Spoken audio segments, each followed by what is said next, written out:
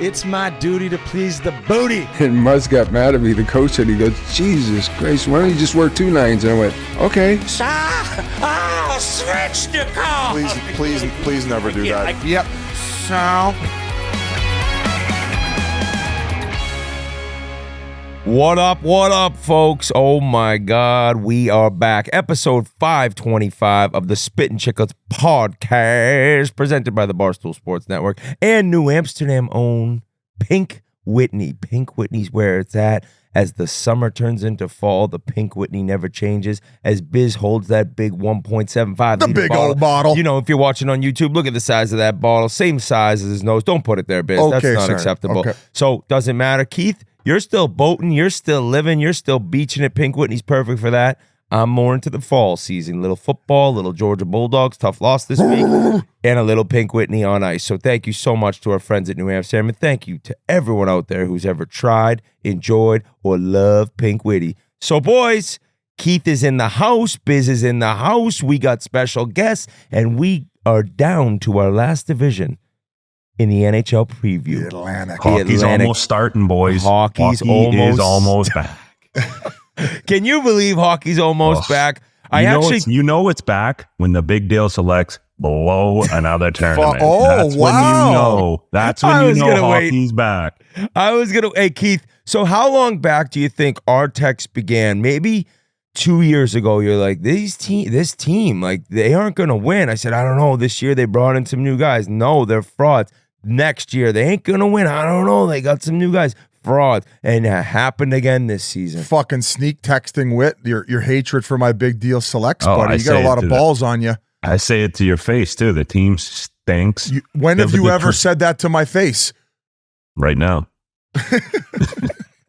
The best part is Biz is like, yeah, we're going to run it back next year. We're not going to make any changes. We're just going to, it's like, what are we doing? We outshot the other team in the semifinals 40-10. Like, yeah, our goal, I know. It's a best of one, buddy. It's not like it's a fucking series. It's any man's game, like kind of like the Olympics. So at this point, maybe we got to make some adjustments in net. But as far as our team in front of them, man, we put up 40 shots in a ball hockey game. That might have been the most shots registered in any game throughout the entire tournament, going even down to the D division. The Big Deal Selects is an unbelievable roster. Now, when and why did your hatred for this team begin?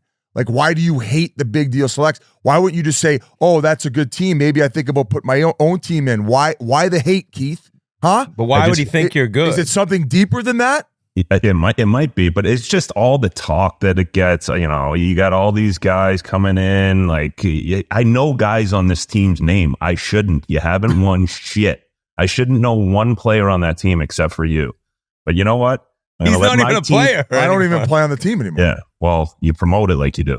But I'm gonna bring my own team in. Winner goes home, or winner stays, loser goes home, and you're done, son. And I got Big Cat, I got PFT, I got Wit, I got Granelli on my team. I got everyone. I'm gonna have Pasha making videos. I'm gonna have Pasha making videos for my team. I have not. If Pasha makes one video for your team, he's fucking done with me. I'll fucking never speak to him again. Well, he's already making. He's in the works. He's in Boston right now, following a couple of my guys around, going to work. Okay, so I know PFT and Big Cat. So you're jumping ship with? I have not said that yet. I have not decided. There you go. I have not decided.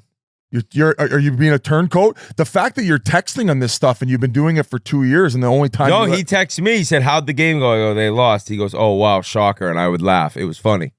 And I have not said I'm changing teams. I'm with our team. It cracks me up that this guy's gunning for us. Could you imagine being in an NHL locker room as part of a coaching staff and the other team is insulting you? He just made that up. Where it's like, I got a text. The other coach and team are burning you guys. Hey, I'm a gift to this team. I'm a gift because I'm there and I'm supporting and I'm rooting. And I will continue to be there. But if you don't think I'm going to laugh at this guy texting me nonstop, oh, the changes didn't work again. Can't believe it. Here's my surprise face, and then sends me a picture of his face like this. I don't know. I don't know what to say. Biz, listen, I'm with you. I'm with these guys. Him coming into the mix after all these years of hatred and like forming his own team makes me laugh. So I'm not gonna lie. Okay, so we're playing for pink slips. So Yep. Big Cat and PFT said it on Pardon My Take. They said loser goes home to never be played again in the Chiclets Cup. I don't want to hear anyone's name ever muttered again. I will hand over the Big Deal Selects IP. We're going to start off our teams in the same division. I want to expand this tournament to 16 teams. That way, 2 teams in each division could advance to the quarterfinal. So 8 teams, obviously. What's your team name going to be? I'm not giving you anything on my team. We have the team. We have the logo. I've got about half of my roster filled right now. The amount of text I'm getting from current NHL players, ex-NHL players. What are you, an owl? I'm not telling you. What do you mean? What current NHLers are texting you about your fucking ball hockey team? Don't worry about it. I'm not giving away any secrets. They're probably team. fucking scrubs. I'm not on tilt. The fact that I'm not mad. I'm not mad. Whit already told me your team's name's going to be the Boston Stranglers. Yeah. Is that it?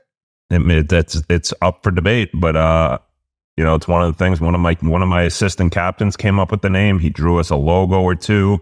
My guys are just firing on all cylinders right now. What are you going to do with Noseface? Noseface DM'd me, and he missed this tournament. He held out salary arbitration. He said that he wanted to join my squad. And then all of a sudden I'm hearing rumblings that you might add him to your squad. And it apparently, Noseface Killa was your stick boy back in junior. Yep. So you guys have a little bit of history. I pray to God that you add him to your fucking squad and then we bury you fucks. That would be, I wouldn't even care about winning a championship, just eliminating you guys, getting your Boston Strangler pink slips and making money off your merchandise. That, to me, that is a chef's kiss. Keep the fucking cup. I don't even give a fuck. I just want your IP, buddy. Well, we should probably play first game because if we set it up where we're going to meet in the playoffs with 16 teams, you guys probably won't even make it to then. So we should probably get the game done right away. And then I'll play you first game of the tourney. And I'll here's play you another this thing. week. I'll play you this week. No, we're going to wait till the next Chiclets Cup. Now, there was rumblings about it being in Calgary. We're currently talking to the city and to people involved with the Calgary Stampede in order to set it up there for next summer. Now, all of a sudden, there's rumblings that you might have an unbelievable setup for us in Boston. Yeah, well, here's the thing. Half my team probably can't travel outside the country, so we're going to have to do it in the States for my team to be there. Are they going to be wearing anklets? You never know. One of the texts I got from one of my players, one of my guys, I don't have to wear gloves or shin pads, right? I just like a stick. This is my fucking team that I'm going to war with. Okay. I just don't even want gloves. Maybe I will. Maybe I will be in the lineup. And I won't be wearing. Well, I'm not talking about playing. I'm talking about being an enforcer for whatever fucking actual Boston Strangler you add to your lineup. One was I hope Biz plays and I can throw him in the river if we have it down at the. Oh man, where was the text? It's so good.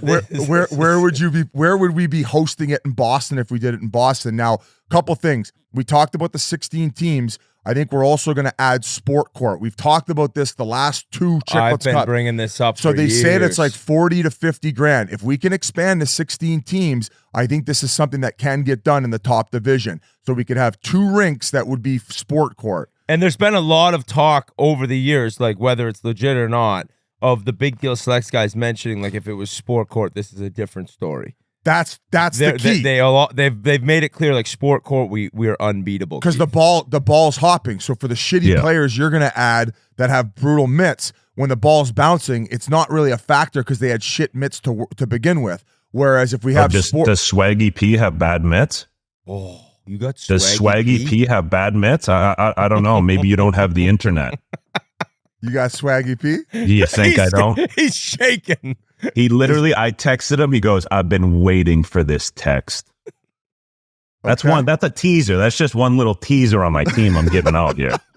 I cannot fucking wait for Chiclets Cup. This might do better fucking ratings than the Stanley Cup final. 100%. When And okay, if we have it in Boston, you guys are fucking done, son. That's what. well, you guys will be pulling the fucking fire alarm at our hotel and shit. No, it'll be a large fan base. I think. I'll be getting shanked on the way out to the court. Yeah, we'll make sure you're okay, but the rest of the team, I can't help you out there. We might have to have G hop on. If we did it in Boston, when would we do it? What weekend? How is this going to align? Would it be similar to like leading into the hockey season? Because I think if we did it at Stampede, the dates would be July 1st and 2nd, and then the 3rd, Whit would have to fly out to go see his family in July. He can't get guys to Canada. I think Boston is gorgeous in the fall. I think a September Chiclets Cup in Boston, right in Southie, maybe the Tall Ship in Eastie. I think we could make it happen. Tall ships? What the fuck is tall ships? Well, it's a ship that's tall. Let's work this one out. That's where all the Boston Stranglers work when they're fucking raiding all those containers that come over. Fucking thieves. Hey, Yeah. Keith, what's a black coffee? It's a coffee What's a what? that's black. What's a tall ship? What is a tall ship, Alex?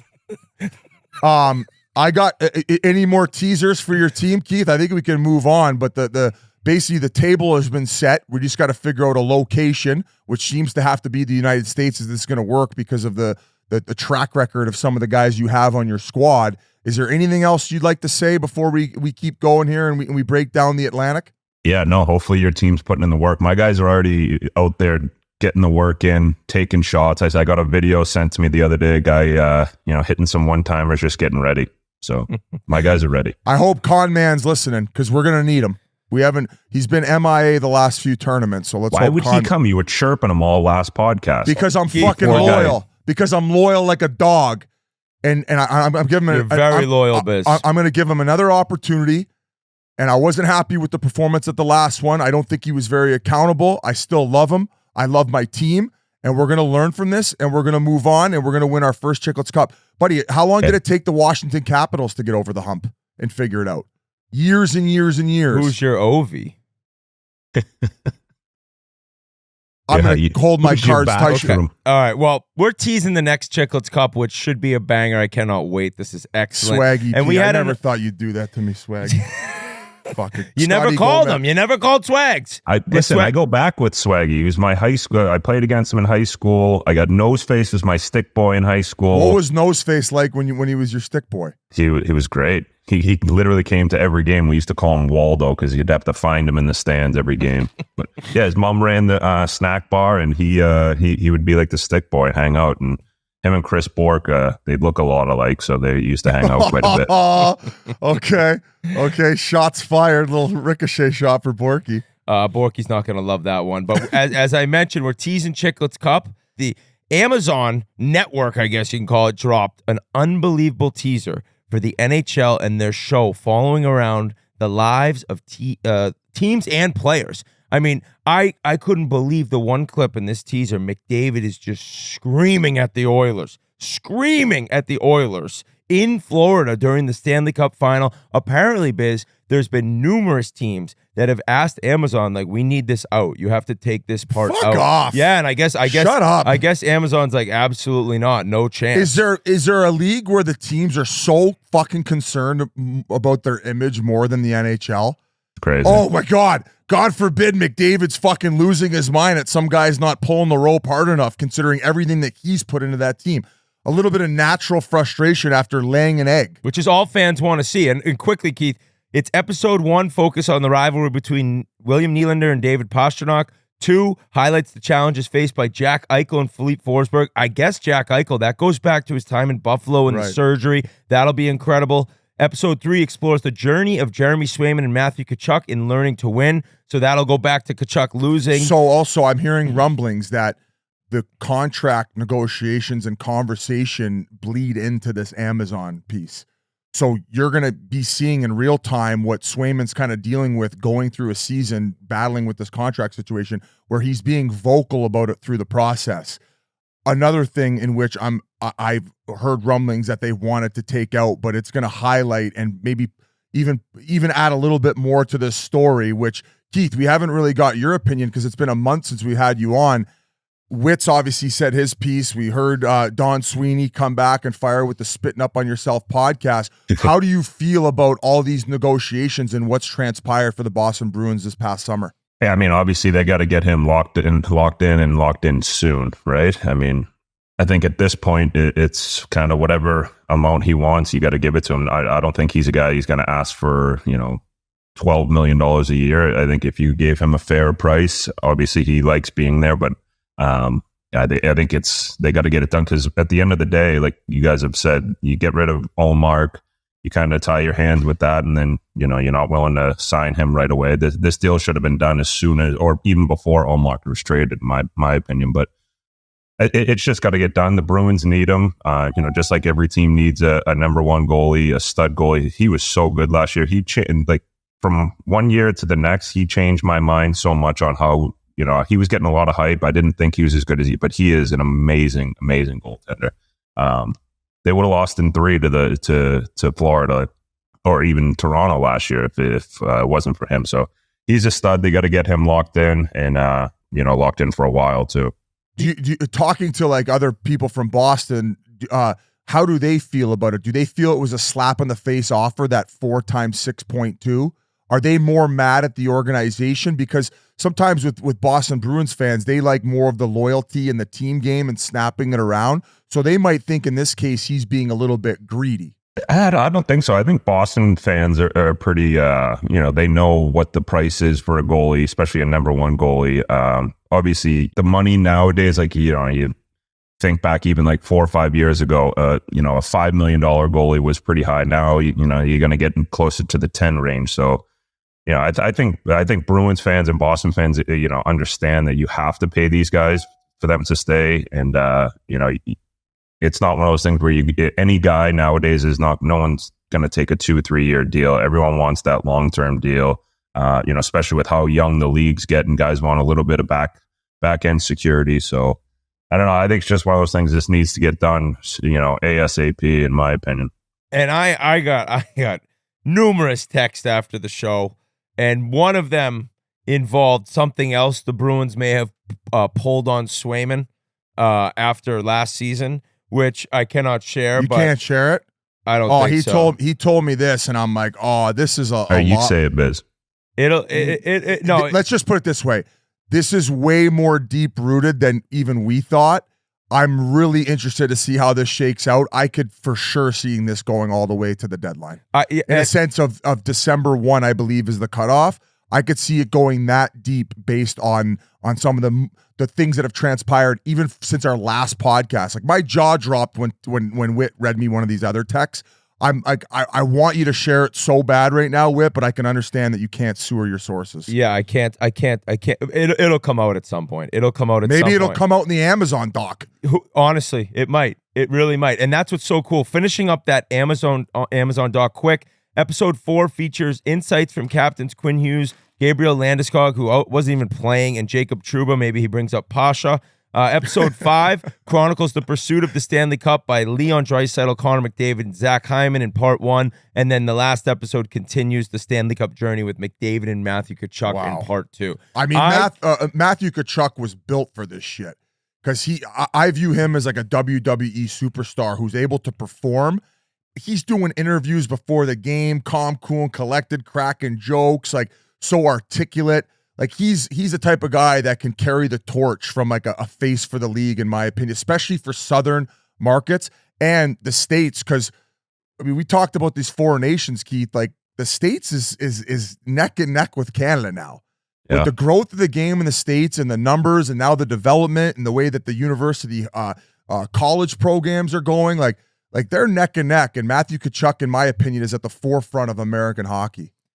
Yeah, I think especially for him playing in Canada, getting, a taste of the media where, he learned how to, deal with it, give you enough to be interested. And then, I think bringing what he learned in Canada, bringing it down to Florida, and just, at the end of the day too, he's a great kid. He's just an all around good kid, grew up in the game. His dad, obviously in the NHL forever. So he just gets it. And it's amazing to have him down here as a guy that is a face of the league, obviously, brought a Stanley Cup down here, but no matter what team he's on, he's a guy that you need in the league that just brings asses into seats. I think that just going back to Florida, losing to Vegas, where they'll have the Kachuk hit on Eichel, like that was one of the biggest hits I can remember in a cup final, but they lose, he's all injured, and then to go into this year, I'm so excited for this video because obviously the NFL and what's that show on HBO?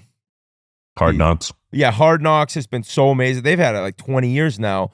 Just getting the NHL players and what's going on behind the scenes to the forefront, and fans getting to see these people they root for but don't get much from on the media side go absolutely insane in locker rooms and see like their passion and their desire to win. And I think seeing like calling out of teammates, while it being so difficult to do and to be a part of on a team, it's so necessary. And fans seeing that, like that is all anyone wants, is the in-depth, like not just analysis, but the videos and the features of guys that don't really worry or care about cameras being around them at the time because they're so in the heat of the moment. They're so reserved once after they have time. They get the 15 minutes, everything, you regroup. Let's not bring anything out into open, keep it within the room. Well, these cameras are in the room. And I think the stuff we're going to see based on teams wanting clips out is going to be just great for hockey fans. And if I'm not mistaken, Hard Knocks is usually just through training camp, correct? I think they do last one year during the season too. Oh, they do one during the season. That's to newer. me, the coolest part about this one is not only do they have during the season, but Stanley Cup playoffs, best playoffs going, and then they were able to get that type of access throughout that period of time with the league's biggest stars. So I think that hockey's on a heater right now, and this is going to catapult it to getting people more like emotionally invested that these guys do actually have personalities. But when the cameras are on, like you said, like the post-game interviews, that's when they kind of have already collected themselves and they're classy. The wall's up. But with McDavid in that clip, like he didn't single out any individual teammates. He just said like, we got to be better. Yeah. We need to step up. That's not good enough. Like that's what I love about it, where maybe in other sports you start singling out individuals, but he still like, although snapped, he kept it more like broad where it's like everybody here. We're a fucking team. So I loved every second of it. An incredible teaser. And I'm so fucking fired up for this hockey season. I think you guys deserve a lot of credit too with bringing out guys' personalities in the league. Not to pump you guys' tires too much here, but since you guys have done this show, you bring guys' personalities. You get to know people through you guys, which I think has been a great thing for the league. It's got it to even bigger and better places, and I think you guys deserve some of the credit in that. Who are some of the biggest personalities that you'd like to see us get on the podcast? Like guys that you already know, where you're like, oh, I can't wait till this guy gets on there where we can open him up. Because like fans might not even have an idea that he's a character. Scott Lawton for one. I think JVR one. So Scott Lawton is a guy that you played with the Philadelphia Flyers. Now, yeah. I know you guys didn't have the most successful season there, but the group was so tight. Yeah, to the it was point great. where you guys had like a naked darts league going in one of the basements at one of the houses. Are you allowed to talk about that? It was just a darts league. Oh, just you wouldn't go like tarps off ever? Some guys may have. I haven't taken my shirt off in a long time. We'll keep that private. We'll keep the naked darts league private. I jammed Keith up there. Well, I got some I got some heat on you, buddy. I could be using this come Chiclets Cup time to throw off you and your coaching abilities. Coaching? You're playing? Yeah. Okay. All right. Good to know. You play, I play. Deal. That's a fucking deal. I'm going to bring a team masseuse, ART guy. I'm going to be fucking a foam roller the whole afternoon before these games just to warm up, to body check you into the boards. I delayed a little bit of time there while you went and took a hose there. Thank you. I appreciate it. He wants to get Scott Lawton on the podcast. Oh, dude. After you and Hazy told me about that guy, and then I met him at Hazy's wedding, he's funny. He's a treat. He's a funny guy. Yeah, that's Jans' naked dart partner. Yeah, he's just... He jammed up when I mentioned it. Terrible at darts. Is he? Well, yeah, these guys were just rinsing each other for dart money. It was like, I was like getting texts about like what they were up or down. I'm like, holy shit, boys, right, you guys are in last place. I'm in the lab right now. He's got and then right behind that's a street hockey net. Yeah. Guys, there's another story going around, two big stories, and that involves Patrik Laine and Drew Doughty. And they were both injured brutal looking injuries. I have a big thing to say about this. I'm going to throw it to you two first, but what brutal timing for the LA Kings and the Montreal Canadiens. And Laine almost even worse after all of last year and getting traded in the injury battles and dealing with his mental issues. To see that happen in preseason, it's like, where do they go from here? And what are your thoughts on those two injuries, Biz? I feel terrible for Laine because you could see how excited he was, especially after that mental break last year, to come in this year with a new team, in Canada, getting media coverage. There's a lot of excitement around the team taking that next step. And I thought he was prime and poised to come back and have another, 30, maybe even potentially 40 goal season with the opportunities he's going to get. And just devastating. Now, I view it way more devastating for the LA Kings to lose Drew Doughty, though. I think that a lot of people with aspirations of Montreal maybe making like a wild card spot for the playoffs and squeaking in. I don't think that majority of people had them making playoffs. So as much as it was a year to take that next step, I don't think their time is now, where the LA Kings, this window is shrinking. Like I think I said it during the previews for the Pacific. If they get 2 more years of prime production out of Drew Doughty and Anze Kopitar, I think that that's their only way of being able to get over the hump. I think that Pierre-Luc Dubois trade and then signing set them back a little bit. So that, having Doughty come in this year and being the player that he has been in the past was that was like a non-negotiable, what they needed to do, maybe even in a case just to make playoffs with how hard the Pacific Division is. So just brutal. It also kind of begs the question to what NFL players, where they don't really play in preseason. Given the fact, wanted to bring up. Given the fact that there's 82 games, I mean, the NFL's now at 17 or 18 games, and these players aren't playing preseason. Like, do we need Drew Doughty going hard in the paint and chasing after a guy to close him off in a nothing burger game at the end of September? I don't think we do. And it's just, like I said, this is an injury that if they don't get out of the gates and play strong off the hop, they might find themselves outside of a playoff position. And for what? For a fucking a preseason game. So my heart goes out to both guys. Like, I love watching Drew Doughty play. He's a complete throwback. He's maybe he's not, but he seems like the type of guy to be having a 6-pack after a game, and then he can lace him up, play 28 minutes, and he's got the hockey brain and he's got the hockey jam, and a guy that you want come playoff time. So, my heart goes out to both of those guys and especially Drew Doughty. Yeah, I think for especially Doughty, like, he's a guy that, I think he's probably in year 16 now. Like, he's been around a long time, but he's one of those guys, if he's playing in a preseason game or a playoff game, he's going to be 100%. Going 100% every time. Yeah. He's not one of those guys that can just, all right, we're here in September, let's just, PA game is what we used to call them. But it's like, I think for him, he's such a pro's pro that he's going to go back and get pucks. He's going to, try to battle on the boards. He's not just, because he's showing the way, to the young guys on his team. So just, it's tough to see, especially this early. And I can't believe that they almost had Allmark last year. Like, like you said, they're a goalie away from being a legit contender out west. And what does this do? Because I would imagine he's on the first power play unit. He's the first penalty kill unit. Yeah, so Brant Clark could possibly step in. So sometimes these things then you're saying are a blessing in disguise, because all of a sudden it's like, well, the pressure's not really there, because it's not like Doughty's sitting on the bench and then Clark's like, oh God, I got to take this Hall of Famer's position, where it's like, hey, Clark, your time is now. We need you. And then therefore, in my opinion, a little bit less of a pressure situation. Would that be the case for you, Keith?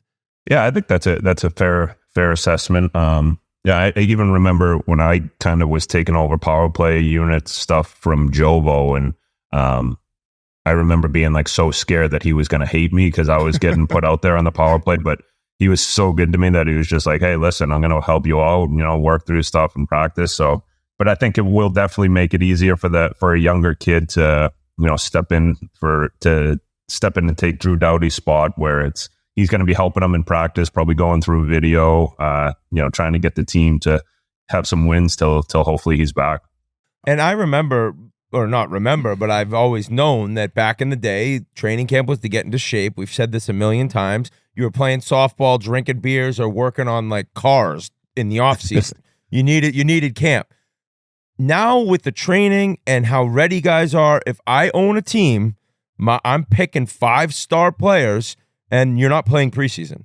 And I understand that you need to work on power play, and it's the systems and you just the reps.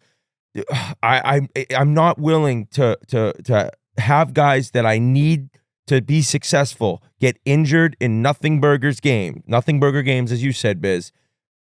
I'm not willing to deal with that. Like, I'll figure it out as an owner. Granted, you're kind of out of the picture, but it's like, I don't care. Figure it out in the regular season. Maybe the power play struggles at the beginning. Maybe the team struggles. But none of these guys are going to be missing significant portion of the season because of an injury in a preseason game. Yeah, and maybe, I guess, more so Laine getting thrown in just so he can get his timing back. And I know we're kind of being a little bit hypocritical, but he did miss time, and he's not Drew Doughty. So the Doughty case a little bit different, so I completely agree with you guys. I was also going to ask you about, like, from a forward perspective, it's got to be hard because, like, Kopitar, Danault, and all these other guys, even the wingers, they're used to Doughty going back for the puck in most cases, playing 25 minutes and distributing it to them. So there's little things that he might do with the puck and where those guys like it specifically, and he knows that. It's almost like they're sharing a brain, and they got that nostalgia. So, like, is that something that's going to play a big factor, Keith?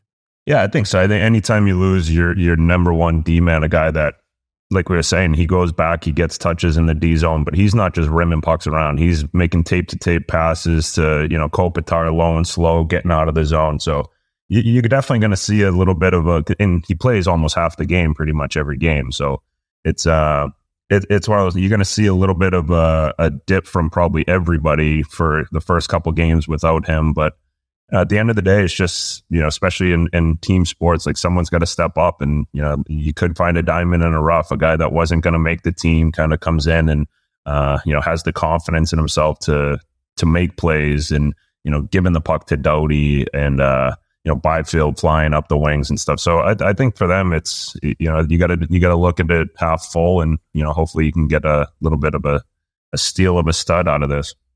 So we've already mentioned the Brandt Clarke thing. Both of you guys, offensive defensemen, ran power plays with the best of them. You with Crosby. I mean, you were everywhere doing it, Keith.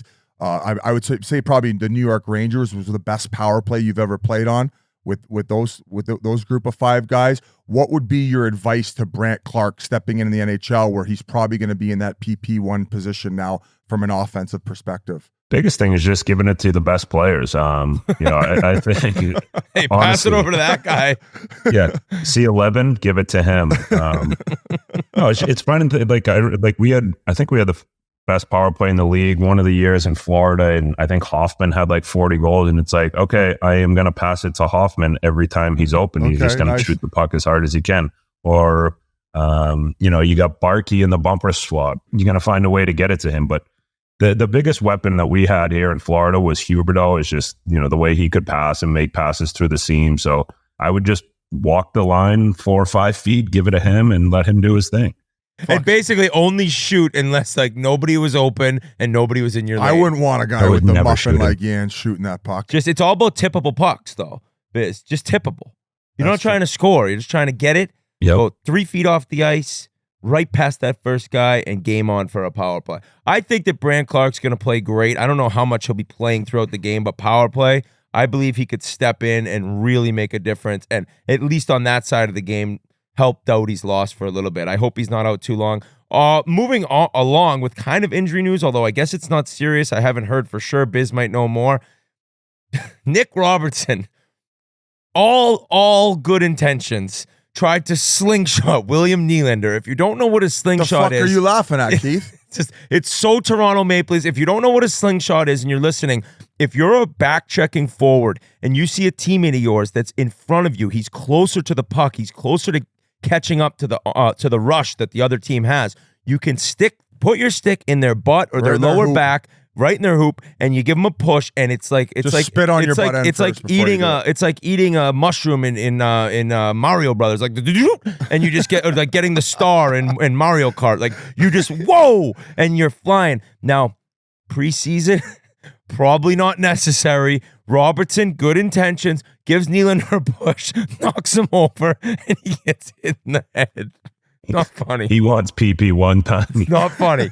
I'm not laughing because I really don't want Nylander to be injured, but just to see the Leafs in a preseason game like injure each other, it was. Have you heard? Is he okay? He left the game, right? Yeah, I think it was just precautionary. Okay, I think that he was probably just a little bit like what the fuck Disgusting. What just happened? I was skating back, and now I got a knee in my temple. So from the Robertson perspective, like, you know, with Treliving's comments coming in after that contract, probably not the money that he was expecting. He wanted more. There was I don't want to say a holdout, but that's why it took so long to get it done. But he's trying to come in and make an impression with Berube, a new coach, where he's bringing every little detail to his game. So in a back check situation, you see him. He's been working his bag off all training camp, and he's been one of their best players in preseason. Robertson. He has. always works his bag. He works his bag off, right? So he's probably thinking, I'm at the end of my shift. I want Nylander playing center to get back in the zone first.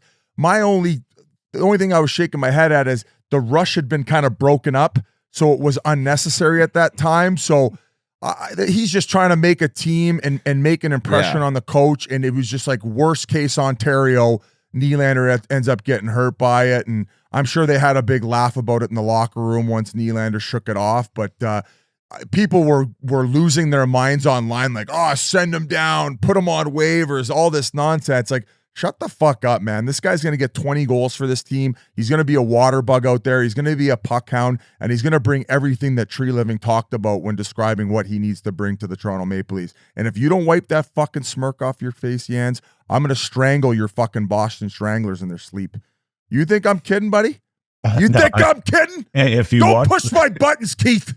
If you watch the clip, I feel like Robinson. I'm big mad, bro. I feel like Robinson could have beat Nylander back into the zone. He kind of stopped to push him. Robertson. Yeah, what did I say? Robertson. He's like, not hey, Robinson. He's like, I'm just gonna help this guy out. How about Biz saying he's doing it to impress the coach? Oh yeah, you think Berube's wow, did you see that push on the back check? Man, this guy. You got to give him more money. Hey, mark my words. There's going to be a big moment this season where he does that and somebody ends up getting there for the back he check ain't doing that again. What do you mean he's not doing that again? After you almost murdered someone, that's like I'm never trying that again. You just finished saying they might before not you give him a started, this stick. happens every game. No, I did not say it happens every game. I said it happens sometimes. And once you've done it to someone who then got a knee to the temple, I don't think you're ever doing it again. I think it's a scarring thing. It's like you with Shitty Cindy. Like, you'll never, ever, ever deal with something like that again. So even though it could help him, like ass play could help you with Cindy, you're not willing to deal with that, and you're not willing to risk the ramifications of what happens. So I don't think we're going to see Nick Robertson given the fucking slingshot throughout the season like you're talking about. He's done. So what's the bet? He has a full 82 games. If he ever pokes one more guy in the hoop, how much? $100. We'll figure this out, but I don't think Robertson slingshot's a guy this season. We'll do dinner. We'll do dinner. All right, dinner. All right, that's it. All right. Don't listen to the haters, Nikki. And Berube loves you. That's a great play. That's going to come out big come playoff time. Hey, what if it's like the conference finals against the Florida Panthers and he slingshots Nylander? And he does it to Matthews, who falls and gets a puck in the mouth. It's like, oh my God, he did it again. He did it again. Oh my God, my Leafs. Before we get to the Atlantic, where the Toronto Maple Leafs will be a major, major discussion this season, the Winnipeg Jets signed restricted free agent forward Cole Perfetti to a 2-year contract with a $3.25 million cap hit. I think this comes in exactly where everyone figured. Once we saw the Dawson Mercer deal that was 3 years times 4, it's like, all right, I don't think he should get that much, but I also think it's better he got the 2 years instead of 3. And now it seems like this kid will be able to take a little weight off his shoulders and go make a huge difference with Winnipeg. This happened right after we dropped the episode last week. Yeah, he's got 2 years to cook. I mean, that's a really good top 6 he gets to play with, and he gets to show off his stuff. I mean, I would say that the team is not as good as last year.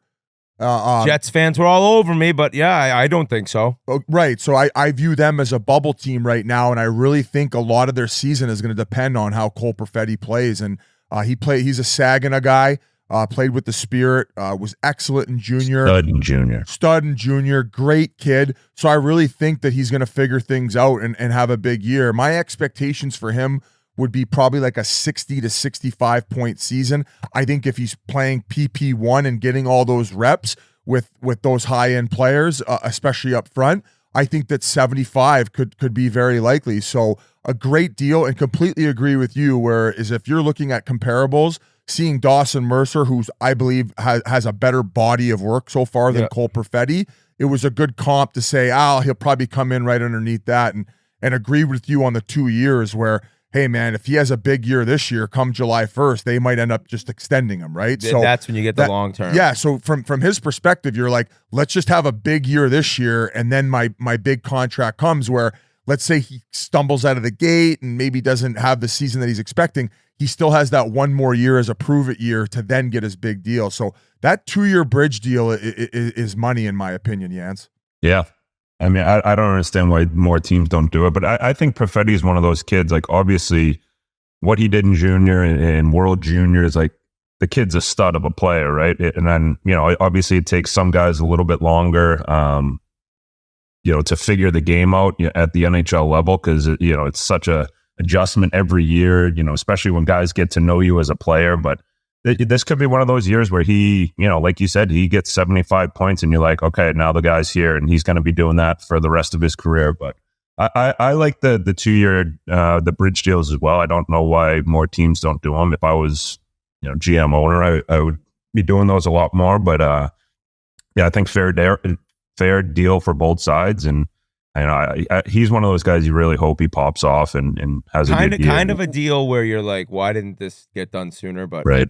The season hasn't started, right? You know. Yeah, maybe it was a similar situation to where they were hoping they got like a Gunther type deal where they could just completely avoid the bridge deal and get that security where the player you're saying or the team.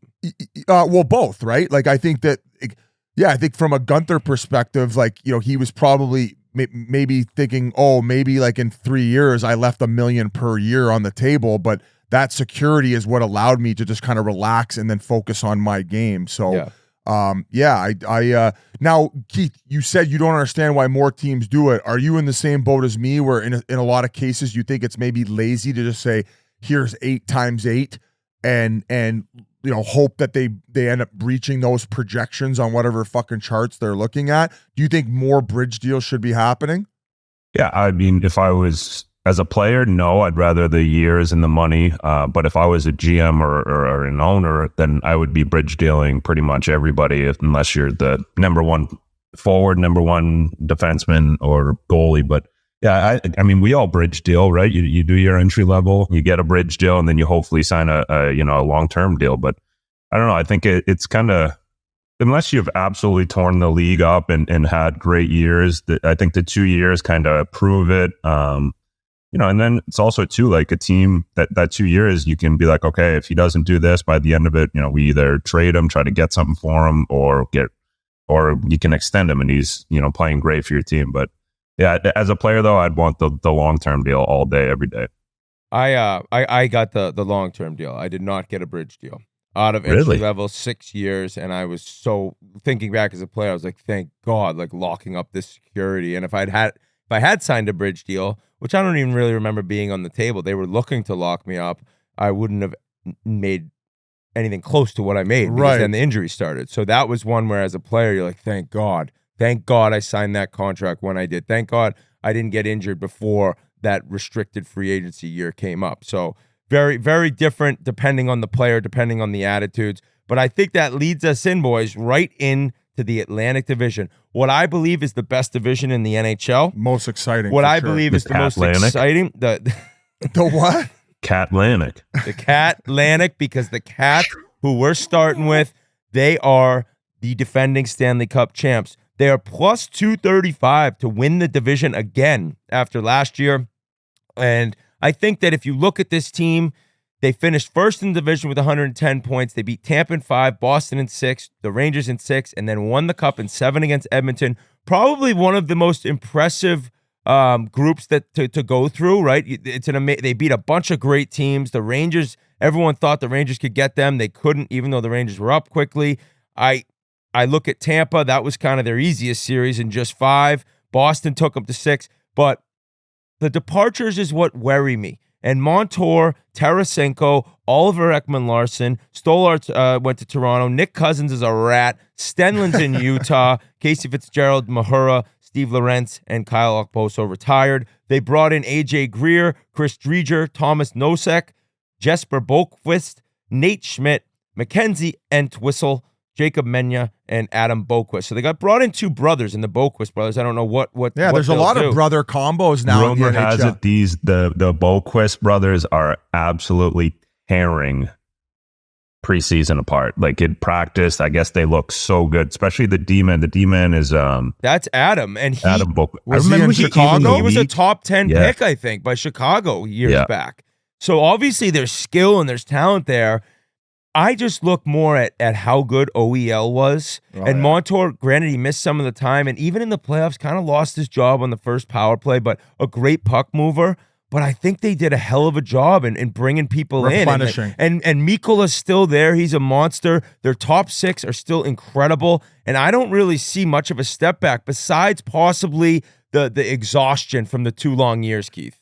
Yeah, that's why I think it's going to be huge for whether it's Spencer Knight or Chris Drieger to have a huge year for them. Because, I think the amount of games and the amount of the workload that Bob has had the last 2 years, I think it's going to be huge for them. If they can get, 20, 30 really good games out of their backup goalie, I think that makes the world of a difference, just for the load management side for Bob. But yeah, I think bringing in and Megan is a huge man too. He's probably 6'4", grew up down here in Florida, so I think he'll be a guy that he's gonna be really good for the stay at home. Whether he's playing with a guy like Schmid or Eki, or no, Eki will play with the.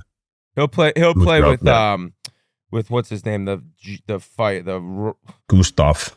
Yeah, Forsling. Jesus Christ. It is Sunday morning, very early, folks. It's been a long week. I apologize. But that's like Forsling, what he's turned into, and the deal they got him to sign last year, just a gift. I actually thought there were chances Ekblad would be traded this offseason, but no, he's still there. He had a good playoff and obviously was able to give a giant fuck you to Brooks Koepka at the end of that celebration. It's more just their forward. It's like the Barkov being there and being as good at both ends of the ice as he is. I think that Reinhart you'd have to think will have a drop back in goals. I mean, the season he had. He's sick.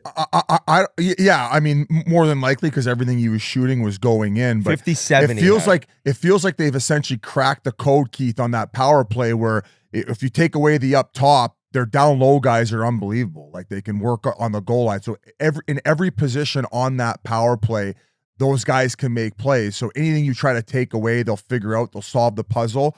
And that's why they're one of the top power plays, if not the top power play in the league outside of Edmonton. Yeah, I think, when you have guys that are so good down low, especially Barkov and Matty Tkachuk, it's you got to play to your strengths, right? If you don't have a guy that, wants to have the puck up top, I think Eki will probably be there this year. He's more of a shooter, I think. I think they need to lock him up. Obviously you've seen the departures of, Montour and stuff like that. I think they got to lock up Eki here soon. But just having a guy that can figure out the game like Matthew and Barkey when they can, just take over down low. They don't need to have the puck up top, moving it around the box. They can kind of start from any point and get plays, get good shots on net, good opportunities. So I don't think their power play is going to be an issue this year. I think they're going to do good things. And I bet my guess would be Boqvist will be up top on that from how I've heard he's been looking this year so far. I'm going to say this, though, that if you look like Bill Zito deserves so much credit. Yeah. And you got to be like the Evan Rodriguez signing, like how good did that turn out? He was so clutch in the playoffs. And then like the Forsling extension, and he's just been able to kind of, while paying guys big dough, been able to like replenish this roster where now I worry about their fourth line. Like Cousins and Lomberg are such rats and so good in that role. They lose them. Like right now, Daily Faceoff has their fourth line as AJ Greer. He's a piece of shit to play against. Patrik Giles and Jesper Boqvist. Then that third line, this is where Zito too, like Luosterainen and Lundell, like solid all-around hockey players. They got that third line. They have this Mackie Samoskevich kind of penciled in to play with him. He was a former first-round pick that lit up the minors last year. He played a tiny bit for Florida. But then it's just the top 6, and it's Bennett, and it's just like, it's a mean team. It's a hard team to play against. If they get good backup goaltending, whether it's Knight or Dreger, that can give the rest to Bobrovsky, I think they could easily win the division again. They're no doubt a playoff team, and they're going to be tough to play against. And that is kind of what they've figured out, and what they've been able to do is they score and they piss teams off. And once you do that, it's just it's frustrating to play against them, and it's exhausting to play against them. So another year where the Florida Panthers could go a long way. Yeah, I think the PK is going to be their biggest, struggle this year. Missing, I think Stenlund last year was so good on the PK. Obviously, like you said, Cousins, Lomberg. I think the PK will be their toughest uphill battle to kind of figure out and get back to where they were last year. And last thing here, Biz, before we move on to the Bruins is, they have Tkachuk's over-under goals at 38.5 on the DraftKings Sportsbook. Kind of surprising. I mean, that's very high. That's a lot of goals. Last year, he had 26. The year before that, 40. The year before that, 42. So you could kind of see where like Vegas and DraftKings is looking. And at the same time, Reinhardt's goals over-under is 39.5, which would be a drop of about 18. Wow. So they're adding up about 12 more than Tkachuk scored last year, and they're minus about 18. So they think the team may lose some goals based on DraftKings. So I want to hit Reinhardt over 39.5 after 57. You think he could get 42, 43 again on that power play with Barkov and Tkachuk's passing ability on the power play, and almost like Tkachuk's under there, because he seems like such a disher on their man advantage that obviously he tips in goals and he scores around the paint, but 38.5 is a lot. So we'll see where it goes, though. I'm just curious. Maybe I don't know if their thinking is this, but considering they've had the power play where Reinhardt's being set up in that bumper position, do you think the teams will just make that adjustment? So Florida has to come in with a new mindset of what else they're going to do in order to combat that, and maybe Tkachuk as that low guy along that goal line is the answer. So I don't know. I don't know why they have that. I think that's very bizarre considering that they have that big of a drop off for Reinhardt, and yet they went on such a deep run and Tkachuk only had 26 to think that he's going to get 38. So yeah, it's a little bizarre, but overall, guys, I mean, you look down the middle of that ice, and what do they have? Like, I know they got 1 year left of Sam Bennett, and then they have Lundell, who they just locked up, and of course Barkov as well. But look at the amount of money they're spending for that really, really nice center ice position for the first 3 lines compared to other teams who are trying to compete for a Stanley Cup. So to me, I mean, maybe other than Bob a little bit, but he clearly earned that $10 million.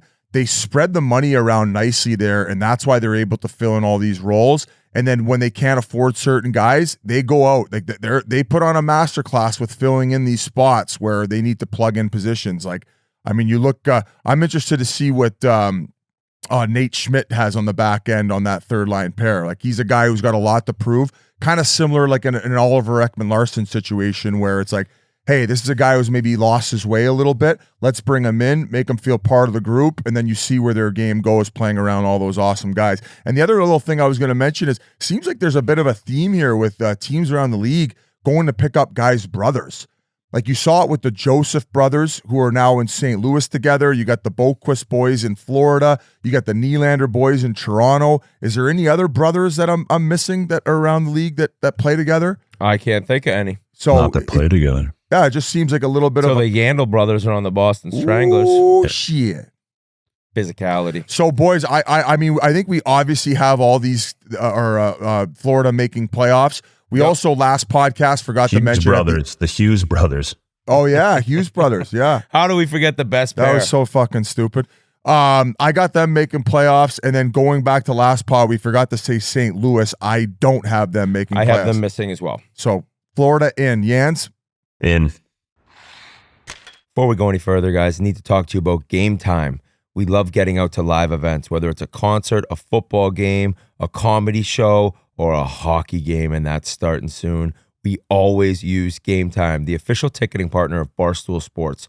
You know how much we love Game Time. Now, with their brand new Game Time Picks feature, they're making it even easier to get to a game. Game Time Picks filters out the fluff to show you only incredible deals on great seats, so you don't have to waste time searching through thousands of tickets. I was looking at tickets for the home opener for the Boston Bruins to see my boy Don Sweeney and possibly bring my son, and I saw an amazing Game Time Picks deal for great seats, only around $250. Just pull up your chosen event and turn on the GT Picks setting at the top of the screen, or browse the best local Game Time Picks deals near you on your Game Time app homepage. What are you waiting for? I'm going to buy those Bruins tickets right now with Game Time Picks. Take the guesswork out of buying tickets with Game Time. Download the Game Time app, create an account, and use code Chiclets for $20 off your first purchase. Terms apply. Again, create an account and redeem code Chiclets for $20 off. Download the Game Time app today. What is it? Game Time. Who?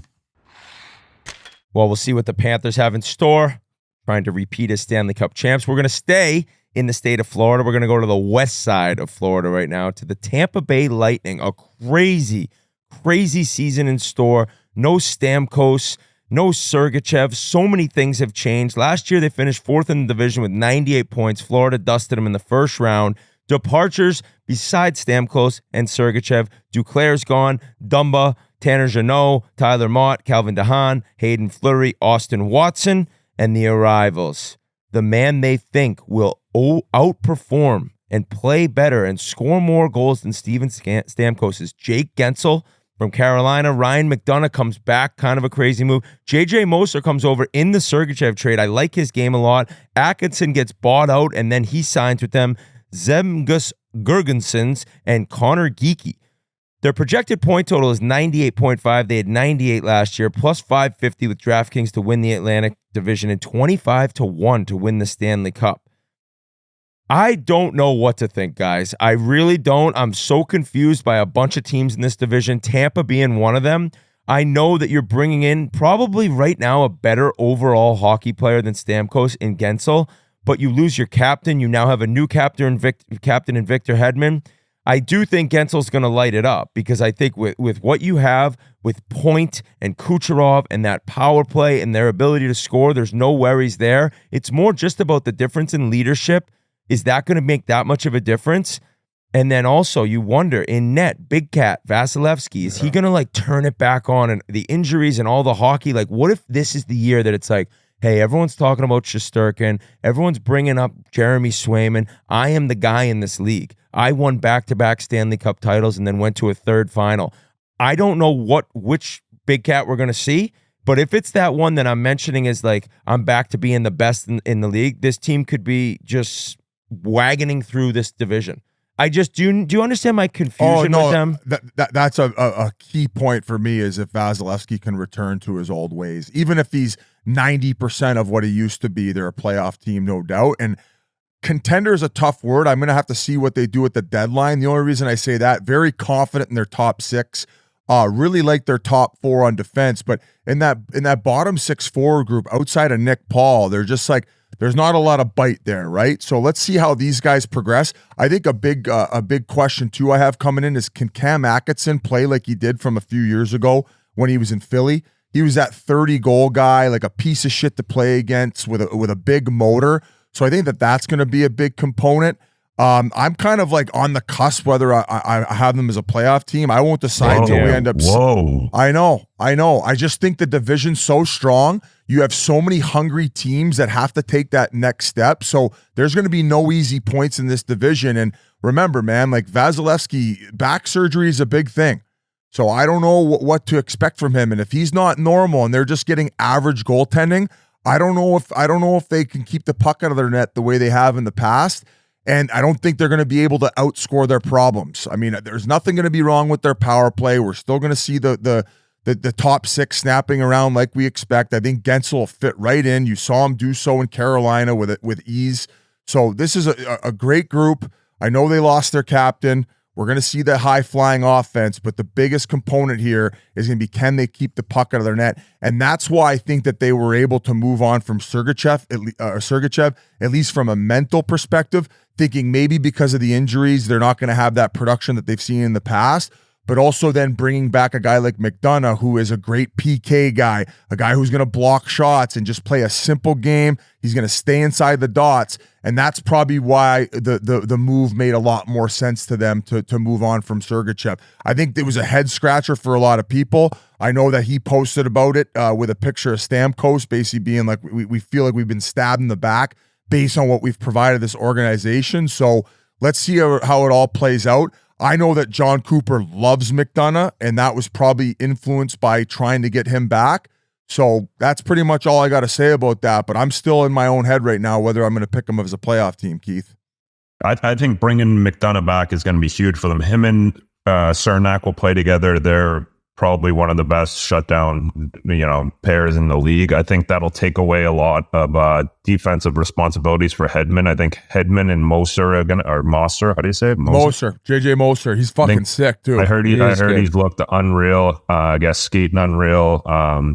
I think he's going to free up Hedman a little bit, and I think like we were talking about earlier with the power play situations, with Doughty, I think Tampa getting rid of Sergachev. I think you've seen the last few years Sergachev kind of finding his way on that first power play unit with Hedman on the bench, and you're like, why is Hedman not out there? Like, obviously you got to try some things out, but I think that's going to free up Hedman to have a monster year this year because he knows there's no one who's going to be taking his power play spot. I think his defensive responsibility is not that he needs any easy matchups, but I think him having McDonough back is going to be huge for him offensively. And I had to Cam Atkinson. He's my X factor. I think he's got to learn.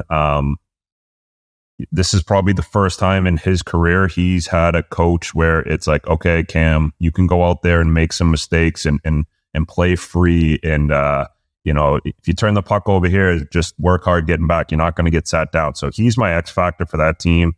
Obviously playing for Coop is going to be a lot different than coaches he's had in the past. But I think, once he kind of gets that, trust in him and know what you can get from Cam, because I play with him. He's a water bug out there. He's got a great shot. He plays hard, block shots. Yeah, he does. I think he's the X factor for that team. I think if he has a really good season, I think they could make a good run. Sergachev moving on was so surprising to me, and then we had this discussion in the summer, like, do they know something that maybe other teams didn't about the injury, and like, will that affect him long term? Is he never going to be the same player? It was surprising, but it makes sense with McDonough being that good defensively. You look and you're like, we have so much offense from Hedman. Our power play, which was the best in the league last year, shouldn't lose a beat. Yeah, we lose Stamkos, but you get Gensel in, changes kind of the lineup and the setup of not having that one-timer. But McDonough now just shuts teams down. And it feels like, yes, he's older, and yes, he doesn't move as well as he did, but it's the compete level that probably at times they wondered about Sergachev and wondered if he would have a higher compete level. I'm just kind of like brainstorming here on how that move went down. I just don't really see this team having a chance of winning the Stanley Cup right now in my mind. Like, I look at how different they are and how they've lost depth, and looking at the bottom six, like, where's the toughness? Where's the meanness? I know Nick Paul's a monster and can play that way. I'm with you, Biz. I don't really know right now, but in terms of like Tampa Bay Lightning, they're going to win a Stanley Cup. I don't see it. I don't see it anymore. Vasilevsky could shut me up and go on one of these runs that we've seen, and this team could go into the playoffs buzzing. But last year, even getting into the playoffs with 98 points, even then, I think all of us were like, I don't think they have what it takes. So, going to be an interesting season to see John Cooper move on from his captain, and I think you'd say the all-time greatest Tampa Bay Lightning and Steven Stamkos. Oof, they've had a lot, but I think that's a fair point. Right? I mean, St. Louis didn't play his whole career there. LeCavalier would probably be on top of that list. Two great captains. And Kucherov is climbing, and maybe he's already there. I think 2 more years from what we've seen from 2 more years from what we've seen from Kucherov.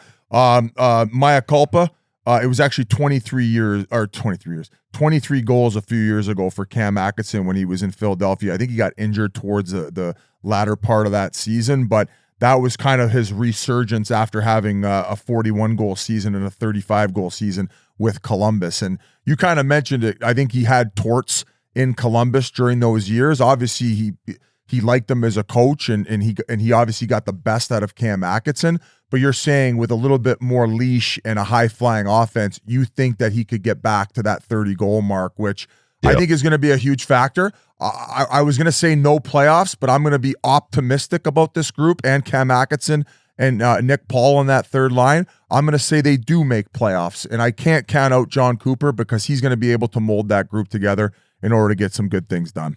Just vacillate. Anytime you have the best, I mean, he's been the best goalie the last, 10 years? So or maybe less than that, but I don't know. It's hard to count out a team when you have, one of the best goalies to ever do it. But I'm glad you guys did.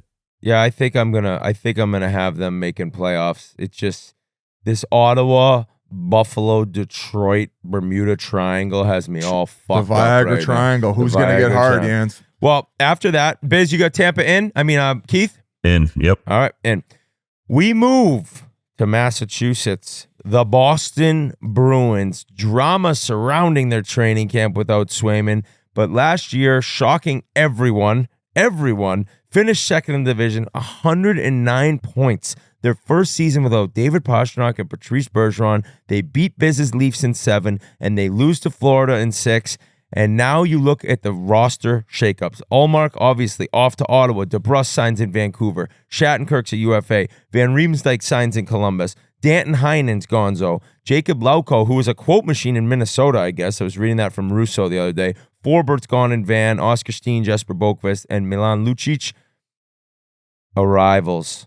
Elias Lindholm, the big one. signing from Vancouver. Big one. Zadorov, they get both of those Canucks. They bring both those guys over.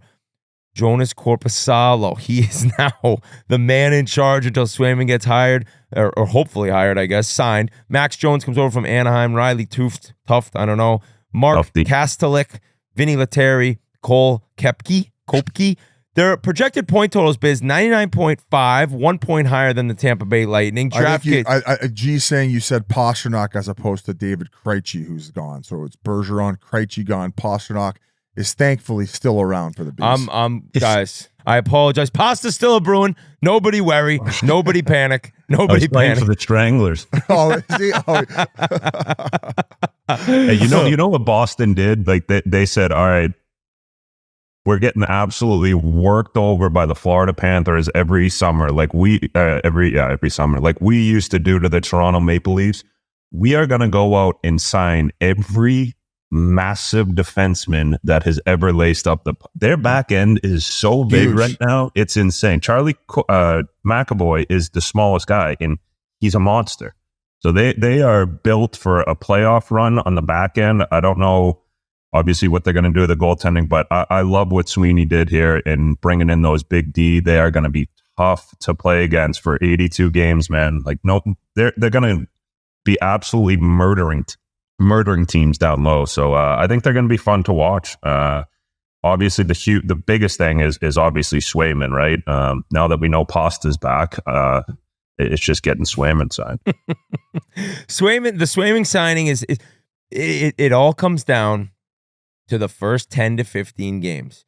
And as we talked about last week, do the Bruins have an idea or a thought that Montgomery's such a great coach with such a solid system that they can plug in any goaltender and make it work? And can Korpisalo start the season if Swayman isn't there and all of a sudden look like a guy who could backstop a team into the playoffs? Is it like, wow, we don't give up that many shots. We're able to really, really have a great special teams penalty kill wise where we're going to kind of shield you. You're not going to have to make these 10 bell saves, and we're going to be a low shot against low event team where we can just go about our business in the offensive zone and never really give up odd man rushes if it were up to Monty. That's the biggest question for me coming in. I also look at all right, so the center ice position, Lindholm I like, Coyle, ideally third line center on a Stanley Cup team. Right? I don't know. I think that he's elevated his game to where he's like an Eriksson Ek comp. Like he can provide that second layer of offense now where a few years ago I would have said this guy's a third line center. I think he's proved, and even in some cases where he had to step up as the first line center, he's done a decent job. Now, is that sustainable? No. And that's why I think in the second line role, especially playing with a guy like Marchand, if that's the case, and then if Morgan Geekie can continue to grow on his game, because I felt like he had a really good come out year last year. And I think even the year before that, he was in Seattle where he was pretty solid. So I like Coyle in that second line role. Hold on. Because I think, and I get it, because his offensive game took a big step up. But on a true Stanley Cup winning team, which is what the Bruins have in mind, I think he's a third line center. But that's the question. Can Matthew Pourtois end up turning in like this season? It's so early. He's so young. He got injured. But like everything everyone's saying right now is this kid looks amazing. He looks better than he did last year where he made the camp. He had out a of his great draft. camp and a great start to the year, and then obviously things kind of dwindled. I know, but what if this year, like he's gotten stronger and he's back from surgery and he's even better, and all of a sudden he plays so well that he's playing with Marchand, and then Coyle's on that third line. Like if you think of Coyle, Frederick, and that Brazeau kid who looked awesome against Florida in the second round, then you're starting to see. I just need to see more offense from their second line, right? Like that, like if Courtois could be a true like distributor of the puck and work with Marchand and control the puck offensively, then their third line's all of a sudden like a third line who can shut people down and score. So that's a storyline for me. Looking at like Courtois and what he did last year and how good he looked before the injury. I know he's young, but what if he makes that big step that people thought could happen last year? You think Coyle's energy is better served basically just being a shutdown line, helping on the penalty kill, and then, maybe the offensive game takes a little bit of a hit, but you're saying he's better used in those other areas if Courtois can kind of pop off offensively and be able, I mean, that's a big responsibility, and all of a sudden you have to play with a guy like Brad Marchand who's used to playing with high-end center icemen. He wants the puck, he wants to make plays, he wants to hang on to it down low, so it's that's going to be a huge question mark. As far as their back end, Yans, I completely agree. They did everything to address that issue of kind of having to combat with the Florida Panthers. Boston's really always been kind of that like stay in your lane, play hard defense, close guys off on the wall, allow the low and slow centerman to come pick up the puck, and it's pretty simple. They don't need all these puck moving, high flying defensemen. They want to stay in structure all the time. Yeah. You have your one stud, the McAvoy back there who can lug the puck up, and then everyone else is just going to be, putting in the work. You look at the 6'5", Lorenz 6'5", 211 pounds, Kiki 6'3", 215, Carlos 6'5", 217, Lindholm 6'4", 224, Zadorov 6'6", 248. Like what about Lowry? He's like 6'3" or 6'4". 6'5", 211. He's the first one I said. Yeah, he's an absolute. Sorry. He's skinny too. I can't wait to see Lowry's second year. Do you remember some of the plays he was making? We were we were texting in our group at home like, this kid is so skilled, like backhand toe drags, and I think that they love that. They probably want to see just such solid defense and then let the offense flourish. But I think you're looking at a kid who could be like playing in this league as a really good player for like 10, 12 years, which to me is the old he's going to play for 15, 20 years. Now you say 10, 12. He can skate. He can move the puck. He's got vision. He's got a great shot. And talking to Hazy in the skates, he's like in the summer skates, Boston Pros, he's like, this kid's gross. So the fact that they had him last year right out of college was able to look awesome in the playoffs, I'm excited. I am excited to see this kid grow, and I think the Bruins are a really good team. I think the Bruins are, if I look at the Bruins versus the Lightning, I don't think it's very close. I know goaltending right now, like Lightning fans are screaming at me, but I love the Bruins overall like defense and then the stud with Pasternak and the ability to just shut teams down. They don't have a Kucherov, but Pasta's not that far off. And to see Pasta continue to be this 45 to 55 goal guy, like what's making me think he's going to slow down? So I'm excited for the Bruins. It's all this Swayman thing is everything to me right now. And if they do somehow start off and he's not signing, they're playing great, that puts him in a real tough spot. It really does. Because at that point, he might have to take less or something he didn't imagine taking when this whole thing began. They just got to not play Florida in the playoffs because Florida is to Boston as Boston was to Toronto for a long time. Yep. And they just got to find a way to not play them, and I think they'll be all right. Gee, what do you got to say? So I just kind of want to go back to the second line where you guys were talking about. Matt Poitras, I think this preseason, we've seen him play a bunch on that right wing with Coyle and Marchand, which I think would be a great place. It would be a great place for him to start the year, right? Kind of like a Byfield situation. Yeah. Exactly. Learn from Marchand, learn from Coyle. That they have so many centers on this team between Geeky, Johnny Beecher, Trent Frederick can play center if you need him to. So I'm not worried about that third line at all, but I would really like to see, because they keep throwing Fabian Lysell, that first round pick, out there on that second line right wing. He's not it. He's not it. Georgi Merkulov, he lit up Providence. I don't think he's it either. Let's start Poitras there and see what he can do. Create some offense. I think Poitras gets 25 plus this year, no question. On the right side or as a centerman? on the right side. So I think that second line would be Coyle in the middle, Marchand on the left, and then Poitras on the right side. Okay. Wow. Well, who would play third line center? So I think No you one. can put Morgan Geekie there. Nose face. Okay. And I like that. as far as the bottom six, like you mentioned that Brazeau, G, like you still think that he's got a lot more to show and a lot more to give? I'm huge on Brazeau. I love this kid. I think he's very raw. But when he came in, I think the Bruins looked at him like, we can make this kid into the power forward that Boston Bruins fans love. He was awesome in the playoffs. I think he just needs a little time in the system. But I love Brazeau. I think he can be a third line. And then I think eventually he could jump up to that second line right wing spot too, if they give him the time. But I love Brazeau a lot. I think he can be a 15 to 20 goal player on this team. I think there's is Poitras a natural center?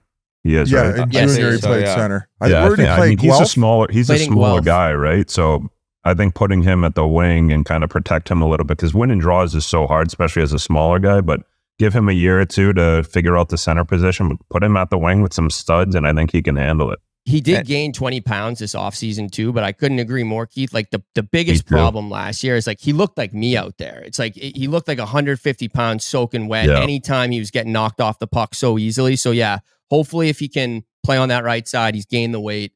I think he'll do great things. And I think Bruins fans are going to love Elias Lindholm's game. He's just so responsible. I hope that these people aren't expecting a 90-point guy. That's not what he is. But I think Well, he was the year he played with Goudreau and Matthews. yeah, He's like a Krejci, I think. his highest is 82 points. 2 years ago he had 64. Last year he had 44. Granted, he was injured and switched teams from Calgary to Van. I just wonder if Bruins fans think they because they signed their first line center, but I don't know if they think. Well, I mean, their first line center last year going in was Zacha, so I would view this as an upgrade. No offense to Zacha, because I actually think he had a great year last year. He was buzzing, so now he's right back to his normal position. And shout out to him for coming outside of his comfort zone, given the team was in need. Like, good for him. Only making $4 million too. Yeah, well, Not bad. Pasha hates his guts because he didn't perform well enough for him in New Jersey, but we all know nobody does. We all Guys, know one that guy's last a name clown. real quick is Tyler Johnson. He's been on a PTO.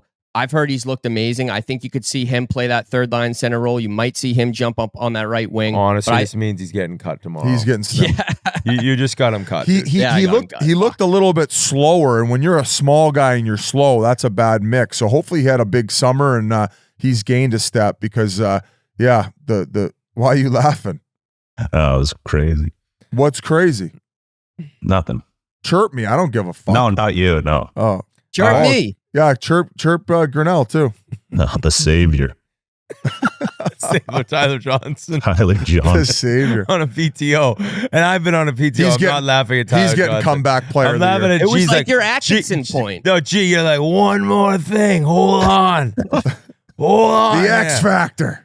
There's one more guy. I was like, fuck, dude, did they sign somebody? I forgot. Tyler Johnson's on a PTO. I love your enthusiasm. Gee, G. that's a Bees fan. That's a Bees fan. jock And sniffer. we can all agree that we have the Bruins in the playoffs. Yep.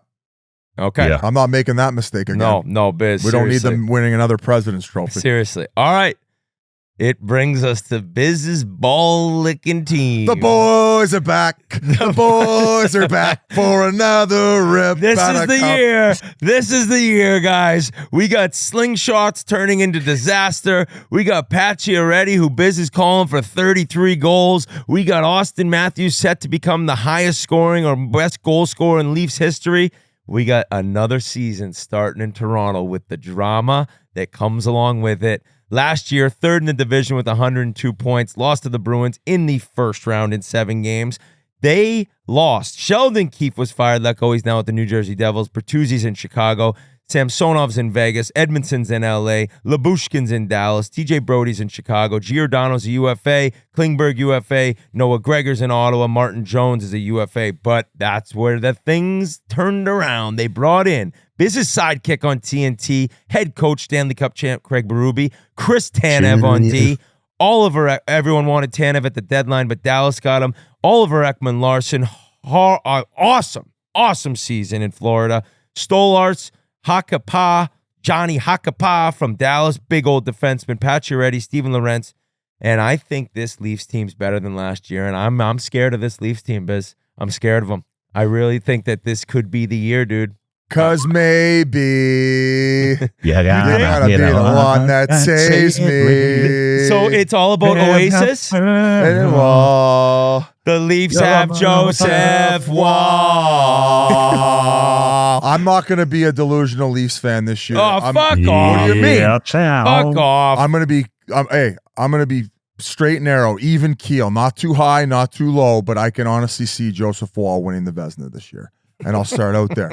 So Kind they of got like the their Gallagher brothers. buddy. They got their goaltending figured out. This is the goalie of the future. We got our big cat. We got our Bobrovsky.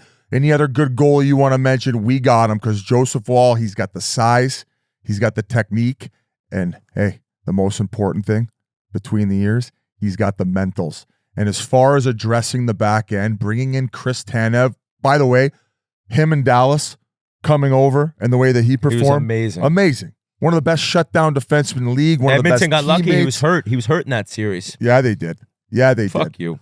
Great teammate. He works his dick off. He's going to rub off on all these young players, show them the way that you need to be a professional. Bringing in Oliver Ekman-Larsson to also complement that back end. The defense, we can all agree, is way better coming into the season than it was last year. No questions there. I agree. And as far as up front, boys, I've been hard on my boy Marner. I was hard on him. You were real hard This is on him. Paul Bissonnette's apology tour to Paul and Mitch Marner. I think he's going to have a monster year. I think he's going to win a Selke trophy. I actually think there's a possibility after hearing he's training with McDavid, McKinnon, going to all these camps, training at high altitudes, going to his camp in Muskoka and getting it dialed in there. I think he's got his own sheet of ice there. I think that there's a possibility that Mitch Marner can lead the league in scoring. I think that he might win the Art Ross Trophy this year. Okay. Poppy, I mean, what's to be said about him? I think he's going to get 75 goals and win the Rocket Richard. Possibility for him to win also the Ted Lindsay voted on by the 75? players. I think he's going to get 75 fucking goals this year. Have you seen his fucking legs, man? The guy's a machine. You can't argue at 70. Like, it sounds insane, but he could do it. It's nuts to even think about somebody scoring 75 goals. But if there's someone, and it's not Tyler Johnson, it's him. I think this team is so good because of what you know of the four. Your core four that you've talked about endlessly. Nylander's amazing. Who's going to be moving to center ice, by the way? They're going to try him out. They're going to give him a bigger window. I like that because then Tavares is on the third line and like if say Robertson or McMahon's with him, McMatthews. But all right, so you know Tavares is going to be really solid. Yeah. Nylander's awesome. Matthews is incredible. Marner I think this will be his 9th NHL season, 8th, 1, 2, 3, 4, 5, 6, 7, 9th NHL season. That's when the Sedin started figuring out, After by the way. the first 2 years, he has been noticeably over a point per game player. Like Marner, yeah, Biz, he will, if healthy, he'll be 90 to 107 points. I think he's getting 115 points this year. That is, you can lock it in. Here's my thing on this team. Well, up front, Matthew Nyes. Not a question mark, but can he become a 30-goal, 65-point player? If you watch last year's playoffs, you know that he's going to step up. All right. You said you weren't going to be unrealistic. I'm trying to have a discussion. If he can, it's not a for sure thing. If he can, holy shit, look out. But the biggest thing with this team is Craig Berube. And I think Sheldon Keefe did a good job and the pressure in Toronto, and he's going to do good in Jersey in my mind. But now you have one of the toughest old school hockey minds to be coaching in the game today. A Stanley Cup champ, a warrior as a player. He's done it as a coach coming from last to first after January with the Blues, Craig Berube. And when you look at Marner and you look at the playoff issues, I truly think that this is why I think they could actually do it. I think this guy is going to force these dudes to play the way you need to play throughout the regular season to be ready for the playoffs. You can't just switch. It cannot just change. It has to be a consistent thing, not swinging by guys, finishing hits, not circling, stopping and getting back, being in lanes, blocking pushing guys in the ass on the back check, slingshotting guys so they get a knee in the temple. That's what Craig Berube brings. So if he can do what I think he can do, they won't be the run and gun Leafs. they'll be a team that can score at will, especially on the power play if they can really get that figured out, which they should. Sure. I think then they're a team that can play the correct way and shut teams down and win low-scoring games. Wall, another enormous. The health factor is it with Wall. I think if he's healthy, there's no worries. It's just, can he be healthy? That's always been the question. So I love this team. I think my expectations of this team are higher than they've ever been.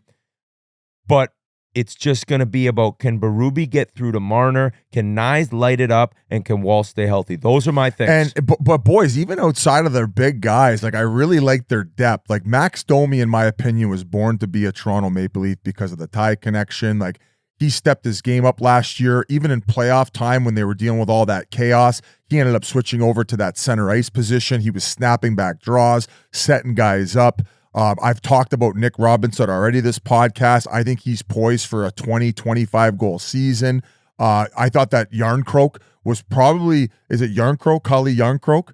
I think he signed a 4-year deal with the Leafs where he makes a $2 million AAV salary. I thought he was one of the most consistent forwards last year, where I want to even say Kyle Dubas was the one to sign him.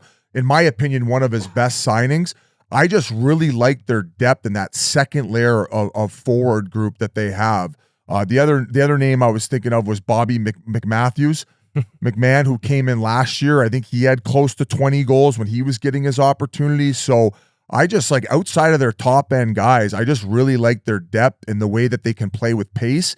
And they're not just these knuckle draggers where you got guys who can contribute. And if there's a few guys on the top line who aren't there, you can have certain guys fill in those roles who are used to playing at that high pace, and with guys like Matthews, Marner, Nylander as well. So I'm so fired up for the season. I think that with the experience that they've gained, and then finally obviously getting out of that first round and learning from their mistakes, along with adding in Berube to get them to that next level, I think that this is the most optimistic I've ever been going into my Leafs jock sniffing era.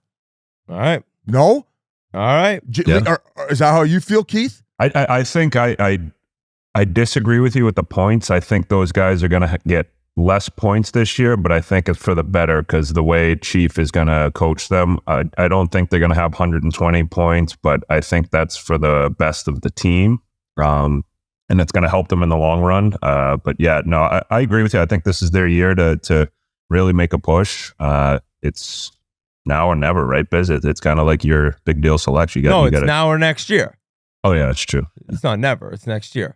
I think that with that, a lot of discussion on Leafs, interested where Pacioretty ends up, but we got a special surprise. Leafs general manager Brad Treliving is joining us to talk about the Toronto Maple Leafs, their offseason, and is it the Leafs' year, as Biz says every season. So now, bring on Brad Treliving, general manager of the Toronto Maple Leafs. Ooh, this podcast is presented by Kraken, one of the longest standing and most secure crypto platforms in the world.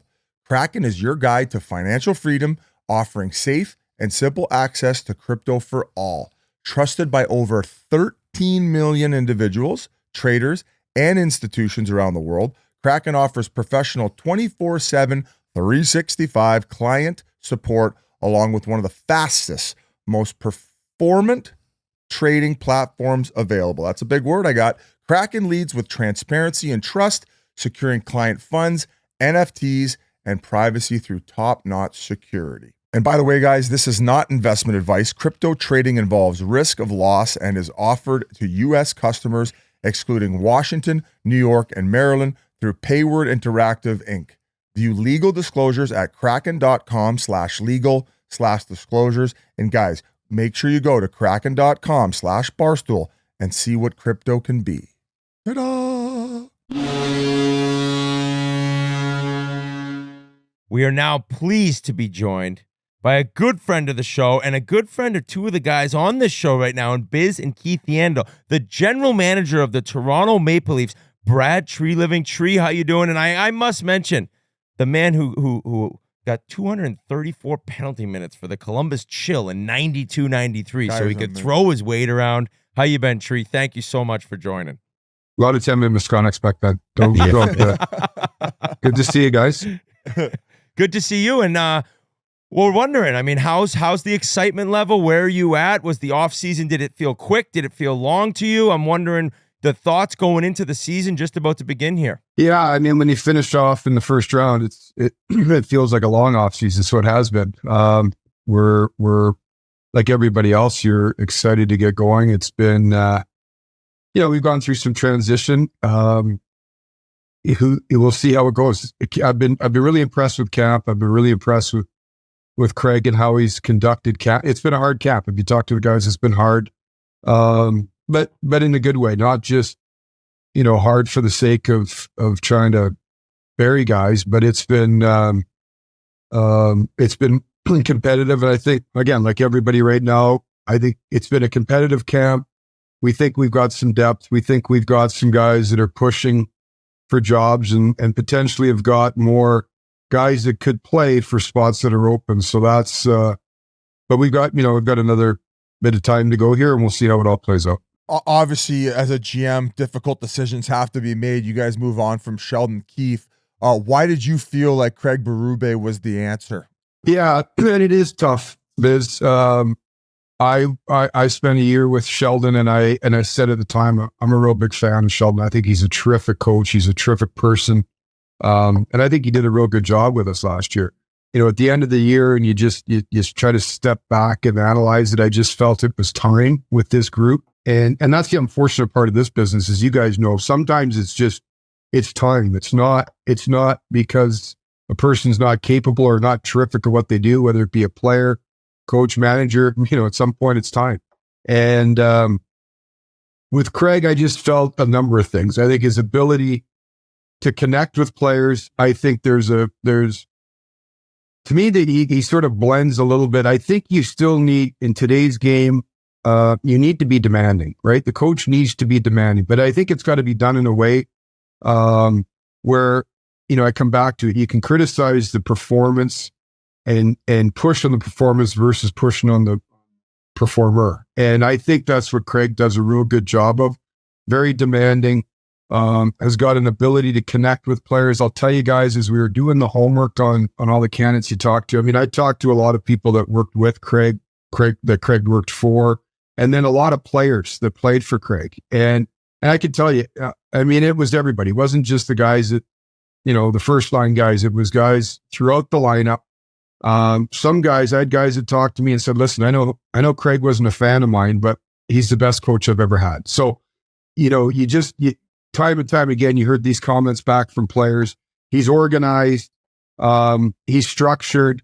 The fact that he played, as long as he did. So all those things sort of blended together. And then you sit down with him over the course of a number of days, and I thought we connected well. So, excited about working with him. Tree, I wonder, like, Berube, he won the cup in St. Louis. He'd been there a long time. He was an assistant in Philly forever.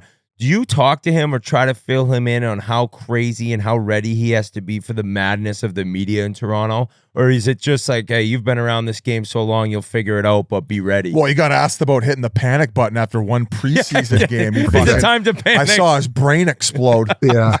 Well, a couple of things. He's, as you guys know, he's played a long time, so he's got a little sense of it. He played in the market years ago, but for sure, Whit, you talk to him a little bit about it, right? You talk to him a little bit about what to expect here. And, I think it's a job for an experienced guy. I think that's a tough market to jump into. I look back, even with Sheldon, I thought he did a terrific job really coming out of the Sioux into the Marlies and then up with the Leafs. There's a lot of speculation. I've said lots of times, the hardest part, not necessarily about, there's lots of media and all that stuff, but it's the hardest part sometimes there is not doing what everybody thinks you should do, right? Like, say, if you've got a belief there, not just trying to do something because it's popular. There's lots of noise and lots of opinions. I think he'll handle it fine. He's got good support, and I think he's got a good staff, an experienced staff. You look at Laine Lambert, who's been a head coach and, has won and been around, and, Mike Van Ryn, who was with us last year and he won with Craig in St. Louis, and Mark Savard, who's, had a long career, was with, again, they worked together in St. Louis. So Curtis Sanford. So I think there's a Chief obviously is got lots of experience.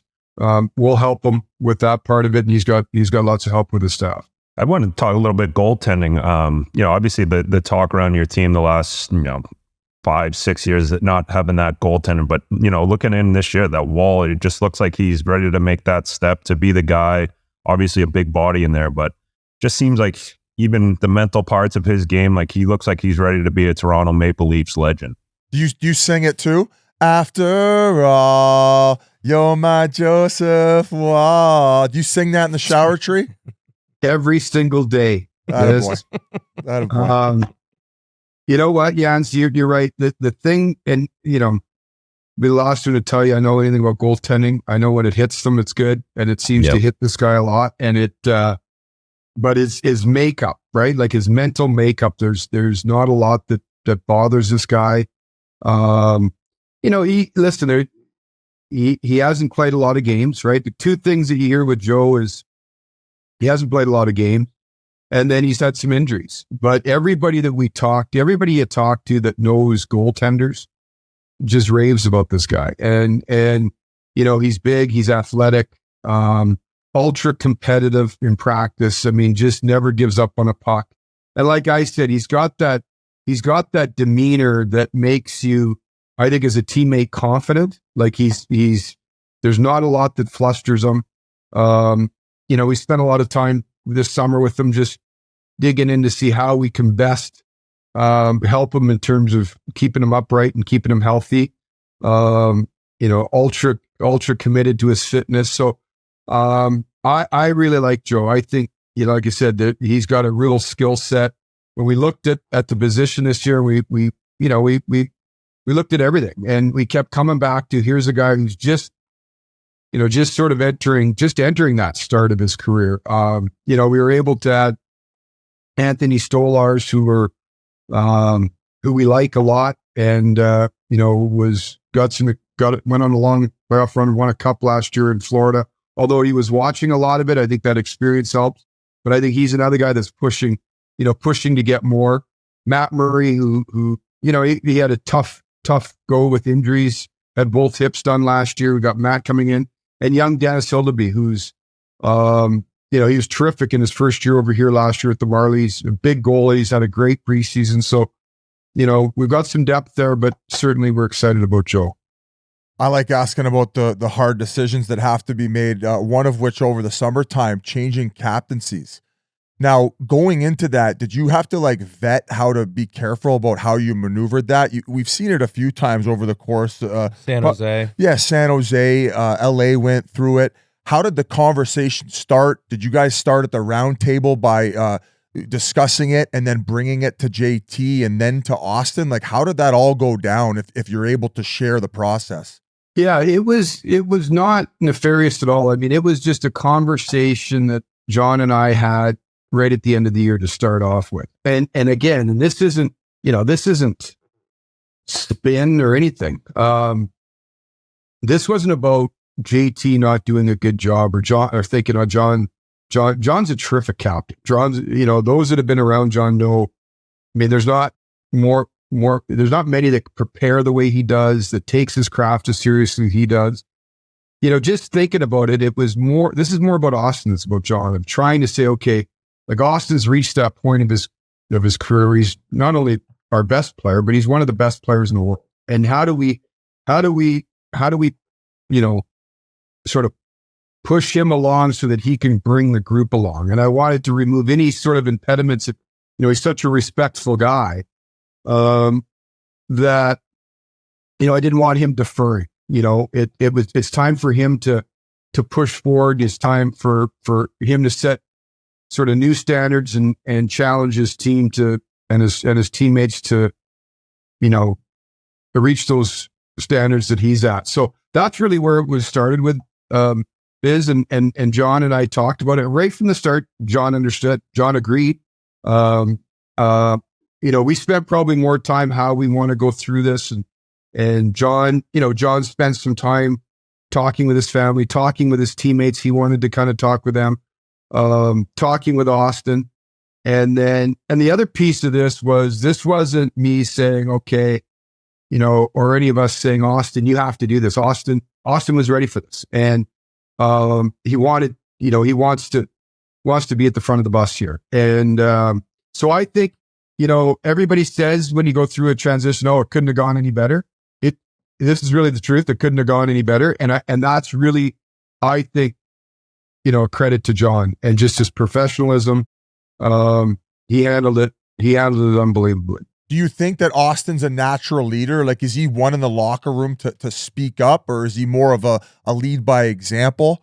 And then when you told him, was his first thing like, what did John say about it all? Like, because I'm sure it wasn't presented to Austin before it was mentioned to John. So like, what was his initial reaction? Well, to the first part, Biz, he's one of those guys, and you guys have been around rooms your whole life. People just naturally follow Austin, right? He walks into a room, he captivates a room. When he says we're turning left, everybody just turns left. And it's I don't know how to explain it. You guys know there's people that others just naturally follow. And that's Austin. And he's really. Does that mean you're gonna be wearing a Celine toque into the rink this year? Well, you didn't see his earring? That's all it takes. Yeah, sign me up for 2. But when he's just one of those guys. Even in the summer, when he says, "Okay, I'm back," August 10th, and let's get going. Everybody's back August 10th, and they get going. That's just how he's not a guy that's going to go in, and it's not all about the loud speech. It's in actions, and but when he needs to lean, he can lean on somebody. But I've never seen a better prepared athlete, and how the things that he does to prepare himself and the work that he puts in. But yeah, when I talked to him, like I said, I talked to John, and then I talked to Austin shortly thereafter and said, listen, this is what, because I wanted to make sure he wanted to, there's responsibility that comes with it. It's not just someone. I know people say, well, is there really anything to it? Is this more a formality? Is this just window dressing? But I think there is, it's significant. And in our market, even more so. And we wanted to make sure that Austin was up for it, and he certainly was. So Mitch Marner, since he's come into the league, a game breaker, like offensive superstar and better defensively than people give him credit for. But after the playoffs last year, the noise had never been louder. Like, you got to trade Marner. He can't do it in the playoffs. And you could tell it was, I shouldn't say you could tell it was getting to him, but it's just natural that he had to have heard some of this outside noise. I'm wondering if you guys had a talk at the end of the season or over the summer to just clear the air and be like, this is what we need from you, and here's how I can help. Like, was there a talk between you two guys? Yeah, I mean, but it wasn't really more different than you'd had talked with all your guys. Like, okay. I think Mitch took a lot of heat on from Biz. I was losing my mind on doing so too. Like it's great, and I understand it when the top guys listen. When you're the top guys, to whom much is given, much is expected, right? We get that. Mitch had come through a high ankle sprain, but I look at it too, and this goes for all of our guys. Sure, there's more we'd want. We always want more from everybody, but I think it's unfair. Like Keith brought up at the beginning of the talk here, like, our goaltending can be better. Our defense can be better. There's other things that we can be better at to help those guys have success. And that's my job, is to, we've got some really good top players, like high-end stars. And as much as we need out of them, and they know that, we need to continue to give them the best people around them to help them. I thought, and I'm always going to support my players. I thought he took far too much criticism. We're fortunate to have Mitch. Mitch is, we get to see him every day. He's a star. He there's not many guys that are over point. He's pushing 100 points. He's a Selke Trophy finalist. He kills penalties. He loves being a Maple Leaf. And I think he cares so much, he wears it. Like you said, he wears it. And so our job is to continue to help him be at his best all the time. We're not going to worry about the playoffs right now. We got to worry about, getting there, and we got to, we're worried about camp and having a good start and all those types of things. But Mitch is a fabulous player. Just a fabulous player. We're lucky to have him. He does a lot for our team. And I know he was really dug in this summer, really dug in, and, he's come back. He's got that jump. He's got that swagger. So I'm expecting a big year from Mitch. Yeah, and like you said, it's filling around in other spots and bringing in guys like Tanev and OEL what OEL did last year, I was so happy for him, so proud of him, just to kind of take the responsibility when Ekblad was out in the beginning of the year. He played really well, and then in the playoffs, just basically a shutdown guy. And we were obviously all with him in Phoenix before when he was mostly all offense, but I think bringing him and Tanev back in for you is an absolute masterclass. Yeah, we've all got a soft spot. We saw back when he was just a kid breaking into the league, and I feel old now, guys. He's got a kid. He's I remember when that skinny little guy walked into our room, all those years ago. But I think he, for sure, Jans. I think you build your teams from the back end. Like we did it. That's what we tried to do in Calgary too, is add to our defense. We've tried to do that here. I think Chris Tanev is a real. In a lot of ways, I think he's an underrated player. I think he's as good defensively as anybody. He makes his partners better. The way he checks his defending game, I don't think he gets enough credit for how he can break pucks out, how he can move pucks. And you forget, now you see during camp, you forget every day just how smooth he is, the vision he has, the way he can move pucks, how long he is. And you're right, he's turned into he can defend, he can check. Just talking to him about that experience he went through Florida and winning, and he's all grown up now. But I think those guys we brought in Yoni Hakanpää, who's working through sort of hopefully the ends of the rehab here. And, to me, we wanted to get a little bit longer on the back end. We still got to be able to move pucks to back there, but, and our penalty kill was an area that we wanted to address. So, bringing those guys in, as well as some of the depth that we've added, we're hopeful that, it'll help us, now and as we get going. Given the fact you have all those heavy contracts, you need to get contributions from guys not making a lot. Who are you most excited about as far as maybe these guys who could take the next step? You have the Nick Robertsons, in which you were vocal about him adding other elements to his game. You have a guy like Bobby McMahon. Like, who are the younger guys that you're most excited for this season based on what you've seen maybe over the last 6 months dating back to last year? Well, those are two for sure, Biz. Like those are two for sure. I think Bobby McMahon, he's just such a big, strong, fast player.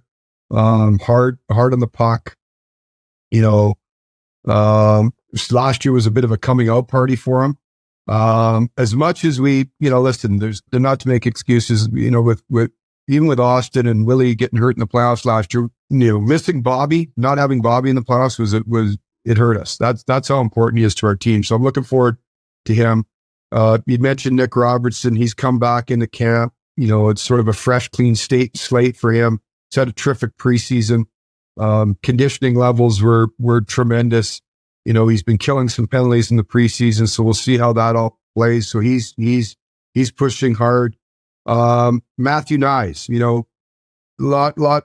Matthew came in 2 years ago in the playoffs, played, and then we forget that he was just a rookie last year. And but he, he's a big man. He's a big man. Huge. He was like 237 at some point in the season. Oh my God. He can't, so he's just a big, strong guy that can skate. Pontus Holmberg, again, I really think there's a lot of upside with this guy. He's, again, big, strong, can play in the middle. He's one of those strong, sturdy Swedes. And so those guys, and then obviously Easton Cowan and young Grabenkin, the young Russian kid, another big, strong, sort of plays a power game winger. So, Fraser Mitten, is another guy got hurt, unfortunately, in rookie camp with a high ankle sprain. So he's going to miss some time. So what we have right now is we've got, those are just to name some, we've got some young guys pushing underneath, and you need that. And you guys know that. You need it financially from a contract standpoint, but more importantly, you need those young guys. They bring juice, they bring energy. They're all big, strong guys that can skate. So like I said, it's going to be competitive, and we'll see how it all sorts itself out. Brad, have you offered Marner a contract yet? I've been waiting about 15, 20 minutes to ask that. Yeah. I thought you were going to, you know what? I wanted to butter you up. We'll just, don't you worry about all that stuff. We're just going to hang up. What do you mean? What do you mean don't worry about that? I'm a Leafs jock sniffer. What's happening with Marner? I saw the meeting with him and Berube. What was said at the meeting it was like a Tim Hortons or Starbucks. You know what? That thing went only in Toronto, right? It's so crazy. they go to some coffee shop that there's like one person in it. in when we hired Chief in May, I think it was. And he was getting around and meeting with everybody, and sure enough, that one blew up on social media. But we're gonna just handle our business with Mitch and all our guys, quietly, and if and when there's something to report, I'll be sure to let you know. You make sure you text Biz right away. You don't need to text me. I got a confession to make. I hired a private investigator. That's the one who leaked that photo of him and Berube. So I'm on it. Well, I got your phones tapped. I got it all. Ask Shannon. Right, I even got an ambassador blazer from the Toronto Maple Leafs. Now, that was prior to my explosion about Marner's playoff performance, so I'm pretty sure I have to hand that back. Yeah, we'll retrieve. We'll have somebody showing up to retrieve that from you. I'm on the Marner apology tour. I think he might win the Art Ross this year. I'm predicting 115 points from him. I like it. Yeah, of course he does. And we're going to let Biz just ramble on about the Maple Leafs all season. So I'm going to go back to another team, the Phoenix Coyotes, and your days with these two clowns, Keith Yandle and Paul Bissonnette. Do you remember anything that sticks out specifically of these guys and you trying to wrangle them in and make them behave? Just basically say what you said about Austin about me when I was in Phoenix. Like professionalism. Very similar. I mean, people follow me very to similar. the W. You see Austin, it reminds me, that's the first thing that comes in. It reminds me of a young Paul Bissonnette. No, I honestly, I do. I remember lots of stuff for these guys, and Jans and I go back. We started out even with San Antonio when I was there. Jans had some time in San Antonio, and then obviously went up and the career he had in Phoenix and beyond. But outside, they're two different players. I don't know if you guys watched some of the video. They're the skill level on the guys were a little bit different, but. Just awesome guys to have around, like I said, especially with despite his ability and all the things he could do offensively. I always thought Jans' greatest ability is just like there was never a quiet practice. Our room was never quiet. It was always had energy. It always had life, which I think is so important. And coaches, management, players were never. I mean, they were always in.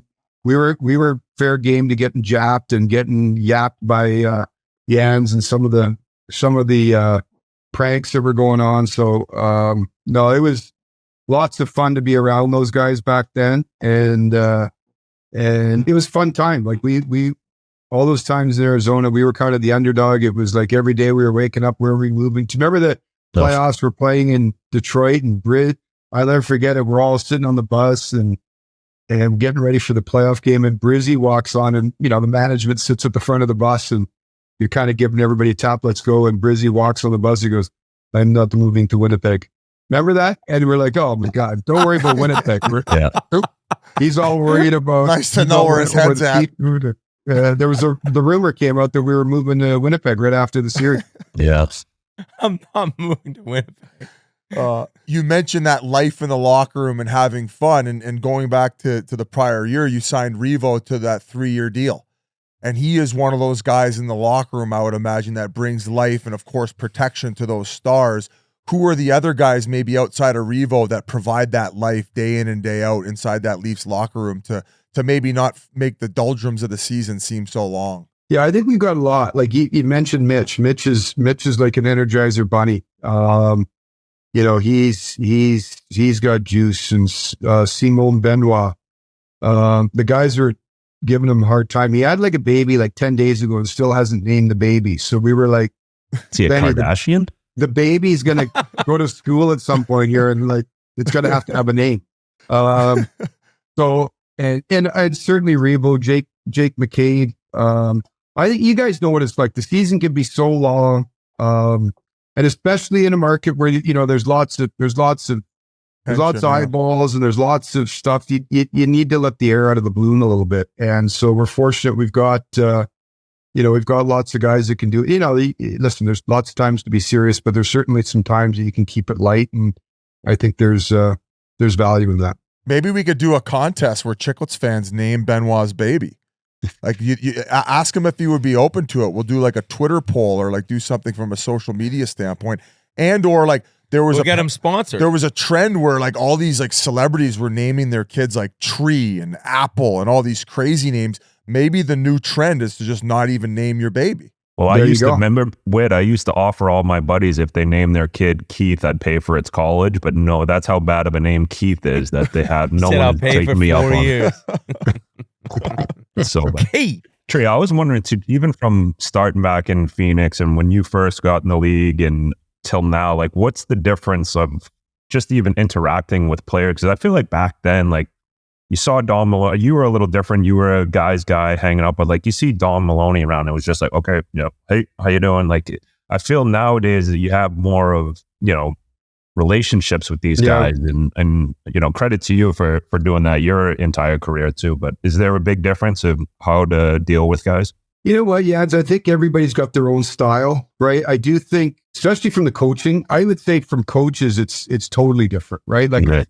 I remember 100 years ago when I played, when you guys started out, if you never talked to the coach, that's usually was a good thing, right? Like if you went home and said, well, coach never talked to me, because usually when you're talking to the coach, you're getting shit on, or you're, there wasn't a lot of times they're calling you and just tell you how great you were, right? Nowadays, that part is that part's different. I think that you've got to build a relationship with them. There's got to be trust. You've got to communicate. Like communications is huge. Everybody talks about it, but it's the truth. I think with me, my style has always just been that way. Like I think everybody's got their own way. You got to be who you are. Mine is I believe in building the relationships.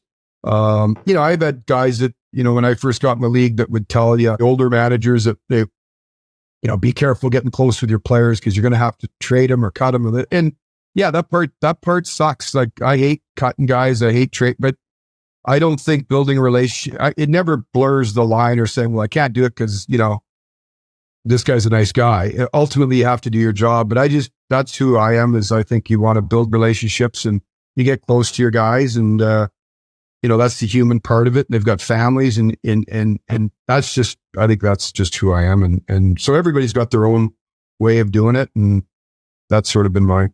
Yeah, I guess you're a little different than when I got in the elevator with Bob Murray and just not one word was said in Anaheim. I was like, okay. Nice Murph, to see you, Bob. Murph's a real huggable. I'm Murph, and I'm a big Murph fan. I brought on Murph in Calgary, but that head gets going red, and yeah, he's a real huggable bear some days. I knew how I played based on he wouldn't even press the floor I was going to for me. He'd press the lobby and say, "You want to go to the lobby too? You press it." I'm kidding. I'm bringing kidding. you to the basement. I'm kidding. Well, I don't know. Do you have anything else for Tree? No, Tree, it's been great to see Thank you for joining us. I would just say, what have been the perks about being the GM of the Toronto Maple Leafs? Well, listen, it's everything you can imagine. It's like the job you thought it was, and more. It's more than that. Like you think, coming in, it's you feel ultimately everybody's like, oh, the pressure, the media, and that stuff is fine. Like there's just lots of people, but I don't find that over the top. You know what it is? There's a little coffee shop I go to, or place where by where I live. And when I first went in there, there's an older guy sitting in there, and he recognized you, and he started talking to you, and real pleasant. But then at the end of it, he just kind of looks at you and goes, "Hey, I don't have much time left." and it was serious, right? Like it was sort of like your dad saying, "You got to get some stuff done around here." And So you That's feel awesome. that? Like, you know what I mean? You feel Yeah. that it's almost a responsibility. People have been awesome. It's been, it's a big job, but it's an awesome job. And my last one for you, I'm glad Grinelli just reminded me, this Amazon series that's dropping looks awesome for fans, great for kids who want to be in the NHL to see what it's like behind the scenes. But there's been rumblings that there's been, clips and maybe certain episodes that some players or teams are like, can we get that out? And Amazon says, no, you're not getting it out. So have you had to go through what's going to be showed? Do you know what's coming out? How's it been being the Leafs so involved with this series with Nylander and stuff?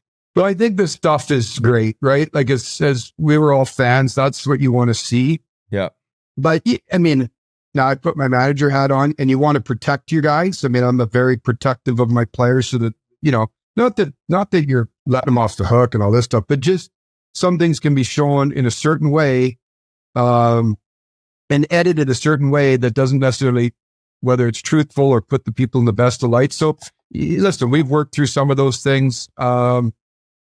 They were great. They were great to sort of work with during the season. They respected the times when you need to be respected. But we'll see how it. I haven't seen the finished product. Okay. You've seen snippets of our pieces, but yeah, I think they're searching for the best show they can get, and sometimes we're wanting to be as protective of our guys, and that sometimes doesn't always line up. But I think the finished product's going to be something that's going to be something the fans are really, really going to be excited about and certainly will want to see. And Nylander's a perfect guy to highlight. That guy is just a stallion. You ever see him walking around in those white tank tops? We saw him at All-Star. It was like, 20 below outside, and he's got one of those things on? Yeah. Yeah, he's got the he's got the boys medium going on there. And, Lazard. I always say Willie's, he's a pretty cool customer. There's not a whole lot that rattles him. And he's built for the market there. He rides the subways to the games. And he's a great kid. He's a great kid. Well, Tree, before we let you go, do me a favor. You tell that guy at the coffee shop, it's our year, buddy. It's our year. I like it. Go, I like it, Leafs, go. Okay. Go, Thanks. Leafs, Donor go. reached it hello to. Go, Leafs, go. We appreciate it. Have a great Love you, one. Tree. Okay. Thank Good you luck. so much. See you Good luck, guys. Trey. Thanks. Yeah.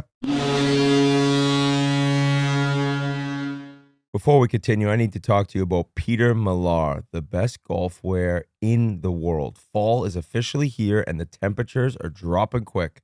With winter sneaking up on us, it's time to make sure your wardrobe is up to par. That's why we want to tell you about our outerwear line from our friends at Peter Millar, the All Course.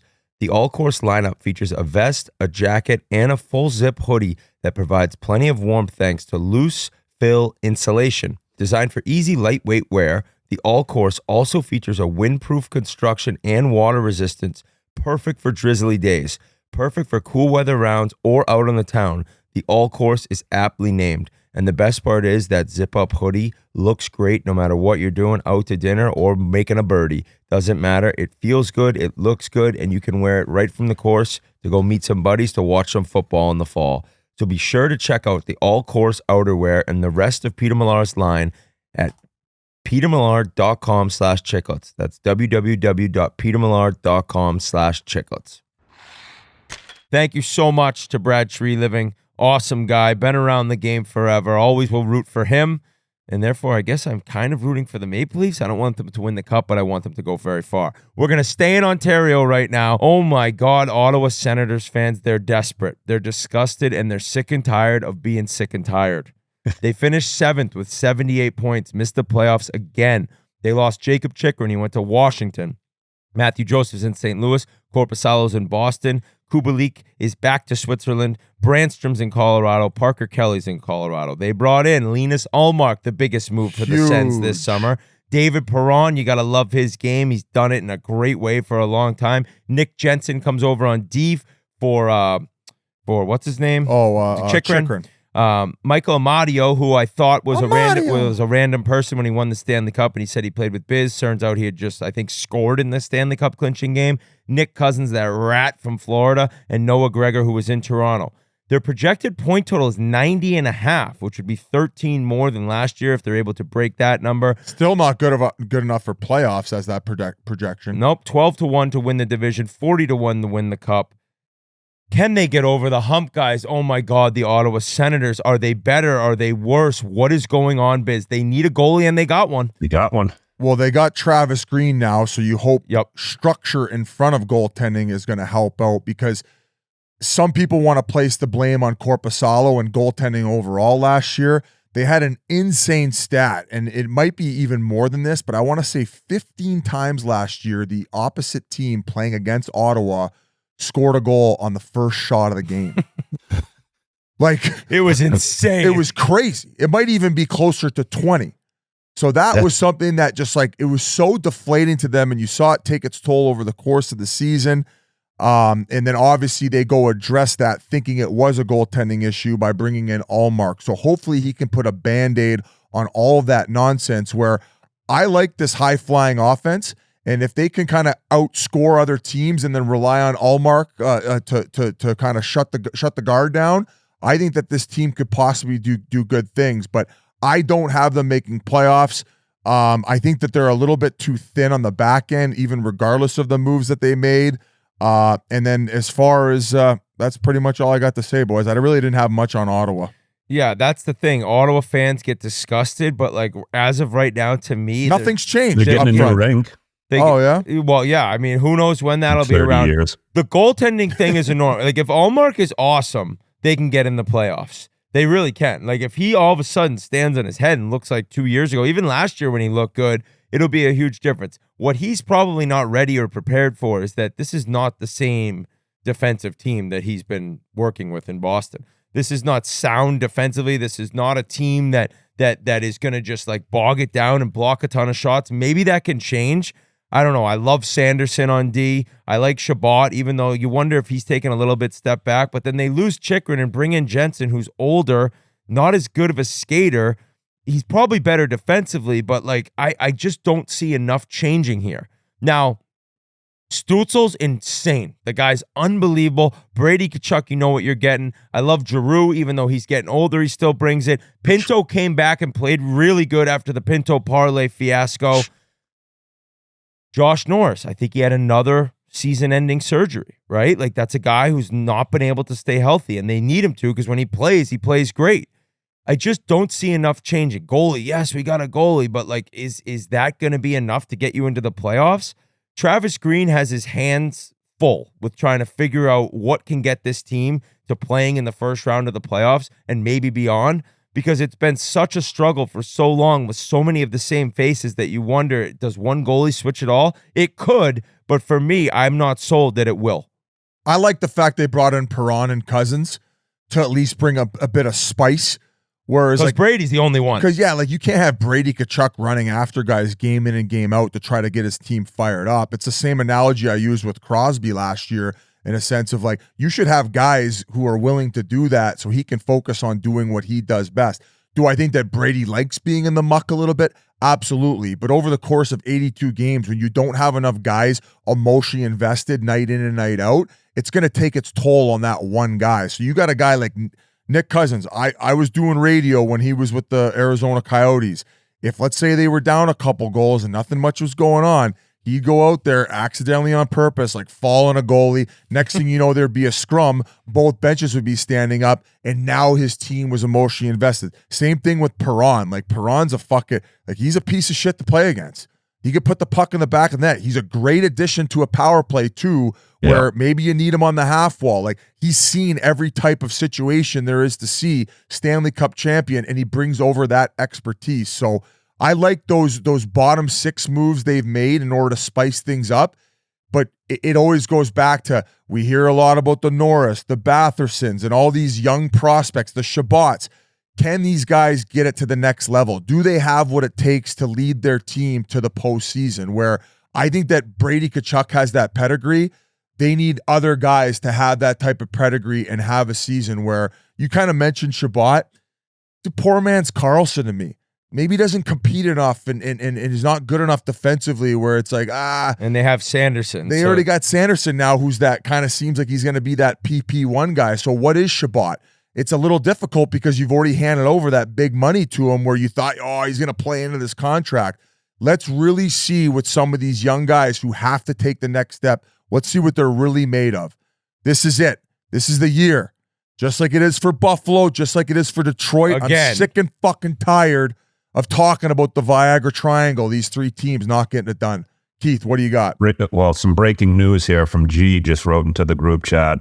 Giroux, his car got stolen this week. Oh, my God. Oh, my God. Not the way you want to start So the year. you got to have it. This is why you bring in guys like Nick Cousins, though. He's got to go. Oh, get my the God. car More back. breaking news. It was Oh, no. Pinto to pay off his gambling debts. Oh, my God. Holy shit. Inner team Done. turmoil. Holy For fuck's shit. sakes, man. Jeez. Oh my The God. headline hogs are back. Fuck, he had Georgia heavy against Bama last night. That's crazy. Oh, my. They're The crumbling locker already. room's already falling They're apart. in shambles. They're in Too bad. shambles. Nice guys, too. Maybe this is the controversy they needed in order to get it done. Yeah. It's like God. it's like all those trashy TV shows you like to watch, Keith. Yeah, exactly. I actually Let's get the Amazon Prime doc going over there. I want I to know. see all this. I want to see the hijacking. possible breakout player. Ridley Gregg, first rounder, 2020, 13 goals last year, flies. Let's see. Maybe he makes that big step. Maybe he pops in. Yeah, you ever heard of him? He's a lefty who could skate third line center right now. I'm telling you, he's Hey, a pretty me good neither. player. I like Pretty his good name, player, Ridley. boys. Pretty good players, boys. I think that the Ottawa Senators will miss out. I think only one of Ottawa, Buffalo, and Detroit is getting in. And this division is just too deep and too hard. But if the Sens get in, as much as I've shit on them, I would be happy. I played there against them in the playoffs twice. One year we lost at 5. The next year we swept them. It was amazing. Like the I don't care where the rink is and how annoying it is to get there and how it's in just a field. It's Canadian hockey fans Yeah. who love their team, who've been desperate to see their team compete in the playoffs again. So Was it that would the be last a time great they story. were in the playoffs? No, I wonder what the last time was. Gee, look that up. And I quick. know, I know some of you Auto fans listening are like, that was kind of a half-ass breakdown. But if you could have said point to the one of the 8 teams in the Atlantic who you would not even want to talk about this podcast, I would have said the Ottawa Senators. Show my team respect. How about you fucking earn it? Because I'm sick and tired about talking about the Ottawa Senators year over year where they're the vanilla lattes and they don't do shit. Well, they're So probably wake the sick of fuck you up, talking Ottawa. about Toronto. Bro, at least we're making playoffs and we got 70 goal scorers. Or, Yeah. Almost. Wow, 69. Giggity. 75 this year, though. 75 coming at you. They got they're boring. They're out in Canada. That's how fucking boring they are. They won't even put that team downtown. I Keith, know. what- But Keith, Brady's fun to watch. Giroux, they do have some good pieces. Stützle is. Stützle's fun to great watch. to watch, but it's like, yeah, like you said, we just need them to make that next step, and this is the year they have to do it. With you finally get a goaltender. Since the Hamburglar, they haven't had anyone. 2017 was the last year that they made the playoffs. Stützle also interesting to see. I think he has the rep right now, or maybe top 3 in divers. Yeah. In guys who Stützle? yes, in guys who are like very willing to just like throw the hands and the head up. The guy could skate and score, and he's so fun to watch. But I'm wondering if you see some more embellishment penalties headed his way as the noise travels, that this guy's always diving. We'll see. I always love getting those clips online of people posting the diving clips. Oh, yeah. Because, it's not my team. I don't give a shit. I like to see guys diving, riling up the fans. On Daily Faceoff, their bottom pairing defensemen are Tyler Clevin and Jacob Bernard Docker. Who? I don't know anything about either Who? one of those guys. If they're great players, maybe they get in the playoffs. If not, I have them missing again. Yeah, I Keith? got them out. As much as I'd like to see them in. They're done. Okay. Well, there it is. One of the greatest breakdowns of a season preview for the Ottawa Senators. You're welcome, Senators fans. And now we're going to go over to Buffalo, where we were joined by MSG analyst and former NHL goalie, Marty Biron. Now we are pleased to be joined, grateful to be joined by former NHL goaltender and current Sabres analyst with MSG for Sabres Live and the man who knows all things Buffalo, Marty Biron. Thank you so much for joining. And listen, can this playoff drought end the longest in the NHL? Talk to us. Talk to us. Well, I thought we were going to talk about the Bills, so that's why I got my Bills sweatshirt in the AFC East, and that playoff drought was like 20 years, so it took a while, and it finally ended, and they're on the upswing, but I think this is going to be a great year for the Sabres, and I love the Sabres. I was drafted by them, played my first NHL game at 18 with them. I was here for the better part of 10 years with Rochester and Buffalo. And I live in Buffalo and I work for the team, so I get it, but there's something different. I don't know if it's Lindy Ruff and everybody's drinking the Kool-Aid but there's something different this camp that we haven't seen in a while. And I go back to before I even started working full-time for the team. I saw a couple pictures online with guys keeled over like they were getting bag skated pretty hard. Now, has this been a way harder camp than normal? And is he putting them through the ringer? Yeah, I think it's been a harder camp, but I don't know that that's sustainable, Biz, for like the season. When the sports science guys are going to get in there and you got 5 games and 8 nights or whatever, or 9 nights, and you got to, travel, and they say, we got to keep it light and take it easy. But in training camp, especially the way this camp is set up, where they started in Buffalo and then the main group went out to Germany, and the prospects and AHL guys as ECHL guys stayed in Buffalo. I think Lindy Ruff and his staff wanted to send a message early. Like, we're going to go to Europe. We're going to have fun, but you guys better work hard now because I'm not going to, give you much of a leash when we get there. And now they've won every one of their games and, they look pretty good. So I'm sure they'll enjoy their trip over in Europe. I called it a little bit of a nostalgic hire. Yeah. When it first went down, it seems like there wasn't much of a vetting process. Like, they knew that they had their guy in Lindy Ruff. Considering, and like, not to knock him, but considering as a head coach, he couldn't really figure things out with New Jersey and that young core and getting them going. What makes you think he can come back to Buffalo and do it there? Well, I played for Lindy in Buffalo my whole time here. And what Lindy did in my year, starting like full-time, I was 99 until I got traded in 07. And you think there was a lockout, there was a change in the way the rules were applied. And Lindy evolved through all my whole 8 years here. We used to be a team that tried to win 2-1 and 1-0 games to, hey, let's go out and win 6-5 because we have the Drury and Briere and Afinogenov and Vanek and all those guys, right? So he evolves with the times. He evolves with the teams. I learned a lot from Scotty Bowman when he was a player in Buffalo and then a coach, and Craig Ramsey and Roger Nielsen and those guys. So I feel like Lindy has got a lot of knowledge and adapts really well with the team and the players that you have. Now, listen, when Lindy had his most successful years, he had Dominic Hasek and Ryan Miller. And in New Jersey, he didn't have that. And in Dallas, he didn't have that. And so I'm looking at the Sabres, and I think is Luukkonen the guy? Is Levi the guy? Is it going to be a shared spot? Like, this will be a big question mark. But when you have Hasek and Miller, it's a lot easier. And maybe that's the downfall of Lindy the last year in New Jersey and his time in Dallas. When you look at like the past few years and you wonder like what's gone wrong, obviously there's a bunch of different things that you could kind of point to, but looking at last year specifically, the team didn't score enough, and then goaltending, while got consistent at the end, it was just kind of a clusterfuck throughout the beginning first half of the year.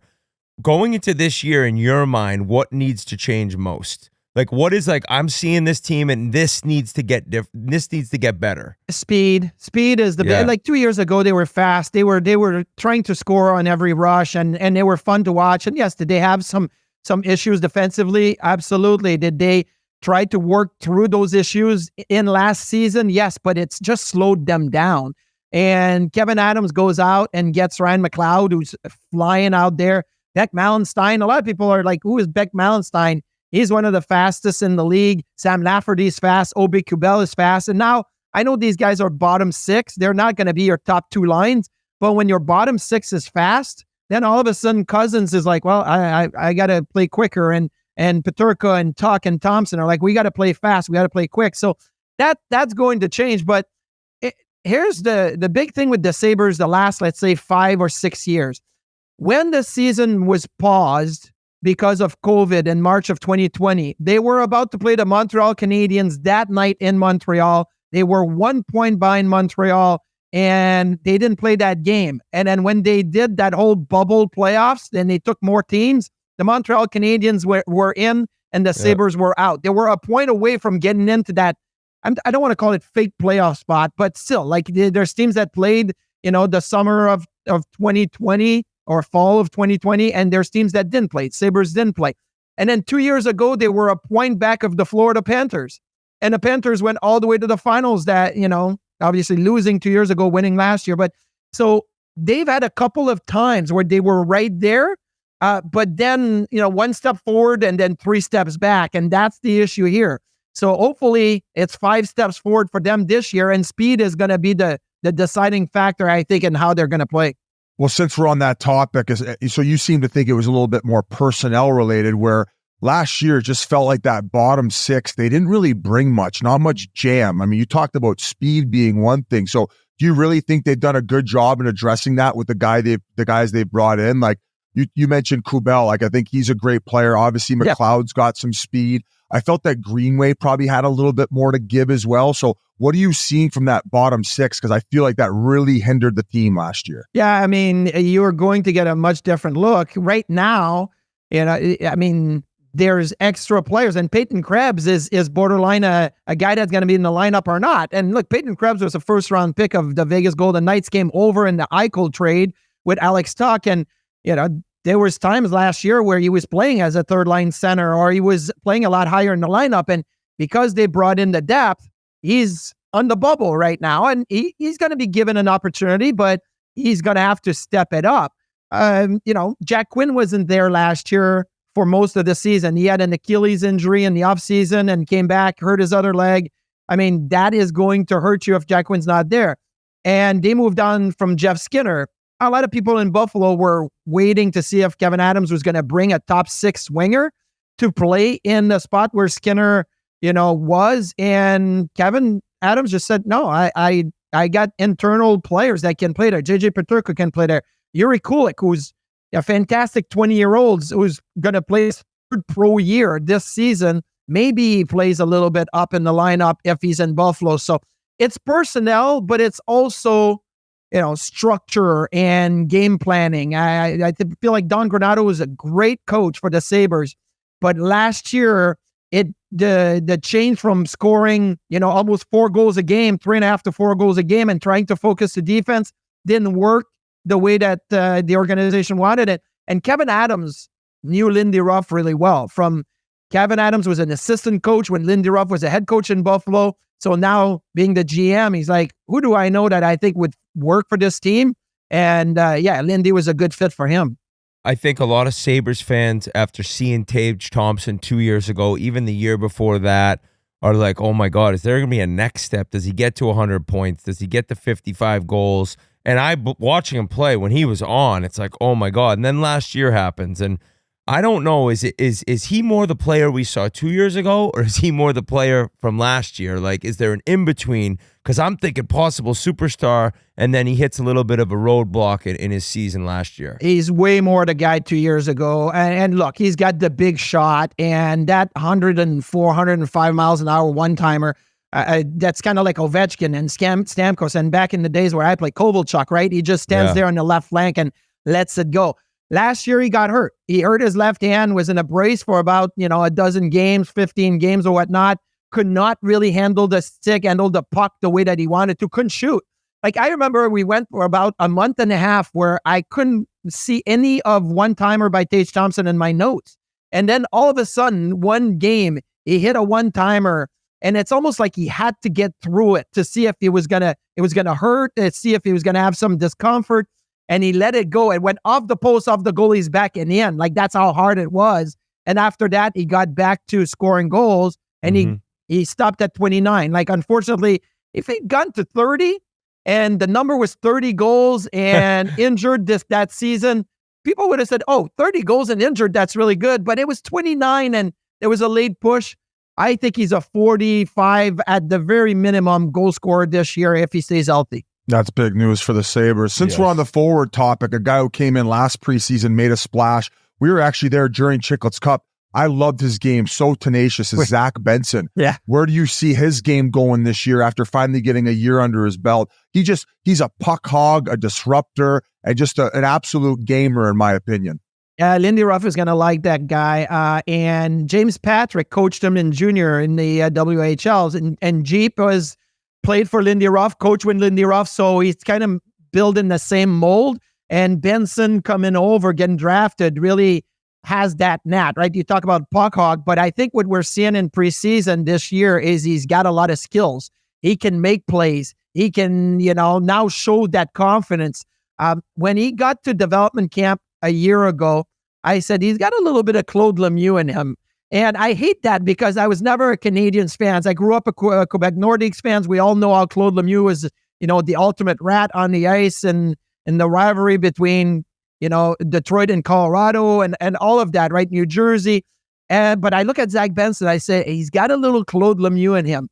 And this year, I was looking at him and I said, well, maybe it's not so much Claude Lemieux. Maybe it's a little bit more Brad Marchand. And I hate to put that standard for Benson and say, hey, you're like Brad Marchand. But for a while, we didn't see the skills with Marchand shine. It took a few years before the skills took over. And I think Benson may be in the same path.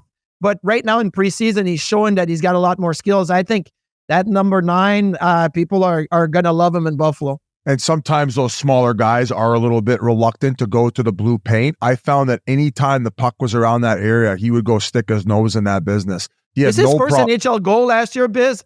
Through the legs against Washington, he did the hurdle. Oh, that's right. It was that's their first NHL goal. The swagger that he has is pretty impressive. Last year, talking about the Sabres, I talked a lot about Jack Quinn, and he had been injured, but you'd heard so much, just like a natural goal scorer. Do you think it's fair to say he may be a guy come Christmas time where a lot of NHL fans are like, who is Jack Quinn? How does this guy have 15 goals already? Because everything I'm hearing before and after the injury is like they have a special player on their hands with him. Yeah, and when they drafted him, it was actually like that, remote draft during COVID. And I know the Sabres were in their front office and we're all there kind of doing some coverage, and they drafted Jack Quinn. I had to go back to my notes, like, who's Jack? Oh, yeah, he scored a lot of goals for the Ottawa 67s. But at the time, there was a guy like Marco Rossi was available, and people were saying, no, Rossi is the guy that made Jack Quinn. Well, you go in and you study, and you're like, they didn't really play together. Quinn is a pure goal scorer, and he's shown that. And luckily for Quinn, because of all the issues with no OHL, the next season, he got to play in Rochester. Yeah. And he was kind of fast-tracked through the pros, right? And I think that really worked well for him. Some other guys, they wouldn't maybe thrive on, being in the AHL at 19 years old. But Jack Quinn did, and he was just a pure goal scorer. He's got a great shot. He was beating goalies from 30 feet out on a wrist shot at the AHL level when he was a youngster, and now he's doing it in the NHL. So I think a lot of people are going to realize that number 22 is pretty special, and they didn't see him a lot last year, and they're going to have a bit of a wow moment this year when they see him on the ice. The captaincy, obviously a big moment for Dahlin. I think some people might have thought Cousins might have got it. Some other people, maybe Alex Tuch, just because he embodies, the state of New York, being from Syracuse and all that. Were you surprised by the pick? And what did you maybe think about Cousins and Tuch or getting it? I wasn't surprised because when you watch practice and when you watch the interaction between the players, the compete level, like Casey Middlestat, who is now in Colorado, he and Dahlin were really good buddies. And Dahlin used to push Middlestat to work harder, and they would go one-on-one in the corner. He'd cross-check him. He'd go, and Mitzi would go back at him. And I love that out of a captain. Like, I played with captains like Michael Pekka, Jason Smith with the Flyers, right? I had Briere and Drury in Buffalo. Like, those were guys in practice. They gave everything they had. And Dahlin is like that. And not only on the ice is he a leader, but off the ice he's as well. Over the last couple of summers, he made sure that, the European guys all get together in Europe. Some North American guys have flown over to Europe to spend some time with them on the golf course, go for trips all together. That's the type of captain that teams like Buffalo, a younger team, need, and not just on the ice, but off the ice as well. So I think it was a no-brainer. Yeah, I've heard actually he's like always the first guy on the ice, probably out there 30 minutes before practice, working on something, some offensive skill, always there afterwards. So like you said, just a great example. And what a guy too. I got to spend some time with him at like an EA shoot, and he's just like you said, he's just a worker bee. And I guess that kind of transitions with over to that back end. Yeah, that's what I was wondering about. Biz and I were just kind of talking before about their D's good. Like, they have a really good defensive unit, defensive squad. I think that, like, Samuelson's probably a little underrated. He's so big. He can shut guys down. Dahlin is all world. Everyone knows that. Joe Kaharu, I never can say that correctly, but solid. Then they get Biron, right? I love that trade. But, like, the question for me and Biz is Owen Power. And it's not a question about, like, who he can become. It's more about right now, he's got the skill and the size and the skating. But would you not agree, like, there needs to be some, like, Pronger and even, as Biz said, Moritz Seider, like, that meanness? I think Pronger is a really good kind of poster you put on the wall, knowing that you'll never be Chris Pronger because that meanness is in your blood. And I don't think Owen Power I agree. has that. Well, no, people used to tell me you got to be meaner, and like it's like, oh my god, like that's not who I am. Yeah, but I could see, like, God, I'd be such a different player if I could do it. So I wonder what they say to him. Power, what I think is, again, speed is big. Last year, I felt like Owen was slow. He's come in camp this year, and he's fast. And he scored a couple of goals in the first 2 games in North America. He looked good. He's on the second power play, and he's leading that power play. So you got Dahlin in the first unit, Power in the second unit. Got Bo Byram with Power on the second unit. So it's a bit of a different look with 2 defensemen. And Byram came in last year after the Colorado trade, and he looked really good in the first 4 or 5 games. Then after that, there was some growing pains. So I think Dahlin, Power, Byram, like Dahlin could be an 80-point defenseman. Power and Byram could be 60 points each. Like, if you're looking at your top 3 and you got an 80, a 60, and a 55-point defenseman, they're in the playoffs. They're in the playoffs. I don't find any other team that has 3 defensemen with 50 or more points. Like, they're in the playoffs. And then you mentioned it's a silent J. It's a Yokiaru. So just so you know, so it's like Yoker. So Yokiaru had a great second half, and now it looks like him and Dahlin may be paired together. With Samuelsson, like, he was playing with Dahlin, and he was playing 23 minutes a night. And I think that was too much. Like, he's been hurt the last few years, and you got to limit his minutes. So now playing on a third pair with Connor Clifton, who came over from Boston and looked good in Boston when he was there. Now you put Clifton and Samuelsson on your third pair. Maybe they play 18, 19 minutes a night. I think it's going to be a better fit for Samuelsson. And it works out well with Clifton because maybe Clifton's got some offensive abilities in him, but maybe it's more like your shutdown pair, right? Penalty killing guys, and you're the first one over the board when last minute of a period, maybe if Dahlin just came back from a shift. So I think that the group of 6 is better suited or better fitted right now than it's ever been the last few years with Dahlin, especially at the helm. Oh yeah, that left side as it's listed right now is Dahlin, Byram, and then Samuelsson. That's a pretty filthy left side of your defense. Is Owen Power also a lefty? Yeah, he's a lefty, but he played a lot of the right side in Michigan. Well, he was everywhere at Michigan, right? If you went to see a game, he was right corner, left corner, offense, defense. He was everywhere. He struggled a little bit on the right side last year, so they tried to put him back on the left and always kind of give him that confidence boost. But he's looked good on the right side this year. And what he does is when he joins the rush, I think, which is good for him, is he cuts to the middle and he attacks the middle. If he's a lefty coming down the right wing, then he cuts to the middle. He's right on his forehand. He has everything in front of him. I think that helps him in transition. So that may be something to look at. Then you go to the goaltending spot, and UPL gets that contract extension, which was kind of weird. I know they have Reimer there, and then there's Devon Levi, who I got to see play in college. I was like, I think this kid's going to be a star. It doesn't necessarily always translate, but right now, after the second half, you got to think UPL's the guy. And then do they leave Levi in the minors and have him kind of work on his game there and have Reimer backing up? Like, what's the game plan? I thought in the summertime that would be the game plan, because if Lindy Ruff continues to be the same way he's always been with his goalies, he's going to trust one and play that goalie a lot. Yeah. But Lindy's come in and says, we need two. We need two goalies to go. We need to be able to, not rely on one. Like he said all these things that now I'm thinking, okay, they're probably going to start with Levi and Luukkonen and have Reimer be the number 3. And I don't think they'll keep all 3 in Buffalo. They did that last year. It's the Doesn't three-headed It turned into monster a is bit of a shit awful. show. Yeah. Oh, it's just awful. Montreal did it. It was awful. Like teams that had 3 on the roster last year, it just limits what you can do. But I think it's going to be Luukkonen and Levi to start. And then let's see what happens. Let's see who can separate themselves. Even if Levi separates himself a little bit, you can't look at Luukkonen's contract and say, oh, well, we got to force him in there because we're paying him $4.5 million or whatnot. Well, Levi's an entry-level deal. Like, it doesn't matter. You're paying 2 goaltenders, $5 million. It's not that bad. Yeah.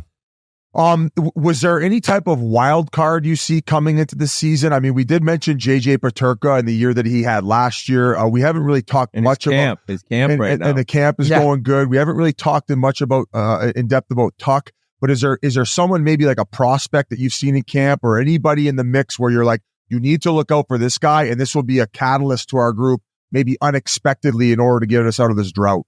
Well, I think if there's a need for more offense and maybe there's an opportunity to play top 6 minutes up front, Yuri Kulik is the guy. There's Isaac Rosen, and those guys in Rochester have had so much success the last couple of years. But I feel like you got to keep an eye on Rochester over the next year or two.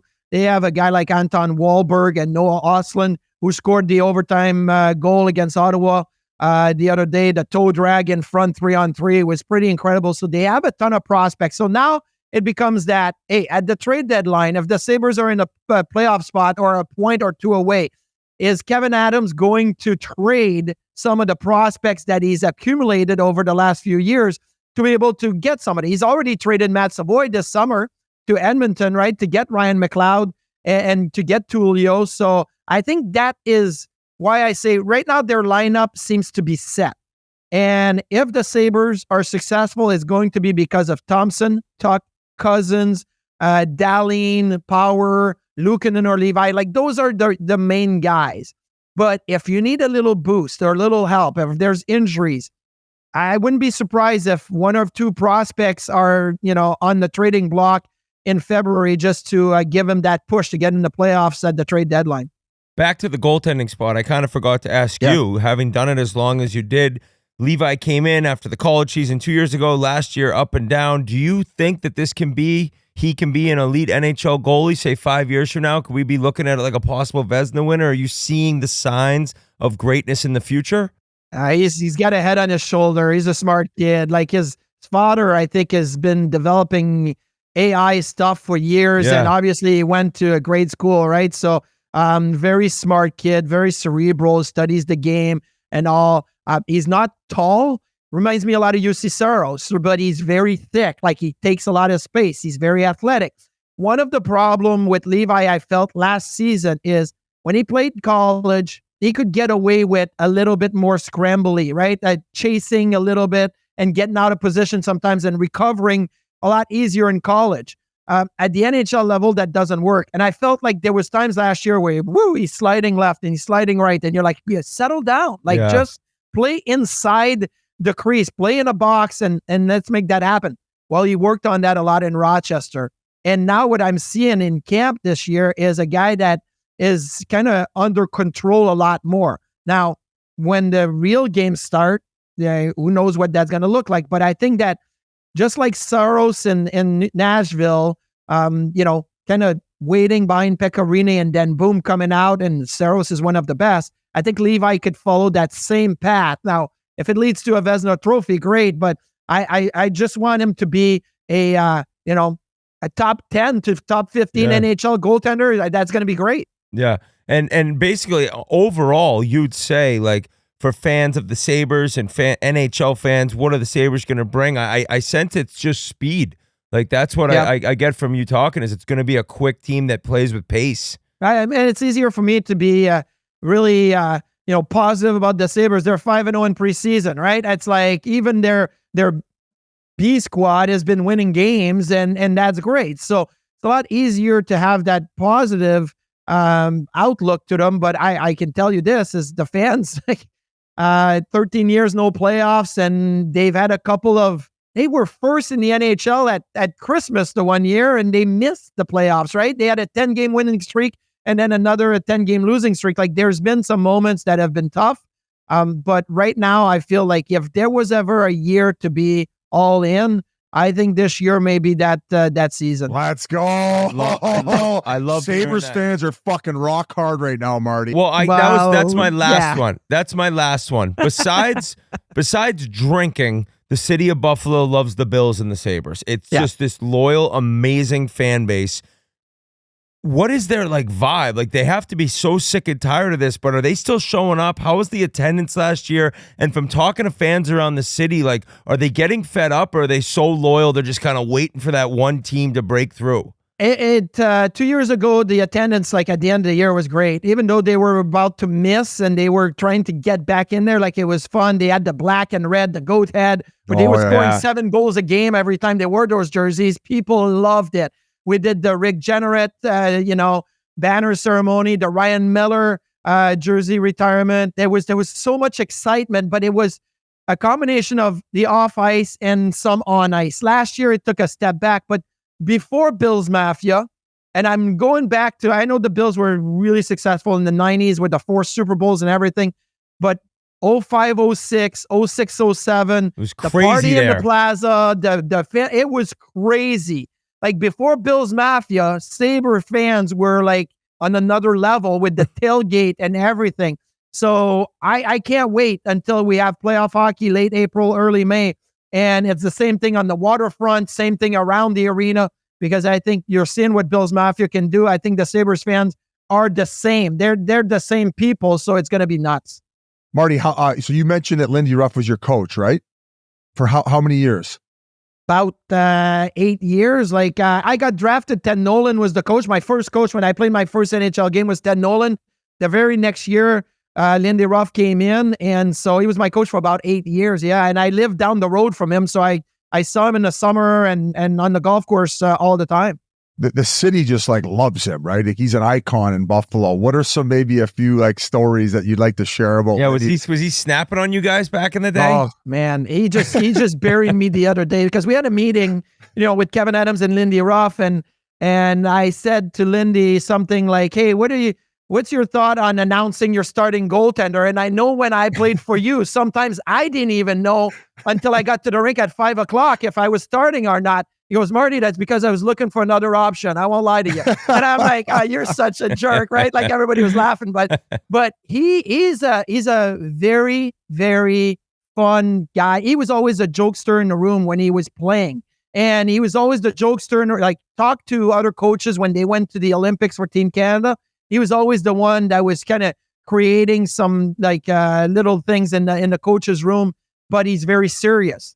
So I told the guys in Buffalo, the players, I said, listen, Lindy loves when the guys get together and when, you have team parties, but make sure you win the next game because I built a house in Buffalo, and the very first year, Lindy calls me in the office in training camp. He says, "Marty, make sure you get the guys together. Make sure, the wives, and it's got to be a family affair, everybody together." So you guys know the very first big team party is Halloween party. Yep. It's, a month into the season, I threw this big Halloween party at my house. It was a Sunday night. We didn't play until Thursday. I'm like, we had Monday off. Everything's Green light.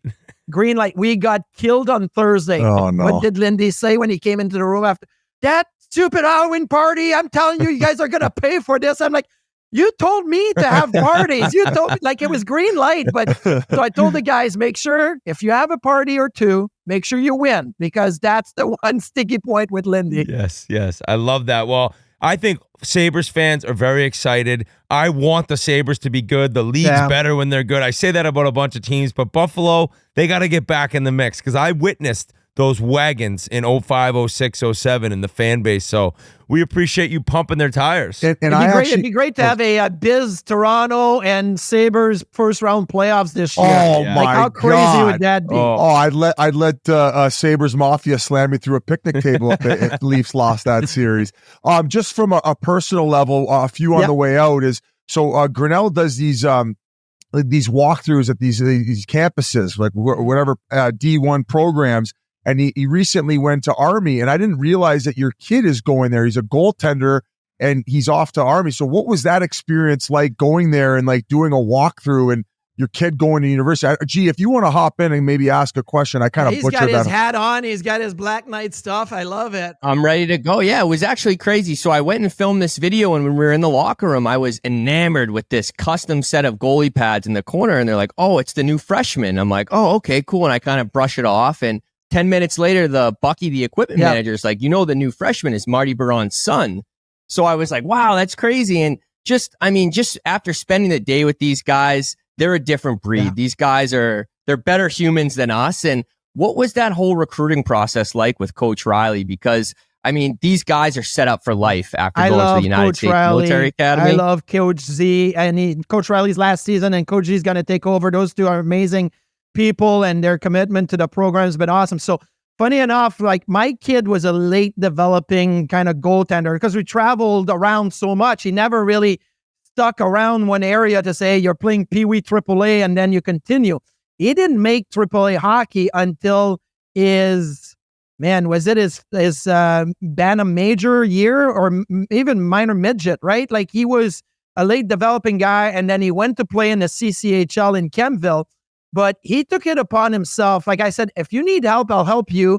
I'm going to call people I know and, some of the colleges. But he had a list of colleges and all the coaches' emails and all of the phone numbers. And he had he would save videos, and he made like a YouTube tape and his stats and his elite prospect page.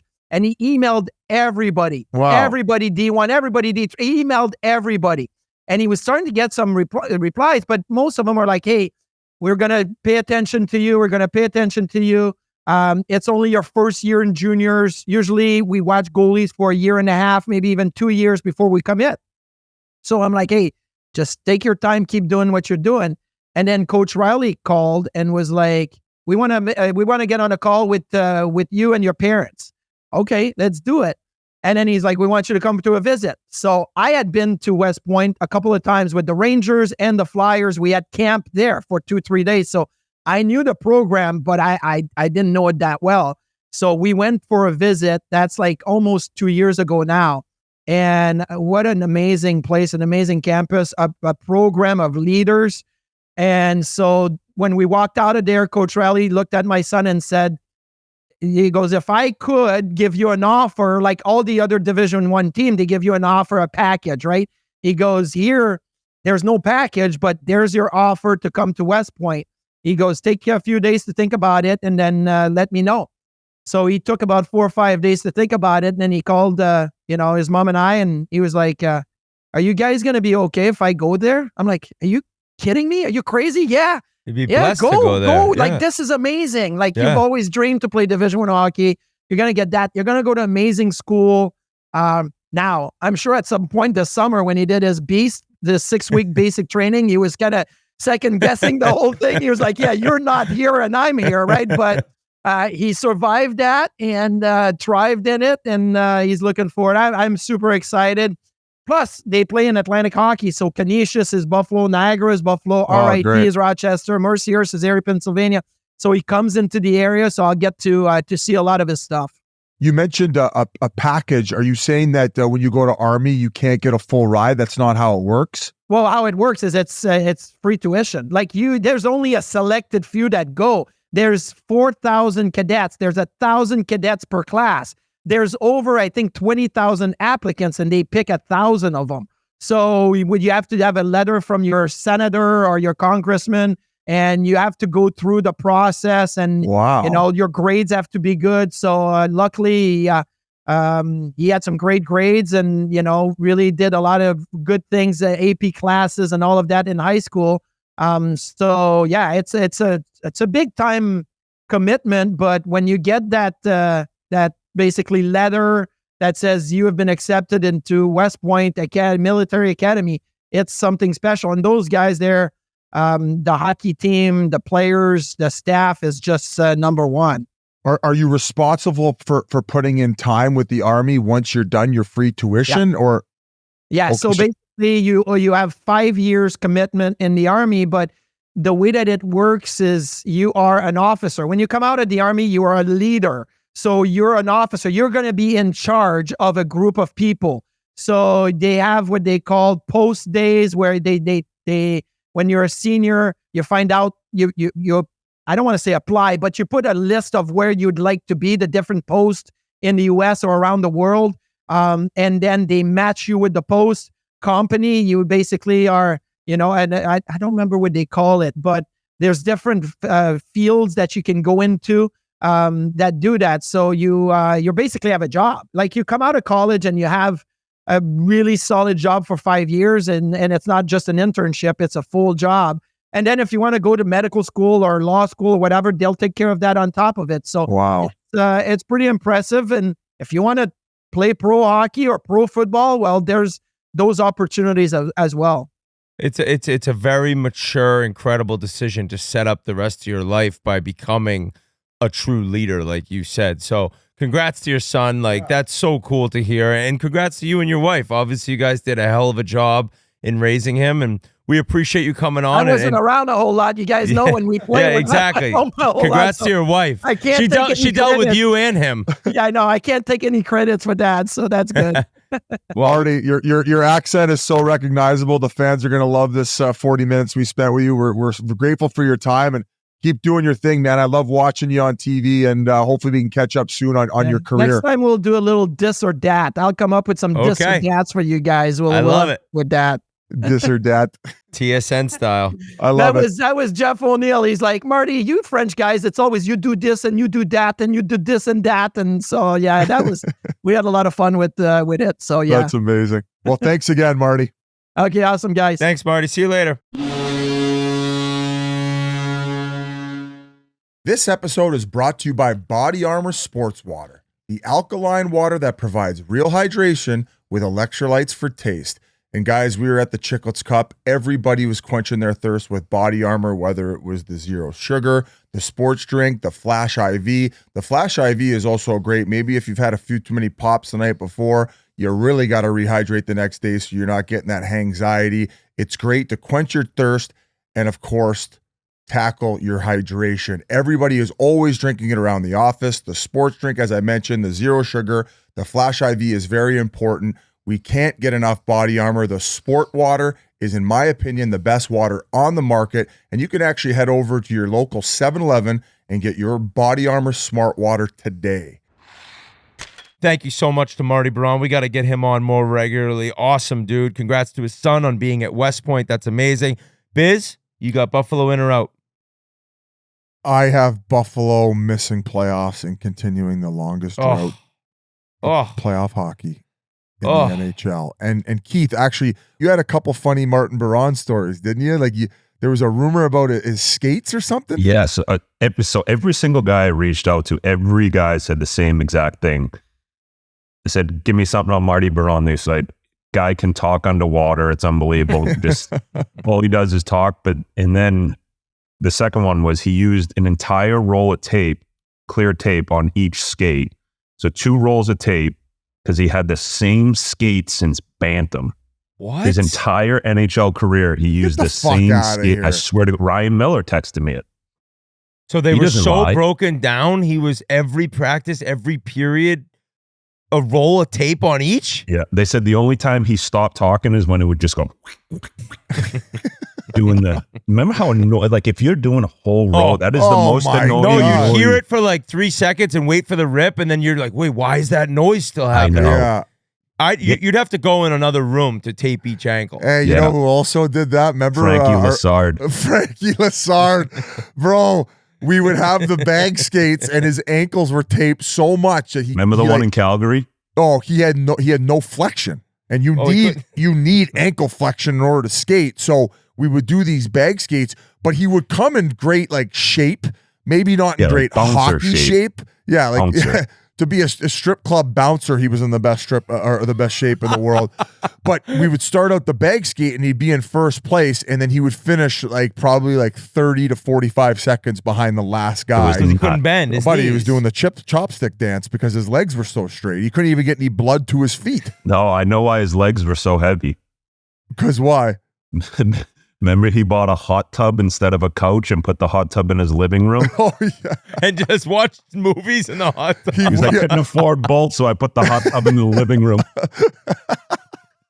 What a His legs move. must have been young. They're like, hey, Wholesome. dude, can you hop in the cold tub? He's like, nope, No. absolutely not. I'm a hot tub guy. Oh, hey, he was in training camp, and it was my first time going to the W. And you hear about the W, so I dressed up nice. Remember And his he had- shirt? He had the fucking Ed Hardy special going, the bedazzler out on it, just got cut off sleeves, and they're like, hey, he had to go buy a shirt in the gift shop. He buys an extra medium. It was like a tank top on him. Oh, he was a special breed. He was a special breed. And that's when Ed Hardy's were like popular. That's how bad his Ed Hardy shirt is that they didn't let him in when Ed Hardy was popping. He was Oh. a good guy, man. Remember Awesome guy. He ran Jovo in morning skate one time, ran him, and then turned around, shed the gloves. Morning skate, Donor's like, what? He was just looking for a fight in morning skate. Mornings. Not even when you and Biz fought in like a battle drill. Just like, No. hey, we're going to do some 3-on-0s to start this skate off. And he just runs. Yeah. Oh yeah, yeah. What a character! Oh, my God. What a character! All right, well, I got Buffalo missing. I got, and that leaves, with one of the Viagra Triangle teams, Detroit, I got them getting in. And it's time to send it on over to Dylan Larkin. And El the Capitan. captain of the Detroit Red Wings. Let's see what's going on in Hockey Town. We are now pleased to be joined by Detroit Red Wings star forward and captain, nonetheless, Dylan Larkin, D-Boss. What's going on, man? The crazy thing about you is I just looked up your stats, looked up your history. 10 years ago you were drafted. How quick has this flown by? Yeah, that's crazy going into year 10. Can't really believe it. You play with a lot of guys, and every older guy when you're young, they say it goes by fast, and you're kind of like, yeah, right. But it does, and going into year 10 is just something very lucky, but it's crazy, and I'm excited. Hopefully, got many years left, and all that. Larks, how excited are you for this season, and how was your summer and training based on expectations going in? You guys have not made playoffs since your first year in the league, so I would imagine with the signing of those two guys, Raymond and Sider, your expectations and excitement going in are probably as high as they've ever been. Yeah, it's definitely nice to get those two guys signed before the season starts and not have that linger. So expecting a lot out of both of those guys, like we have the past couple of years, right when they came in, and they've been impact players for us. And summer was good. I had had a wrist surgery at the end of the season, and that kind of was a tough one this summer. I didn't get to do a whole lot, but feeling good, feeling ready. That was really exciting stretch at the end of the season there, where Little Caesars Arena was rocking. Our fans were into it. Would have loved to have gotten in and played some playoff games in our building. We need it, but it was that was a tough ending, and kind of devastating, and never really felt that kind of disappointment in my career, and it felt like we lost in a game 7 or something. So it was a good learning experience for us, but we're definitely hungry to start this season and get rolling again. Larks, I remember you came in the league, young stud. We all seen your videos of the D-Boss shooting pucks down in your basement. But I remember you like skinny guy, and then I saw you this summer, and you just jacked out of your mind, and even having a summer where you couldn't train as much. Like, what have you done the last 10 years that has kind of changed and got you to how big and strong you are, and such a force on the ice? The big booty mix. Yeah, yeah, I know. No, I think just normal training stuff, just getting that experience, learning how to lean on guys, and then actually the last few summers have probably gone the opposite way of not doing the meathead workouts or anything, just more maintenance stuff and more trying out the sports science stuff and all of that. So I don't know when you saw me this summer, but that's good to hear that, Jans. I appreciate that. Usually the tan helps it out too a little bit. When you're tanned up, you look a little bit more jacked. Now, you talked about more maintenance. Like, what do your workouts entail? Like a lot of track stuff, a lot of like activation, band work. Like, what are you doing specifically? And like, where do you train and who do you train with? Yeah, we have a good group at USA Arena in Plymouth. Wierenski's there, and the Hughes brothers.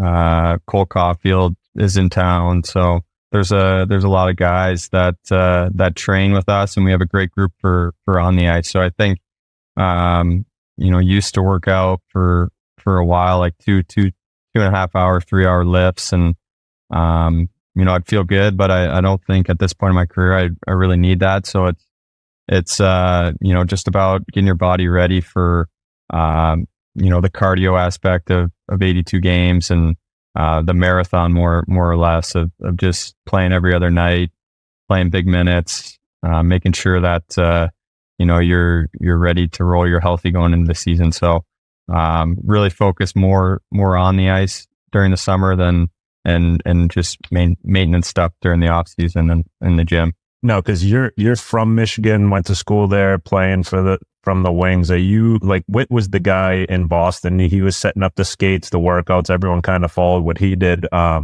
you that guy in the Detroit area? No. We got the Hughes brothers run it, and their dad Jim skates us. And I don't know if you guys have ever heard of Jim. Jimmy Hughes is a legend. He's a great guy. He does a lot of player development stuff in his career as a coach, but he's a Boston guy and has his accent, and he just yells, and the boys only the three Hughes boys really know what he's saying, and then they go and we just follow doing what they do. So he's got us moving pretty fast, and they set it all up, and we just show up, and it's actually the past 3 or 4 years been unbelievable, just competing with those guys, learning from them. They really push it in the summer, and it's awesome to be around. I look back and like think of Patrick Kane's career, and then like looking at your age. So you were 14 when he wins his first Stanley Cup. You're an American kid. I'm guessing, he's one of your idols, if not the guy. When he gets traded to or signed with Detroit, how excited were you? And what have you kind of learned from him, like his game or his preparation? Is there anything that he's really been good with sharing to you on how he's become the player he is? Yeah, he's been a good Kaner story is going like with my age is the D-Boss video you guys already talked about. But when we go to the World Championships or whatever, my first time was in Denmark. I can't even remember what year it was, but Kaner was my first time playing with Kaner, and we started out first night with a team dinner, and all the guys are sitting there talking, and they're like, "Hey, Kaner, have you seen the D-Boss video?" And he's like, No, what is this? And I'm sitting right next to him, and he hits play, and I'm just sweating. I'm sitting there. I'm like, I know that the time when I give Kaner a shout out in the D-Boss video, and I was like 13 years old, and sure enough, it comes on, and he starts laughing, and he's like, "That's pretty awesome," like Kaner's just such a good dude, and that kind of leads into I've only played with him at the World Championships, and you get a little bit of a taste, but when he signed and came in, I couldn't be more impressed by how professional he was and how he treated every guy on our team. It didn't matter if it was a guy signed to a 1-year deal or whatever it was, a rookie. He was just always talking to them, always going out of his way to be around the guys, and how dedicated he is to hockey. He's very dialed in with his recovery and preparation, and how much he loves the game. He watches hockey every night and loves talking about it. So having him was a huge bonus, and talking to DeBrincat early part of the season, and it was like, hey, is this going to happen? He's like, it could, and we got really excited about it, and you know, it is pretty cool just having him around and playing with him. And, you know, when he's passing you the puck, he's one of the few guys I've played with. When he's passing it to you, you know it's gonna land on your tape, and you know, just unbelievable to watch him in practice and during games. Just speaking of USA hockey, like how excited are you guys for this Four Nations tournament? You know, as a proud American, I think this is our best chance to really take gold home and Pump shove the it brakes. up Canada. Yeah, exactly. You Suck guys. it, Biz. Yeah, it's something that you know, I would just you know, honestly like to be a part of those teams. That's a huge goal for me, and you know, I say that now, and it just like many people in the hockey world, I didn't even know if we were going to touch there, but I can't. It's hard to think about those teams and not think about our buddy, you know, Johnny, and just anytime I played for USA Hockey, that's how I met Johnny Gaudreau, and you know, we became pretty close through those world championships, and you know, I know you know, he wanted to be on those teams. He went to the world championships last year to you know, have a little bit of a rebound from his last season at Columbus, and try and make it. And you know, I think whoever's lucky enough to represent the U.S. this year, they better you know, be thinking and you know, honor Johnny in some way and there's nothing better than to try and win you know, no matter what happens in the Four Nations this year, the big one is the Olympics, and they better be thinking about him with that you know, bring home a Olympic gold for him and his family. 100%. Been a difficult month here for the hockey community. Do you have any amazing Johnny Gaudreau stories that you feel like sharing? I mean, we're trying to remember Maybe all some the good iguana fighting. The iguana wrestling in the bubble was one that popped up, and he was just such an unbelievable guy to be around and just carried himself so well. You would never know he was a superstar based on how he treated people and how he carried himself. Yeah, absolutely. I can't, you know, I haven't stopped to think about the first time I met him. It was my first All-Star game in Nashville, and you know, I didn't know anyone. I didn't really feel like I belonged there, and I was 19, and one of the first guys I ran into was Johnny, and you know, I looked up to him so much, just his career at Boston College, and the kind of player he was. He's my favorite player of all time to watch. Just what he could do with the puck, and like a little water bug, and the plays he would make. So I ran into him, and you know, I was pretty starstruck, and he's like, you know, right away he's like, "Hey, Larks," I never met him, and I was like, "Oh, wow, that's pretty cool." Knows my nickname, you know, and he's like, "What are you doing later? Let me get your phone number," and you know, yeah, he actually texted me.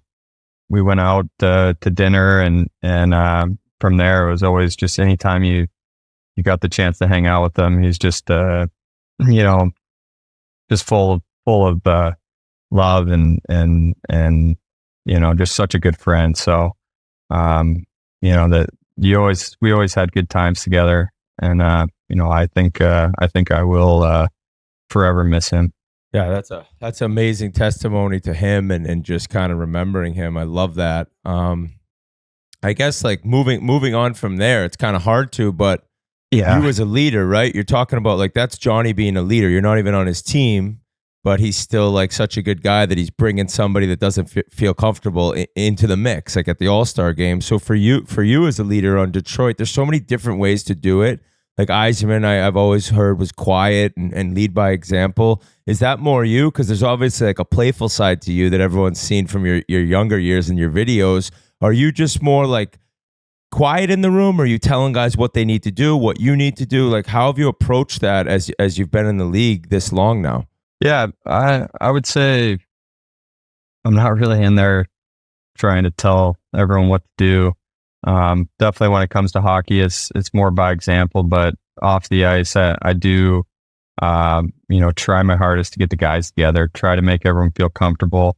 I think that's so important in an NHL locker room of, you know, just making sure that when a new guy comes to the team that they can mesh as soon as possible. because every game matters. I'm speaking of leadership. I mean, you came in that first year and you have the opportunity to play with Datsuk and Zetterberg. I would imagine that rubbed off on you big time. What was it like playing with two legends like that, and kind of felt like almost like the passing of the guard, where they'd went on that long stretch of playoff success, and they'd made playoffs for over 20 years in a row. Just what did they instill in you to bring forward here with this organization? It's honestly one of the, everyone's always talks about how lucky I am that I got to never leave Michigan in my career. But, what I'm very fortunate about is the chance that, or how I got to play with those guys. And, I got to be drafted by a team with players like that, players like Henrik and Pavel and Nick Kronwall, Johnny Erickson, Justin Applicators of the world. So these guys, when I came in, they were just rock solid human beings and really showed me the ropes, and everything was, I didn't really have to think about much off the ice. They just did everything the right way. And all I had to do was just watch and learn from them.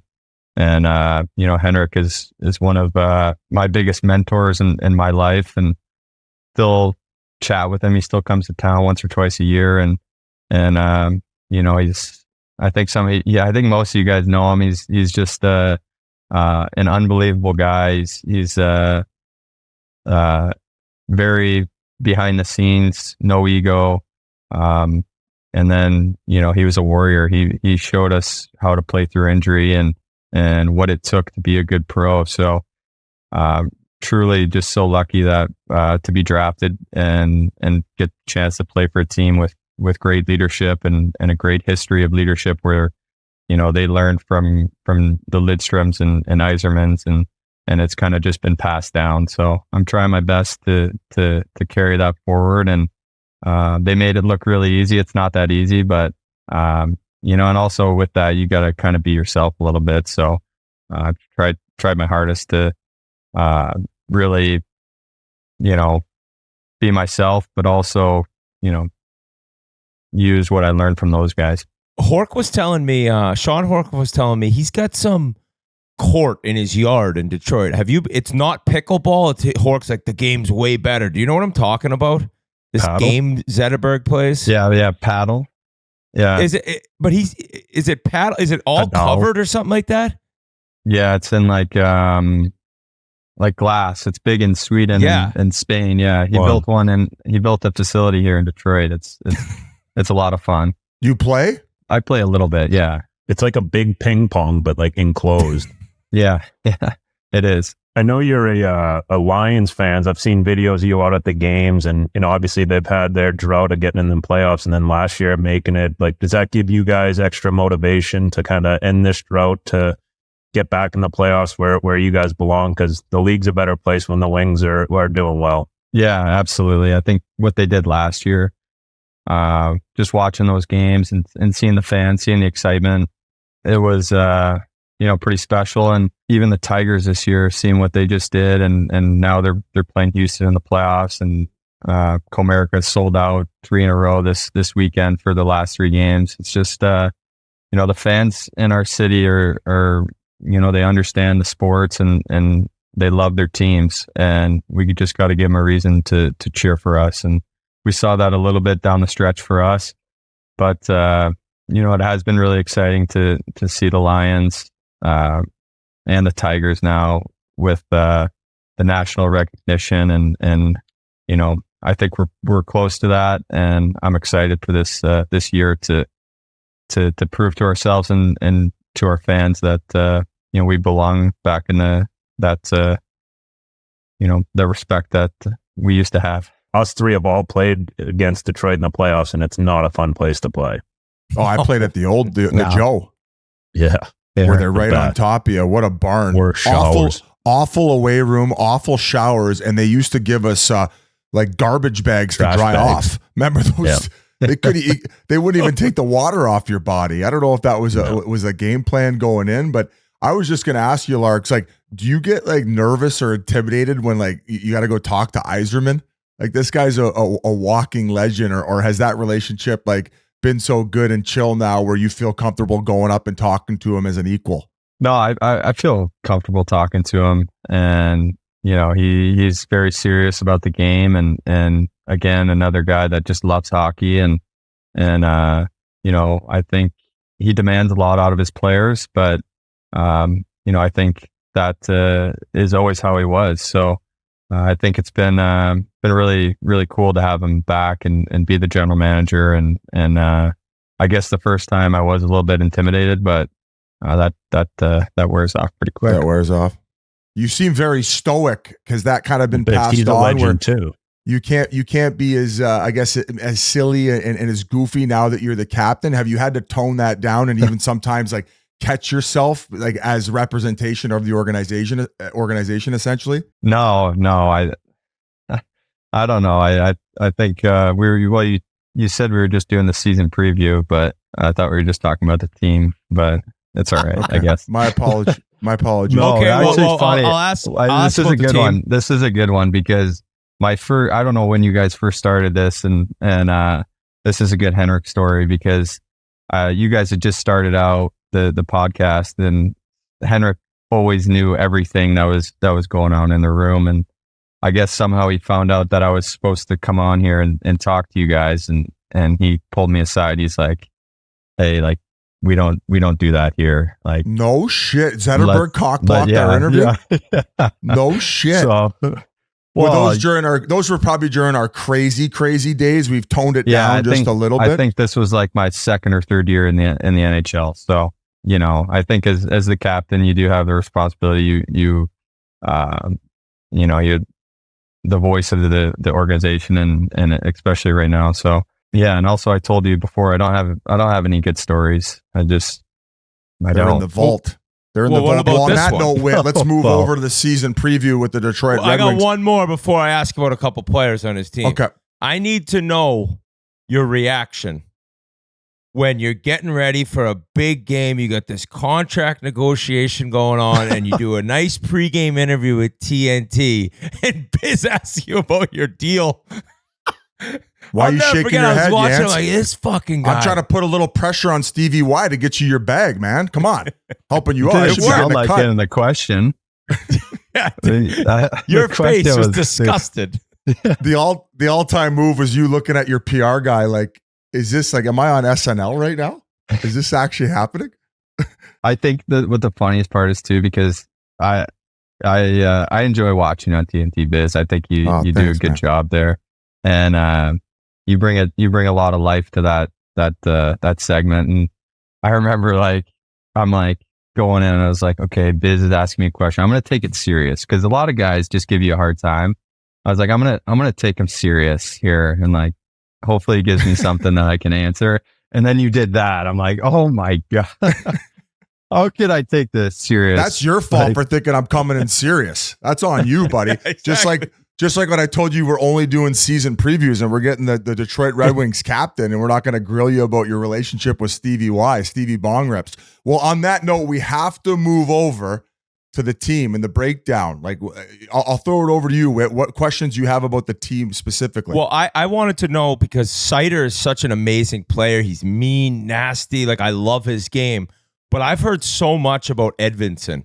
And he's even taller. He skates so well. So I know Detroit's always been smart about getting guys in the minors and really proving yourself. It seems like he's now ready to make that big step. Are you seeing that in camp? And can you describe his game for people who haven't got to see him at all? Yeah. He came and played for us at the end of the year last year when we needed to win. And I was very impressed with how he played defensively. He didn't put up any numbers, but I think he was just, as a young player too, I remember talking to him and he's like, I just want to come in and help you guys win. And as a young player, that says a lot, not worrying about offense, not worrying about points, whatever it is. And, he was really good for us. And, he's 6'6" and he can really skate. I think at some point, there's going to be comparisons to another really tall 6'6" Swedish defenseman in our game right now. I don't want to go there yet, but you can definitely see the potential, and he's going to be a it's going to be really nice having those two guys back there for the next 15 years. That's a good problem to have. We got another Victor Hedman on our hands. Tweet it out, Grinelli. Hey, Post that the took you clip a right while now. to get, Biz. What? That took you a while to get. Lidstrom isn't 6'6". Could you see my hamster wheel going, yeah. Yance? Oh, yeah. That was bad. I want to ask about Seider. Like, not only is he talented, but he's got this mean streak. We compare him to almost like a modern day Chris Pronger. Is that what you're seeing also every day in practice, where he's raising that compete level of the group, where even when you're going against him in drills, he's kind of giving you that little cross check in front of the net, and he's essentially a piece of shit to play against? Yeah, he does push the compete in practice, and especially it's nice to get him here in training camp. He does elevate that, and I think he's just a rock solid defenseman. He doesn't is not the flashiest guy, but I think last year he had 200 hits, 200 block shots, and that's one thing that I've been very impressed with from the day he got here, is just his willingness to block shots and do the little things, be a good teammate. He's an unbelievable guy in the room. So it's just I'm very happy for him, and very well deserved with his contract. And I think another guy that's just he wants to win here, and is going to really be a big leader for us on the back end moving forward. I just wanted to ask you a little bit about DeBrincat, another great American, but I've never seen a guy score from angles that he can. He's a smaller guy. His shot is insane. Like, your power play, just having a guy like that and in his spot where if you get it over to him, there's a chance to score. It's got to just be amazing to see him every day in practice too. Yeah. He's another guy that just he's learned from Kaner and those guys in Chicago, and he loves the game and loves staying out late in practice, working on his shot. We grew up similar age in Detroit, and I remember there was this goalie camp in Farmington Hills where Alex grew up, and if my dad was working in the area, he would drop me off for the day, and we'd just shoot on goalies all day. And Alex was there every day, and like I remember, like I didn't go for a month, and then I came back, and I was like, this guy's shot is unbelievable. But it go figure. Like, he just worked on it all summer long for who knows how many summers, and now he always finds ways to score. He's got a huge, wheelhouse of, like, you can't give him a bad pass. He always gets a shot off, and he can just find little spots, whether it's off the goalie's hip or through the 7-hole. He just has a knack for scoring goals, and I'm excited. I think he's going to have a really big year for us. Imagine being those goalies, D-Boss and the Cat shooting on you all They all summer. quit. Yeah, they're all accountants. That's why Detroit can't get any. They won't even go to practice. Oh, that's right. If you look at like success in playoff teams, like all the time on this show, we're talking about third lines. Like, you look at yours, say it's Kopp, Fisher, and then on the left side, that Rasmussen, and he was a top 10 pick. But one thing I noticed, like last 3 years, he's got more points each season, and he's a monster. Like, could you see him getting into a 50-point guy, like 45, 50-point guy that's physical? Like, is that a guy you could see continue to make the leap? Because people are like, oh, he's drafted 7 years ago, but he's 25. So there's just so much room for growth, I would think. Yeah, I do. And I've always believed in him. And I think, as he's kind of an engine for us in terms of physicality and north-south, playing the right way. He, ended up actually getting hurt last year down the stretch, and even the year before when we were still in the mix. Ras got hurt, and we just missed that physicality and the straight line speed, and I do believe in him to continue to elevate his offense, and just the coaches trust him, so he's going to be put out there more, and I could see him getting a look on the power play as well in front of the net. He's a big body, he's got pretty good hands, so that's what he did in junior, and I could see him doing in the NHL now. The other guy who got the big contract this summer, Lucas Raymond, I felt like last season, specifically second half, he really poured it on. He came out of his shell. what makes him such a special player? And what do you think it was halfway through the year that last year that really propelled him and got him to the level that he's playing at? Yeah, he plays with a lot of grit. I don't really like to call him a Swedish player. He plays more of a North American style. And, I noticed last year in the second half, he was going to get the puck and then hanging on to it and really driving his line. And, I think that's huge for him. He wasn't waiting to get a setup or anything. He was going and doing it himself. So that's what all the big guys do in the league is they get the puck and they take it and they do what they want with it. And I noticed that he started to build that confidence to do that. And then, the numbers were following and I hope he can continue that this year. Well, dude, we thank you very much. I don't know if you guys hit anything else, but I was just going to maybe ask about Tarasenko coming over, another guy with Stanley Cup experience. You add another veteran to the lineup, which, with losing, why are you laughing? Because I said this was going to be 20 minutes and we're nearing 35. No, let's go through the whole roster. Well, let's do it. Let's do it. It's a season breakdown. The Red Wings fans are starving for content. But is that something that, like does Stevie Y ever reach out and say, hey, we're thinking about maybe signing this guy, you think you'd be a good add to the locker room? Does he ever maybe consult you about personnel? And what do you think of the add to the team? Not too much, honestly. Maybe a few times if I've known the guy, but, I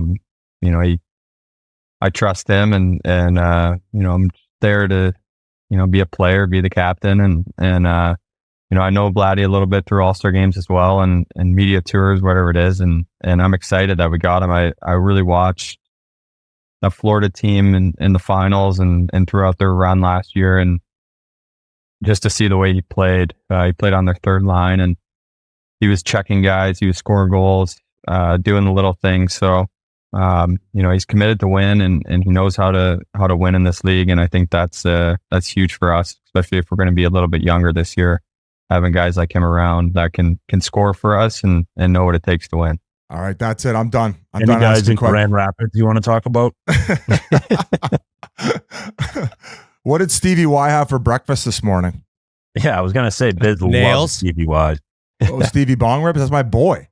That's my boy. I'd be on the scouting staff if I wasn't doing this, like Boyd Gordon. But we can't thank you enough. This is big for us. And when you're done playing after your career, we'd love to get you on to talk about your whole way up, including like your time at the University of Michigan. So good luck this year. Motown deserves to be in playoffs. We need you guys, and best of luck. Yeah, thanks, guys.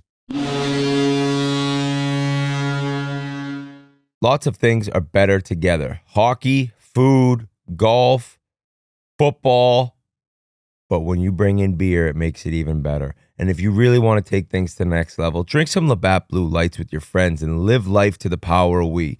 Nothing beats getting ready for a tailgate for a big NFL game or a big outing on the golf course with three of your best friends. And what goes into preparing for that? Going on a beer run and going to find your Labatt Blue Lights. Take a page out of the Labatt Blue Light book and enjoy your beers together so you can live life to the power of we, enjoying the best beer that we've ever tasted, that got us all through Chiclets Cup, that gets us through Sandbaggers, and always has us having a great time with all our buddies. So Labatt Blue Light. Find Labatt Blue Light at labattusa.com/finder. Thank you so much to Dylan Larkin. And Red Wings fans, I'm on board, baby. I'm on board, baby. Red Wings are getting in. The time has come. So so who didn't you have making it in this division, or did you have? I didn't have Buffalo making it. I didn't have Ottawa making it, and I didn't have Montreal making it. So you have 5 teams in the Atlantic making it, and only 3 in the Metro. Yeah, Devils, Hurricanes, and Rangers. Yeah, I went with 5 from the Atlantic. You think the Iser plan is finally taking shape? I do. I think this is it. I think this is the year. Now part of it, I'm not gonna lie to the audience. I love the Wings. I've always loved the Wings. My first NHL jersey. My favorite player was Steve Yzerman. I have a passion about the Wings being good. The 90s and early 2000s Wings. The Wings who beat me. The Wings who crushed my dream. The Detroit Red Wings need to come back, and I think they're going to come back, and I think this is the year. How do you think they're going to do that, Jans? And you agree with him? You have the Detroit... I do. I want them in. I do have them in. The goaltending was just the biggest question mark, but I have them in. I think I think Larkin coming back, I ran into him this summer. He looked amazing. I think he's going to have a monster year. Just excited to get back on the ice. Those guys, I think, obviously signing Raymond and Cider. Yeah, Cider. Like those guys, their cash is in now. They can just go out and play good hockey. Those kids, they're absolute studs. They're fun to watch. The goaltending is the only question mark for me. But I'm with you, Whit. I have them in. Were you guys surprised that Patrik Kane came back? Did you guys think he would maybe end up on a team that had a little bit more of Stanley Cup aspirations? I wasn't. I think he knows. I think he knows that they're getting in, and once you get in, anything can happen. And I think that after it was so much noise, and he goes to the Rangers, and then he needs his surgery, and he's waiting, and he signs with Detroit. I'm guessing for him, it's like, I can't do this again. I can't start over again. It was the media craze in New York, and then it was the media craze in Detroit, and like, I feel settled in. I like where this team's headed. I like being a part of this team, and I want to stay here. And so that's, for me, it was more like, just relax. I know what I'm getting into here. I know these guys. I believe in these guys, and I don't want to move again. I mean, they missed by what, 1 point last year? Yes. And they went on like a 10-game skid too. So like that's and now you can't probably rely on DeBrincat having a start like that. Like I hope they relying on being a little bit more consistent, because he got off to an insane start and then in the back half of the season kind of disappeared. So that can't happen. Yeah. So between him and Raymond, currently listed with Dylan Larkin, like that's obviously an NHL first line. Yeah. And then all of a sudden, I like JT Compher. I really like what he provided the Colorado Avalanche. I think he's a great two-way center. I think he can play a penalty kill. I don't think he's a power play guy, but he can kind of just focus on playing a good 200-foot game and then also distributing to 240 goal scorers in Patrik Kane. And then currently they have Vladimir Tarasenko on his left side. So you bring in those guys with Stanley Cup pedigree, experience, and also I think a lot to prove in the back half of the career, whether they can keep their game at that level. I also think they bringing in Eric Gustafson, dude, he was very good for the Rangers last year. They got him at 2 years, $2 million per year. He had 60 points 1 year with the Blackhawks. He has a rocket, and like you got Cider, you got him, you got Edvinsson. Is Sherratt solid? It's the goaltending, no doubt. That's the question. Yeah. But I just think this is the year, after being that close last year and how hungry Larkin is and how long he's been there and the drought the Red Wings have been in. That's my team of the Viagra Triangle to break through. Yeah. Wow. I have them not making playoffs, although I think that the Yzer plan is taking shape. I think they're going to get one step closer. You could say, well, how is that even possible? They missed playoffs by 1 point. I just think this division is too strong, but you're going to really start to see this core group take shape. And when they do finally address their goaltending situation, whether it's Costa coming up, the 6'7" goalie. You saw him play in the WHL. I saw him play in the WHL finals with the Edmonton Oil Kings. But at a certain point, you got to address the goaltending position, boys. But they're not necessarily in panic mode to figure that out yet. Or maybe Joseph Wall. Maybe, just maybe, Yzerplan has a trick up his sleeve, and they will address that at some point by bringing over Swayman. Oh. I'm hearing rumblings, according to my sources on Twitter.com. Whoa. All right, well, there goes the Detroit Red Wings season preview, and now we can throw it over to the last team in this division, the Montreal Canadiens and Kirby Dach. Great guy. Fuck. That's what he loves to say. Kirby Dach, we brought him in. Let's go. Enjoy. We are now welcomed by a very special guest. I don't know if it's your second or third time on the show. Fuck yeah, brother. Kirby Dach, the Montreal Canadiens. What's going on, dude? Long time no talk. Yeah, it's been a while. Usually I run into you guys in the summer in Edmonton, but no, not this summer. Well, hopefully at some point you're playing in the summer when you've been running into us, and it seems like some special things are happening in Montreal.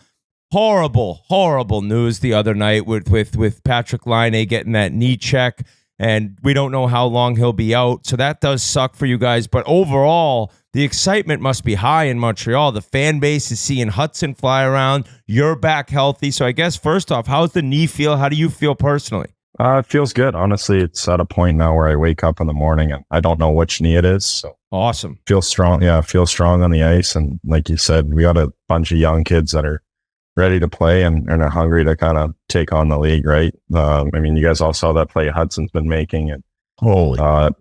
yeah, that sausage pass was nuts. Insane. And we got, I mean, even some of these other kids, that Oliver Captain that's come over, he's been great. Adam Engstrom, Logan Mayu, like the list kind of goes on and on for young guys. And obviously you have guys like Slav that have taken steps, and Gooley and Arbor, right? I mean, you got Adam on, got to meet him a little bit. Nail gun. And yeah, that guy's, He was he's so snapping different. the other night in the box. He was like, fuck you and Oh, yeah. everybody, man. He's got a short fuse. Yeah. Yeah, I didn't see the box when he threw the glove until after the game, and then I had a nice little chuckle. But yeah, that that guy, that guy had it he had it coming kind of, and Arb just kind of wires crossed. Speaking of that hit on Laine, like obviously it's terrible, but what I liked is from your team, obviously a younger team, but everyone getting in the mix after that, fighting. Obviously Arbor's the guy kind of mixing up the most, but it just showed you guys are coming together as a team. Probably something that Marty's been preaching since day one. And can you speak a little on that? Yeah, Marty always says if one goes, all five go. It's a pack mentality, and we're there to protect each other. And I think, like you said, we're all kind of growing up together too. We're all young and spend a lot of time together away from the rink, and it definitely helps on the ice when you see your buddy go down and you want to go to war for him. So I've been last season early in the year. I was somebody hard on Slavkovsky, kind of questioning his hockey IQ. I came on at the end of the year and gave a big mea culpa that he turned everything around. He's so big and strong that I think that's the major difference, is he can just get to the net.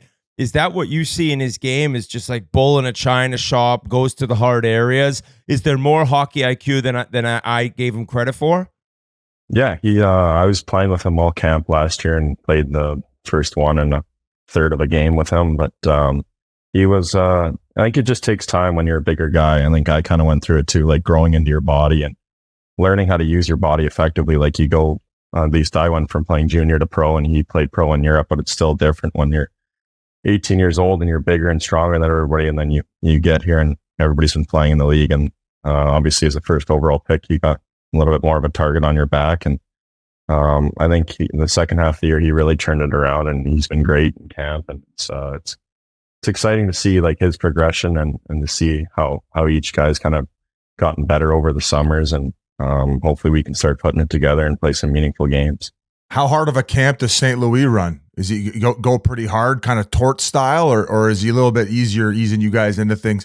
You don't want to be hurting the groin too much going into the regular season, 82 game schedule. Like my first camp when I got here was hard. We had the tort skate.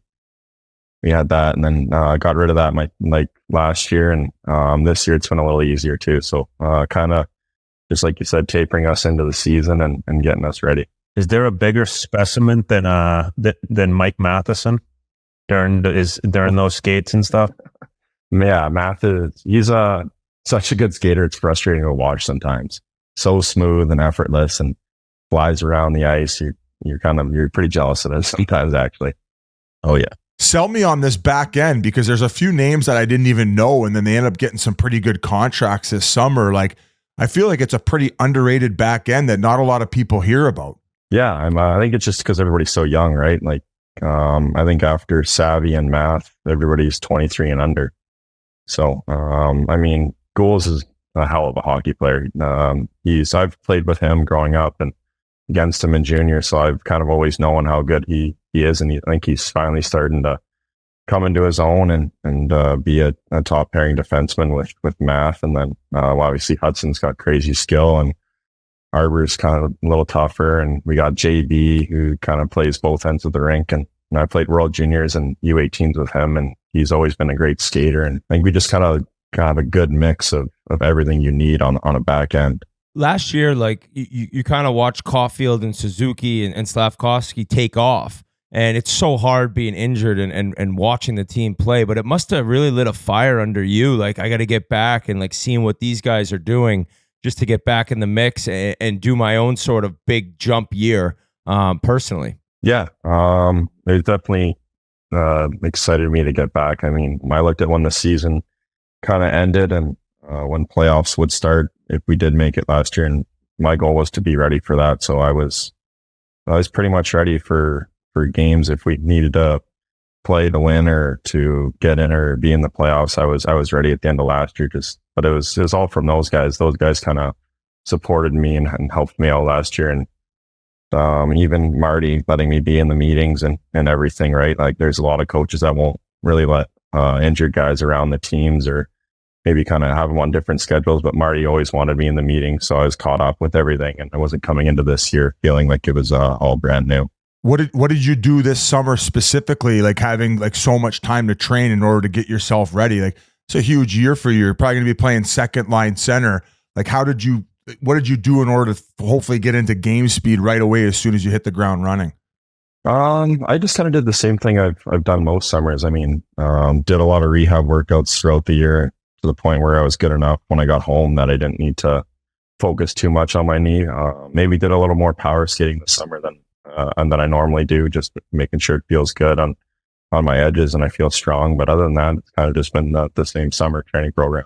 One thing I was excited for your team, probably the most excited for, is your power play. You got the young kid, Hudson, and obviously losing Laine, it hurts a little bit. But just talk about what that unit could be like. You got big bodies with yourself and Slavkovsky and a true number one up top, kind of running it. I think we got a lot of guys that can play in a lot of different situations on the power play. I mean, that's a nice thing, is to have options if it's not working to change things up. But at the same time, it's nice to be able to snap it around. And I think we had like 10, maybe eight or 9 or 10 opportunities last game against Toronto, obviously, and didn't score, but definitely felt like we were moving the puck around well. And eventually those things will just start to click. I mean, it takes time to build a good power play, and we're definitely trying to do that here. When did fuck leave your vocabulary?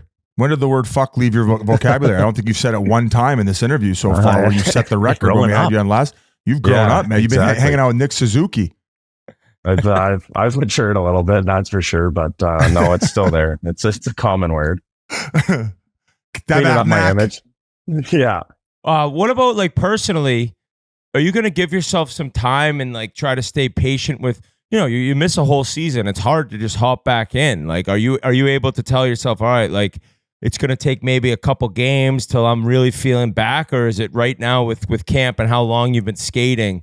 You're raring to go and looking that you could be full health right off the hop, even though you said they feel the same. It's just different when the games start. Yeah, I think there's definitely a grace period. I kind of went through it with my wrist after the World Juniors. I thought that I could hop right back in and not miss a stride. And so there's definitely a grace period there, but I definitely expect a lot out of myself and to help the team win this year and try to be a driver on this team. I got a little different of a question, but I think you played in Chicago and Montreal, two of the best anthems. Obviously, one's American, but one's the French one. And don't be biased here. I just want to know which one you thought kind of got the people going a little bit, even more so. Honestly, I love the anthem in Chicago. That one is my favorite, even now playing there as an away player. It's pretty cool. It's pretty special. But like when they do the English, French here in Montreal. But I think my favorite thing, the anthem or before, is the coming out to Coldplay's "Fix You." That's every time I get the chills. Yeah, it's awesome. That was the best. I was always a -4 there. Have you learned French? Do you try to speak French? Being a Western leaguer? No, I don't try to speak any French. I know a few words that, like you said, like tabernacle, and a couple of those ones. But other than that, there ain't too much French in my vocabulary. That WHL education, maybe not the best. Yeah. A lot of hockey focus out there out west. Yeah. Throw both ways, enjoy your beers, but not a lot of Rosetta Stone. Exactly. Well, I guess we could let's talk about Suzuki. A pretty quiet guy, very unreal player, great leader, just very soft spoken. Is that how he is behind closed doors as well, or do you find that he opens up a little bit more and maybe adds a little bit of humor to the locker room? He just definitely quiet, but he's opened up a lot more like in the past couple of years, and I think he's become a really good leader. Honestly, he knows when to speak up, but it's not one of those guys where they're kind of on you all the time, but when he does speak, everybody kind of listens and tunes in, right? Like it's very meaningful when it comes from him, and he doesn't need to say a whole lot, and he kind of leads by example with his play and always doing the right thing on the ice. But when he does speak up, it definitely catches everybody's attention. And I just want to go back to St. Louis a little bit. Like, it's obviously been said that he's a player's coach, right? He works with you guys hand in hand. What's your experience personally been so far, especially him being patient with the fact that you've been sidelined? Like, what's your relationship with him, and how much has he helped progress your game in the little time that he's been there? He's been awesome. Last year, he definitely made it a lot easier. Pulling me into the meetings, I was kind of around him quite a bit too, and picking his brain and just kind of being personable. I think that's the nice thing about having Marty as a coach, is that he's able to kind of take the game out of it and just have a one-on-one conversation with you and check in to see how you're doing. And definitely goes a long way, even if it's just a quick hi, like, how you doing? What are you up to? All that kind of stuff. But he's been great. He checks in a lot in summer and makes sure that everything's going good. And if he does have a hockey question, then he kind of leads into it, but it's just not hockey all the time where it's hard to have a conversation with him. I knew this would happen after seeing Laine Hudson at BU, that he'd go in and there'd be clips and moves and passes that like went viral, and sure as shit, the saucer pass, some different one-on-one plays against Toronto in a preseason game. Has it been exciting for you to see? Like, have you almost been shocked a little bit not knowing much about him coming in? Yeah, I mean, you can watch all the highlight tapes and all that stuff, but until you see it in person, it's really different. My hips hurt watching his hips do what he does on the blue line and get around guys. But yeah, he's been as advertised. It's exciting to have a guy like that, and it's even cool when he gets the puck in the Bell Center and the crowd kind of stands on their feet and start cheering. It's pretty special. People, some different opinions online about Laine showing up with those cow pants on for his first day in the Montreal locker room. I don't think Commodore was a big fan. Has he given in you any style tips, or how do you feel about him walking in with all this crazy gear on, kind of like the NBA guys do? From Fort Scott, dude. He can't be wearing that. I know. He's got the exactly. Carhartt. That's why I'm asking. Yeah. No, he's got his own style. I mean, it fits him. I don't think it would fit me at all. I don't think I will be taking style advice from him. Yeah, I got no comment on the pants. I mean, he pulled them off, but I couldn't pull them off. What do you make of the fedora that Wi-Fi brings in, or Arbor? I don't want to offend your fans anymore. They've been going at me at line for calling him that. What do you make of the fedora? Do you guys rip on him? Yeah, he gets it quite a bit actually for most of us. And he's good about it. He eats it and he'll give it back, but he definitely gets it the most. And with some of his suits that he wears, you were just like, what are you wearing right now? You've gotten to be on 2 Original 6 franchises. Like Keith mentioned the anthems, but Montreal is just different. It's similar to I guess Toronto, but maybe even crazier sometimes. Like, have you noticed anything that's intimidating, like going out and not being able to kind of be out to eat without getting recognized? Like, what's it like being a member of the Montreal Canadiens, dealing with the off-ice pressure and just kind of, I guess, the love of the team from the fan base? Yeah, you got paparazzi following you around and shit? Not all the time, but sometimes, yeah, there's a few people that show up. But no, it's great. They're awesome with us. We get recognized quite a bit. I mean, we're really the only sports team in the city, but they leave us alone until like we're kind of done our meals and we're walking out of the restaurant to kind of come up and ask for a picture or an autograph or anything like that. But the support from them has been unreal. I mean, for a team that's kind of younger and going through a rebuild, the fans haven't quit at all. They've been there every game and definitely helping us out. Who would you say that the press paparazzi is the most obsessed with? Like, who are they posting the most about? You guys joke about it in the locker room? Are you aware of it? I feel like Caulfield would be a big name. Yeah, we're aware of it. I think we're young. We spend a lot of time on social media, so those kind of pictures when guys get spotted doing something that they could try to hide from us and they get caught doing it. But I think like I've been the victim of it a few times. Cole for sure. Slav. I think Slav might get it the worst, honestly. Really? Yeah. I mean, like he's the man in Slovakia. He's the man here. Like he definitely has it the worst. Yeah, he's a good looking cat. I could see that. Yeah. He looks like a Witt machine. was ripping on him last year. I was carving him. But that's a good thing. If I'm carving you, sure as shit, you're catching fire right after, Biz. You know that. Exactly. Doc, have you seen the clip of that scout basically saying that like this guy is going to be the next great one? Have you seen that in the war room when he was dropping some knowledge about his past and how he went to the Worlds at such a young age? He lit it up there. It's like never been done, and he set a precedent. Have you seen the clip? Yeah, I haven't seen that clip, but yeah, I mean, we could all tell Slav was going to be special right away.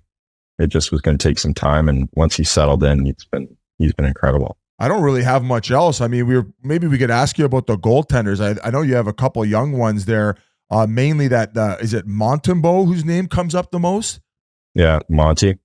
Snacks. Yeah. What do you call him? Slegs? Snacks. Oh. Why Just snacks? chubby?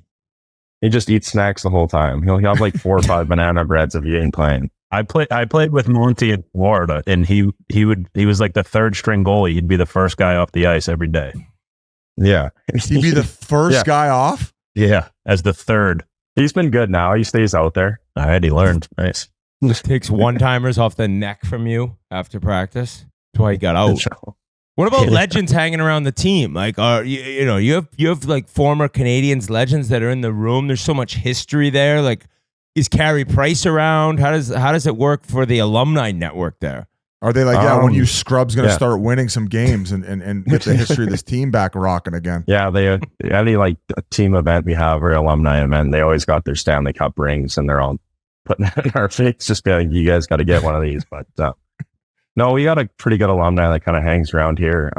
Carey's kind of in and out sometimes, but we actually have a sick alumni like locker room at the Bell Center for them to like eat before games or grab drinks and stuff.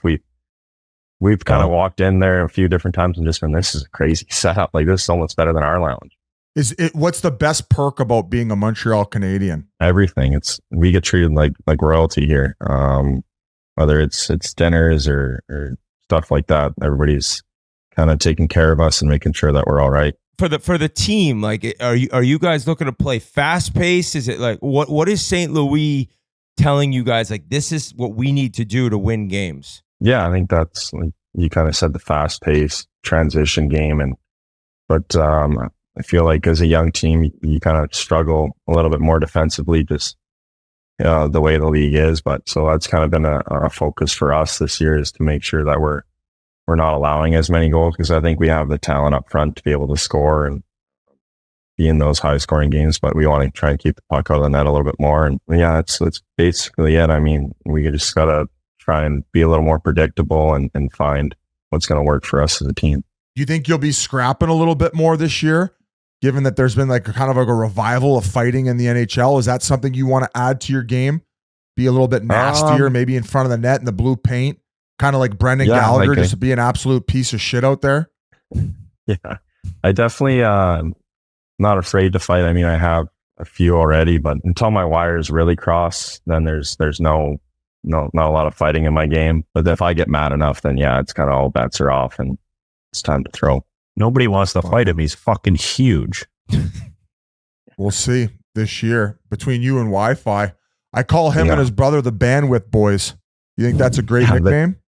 Florian? I mean, we've been calling them the Bash Bros. So we kind of want to see them in the game together, just to see the mayhem that'll ensue on the ice. Florian skates well, doesn't he? Yeah, he does. He's actually got pretty good hands in tight too, and can make plays. I mean, I think he had like 30 goals last year in junior, I think.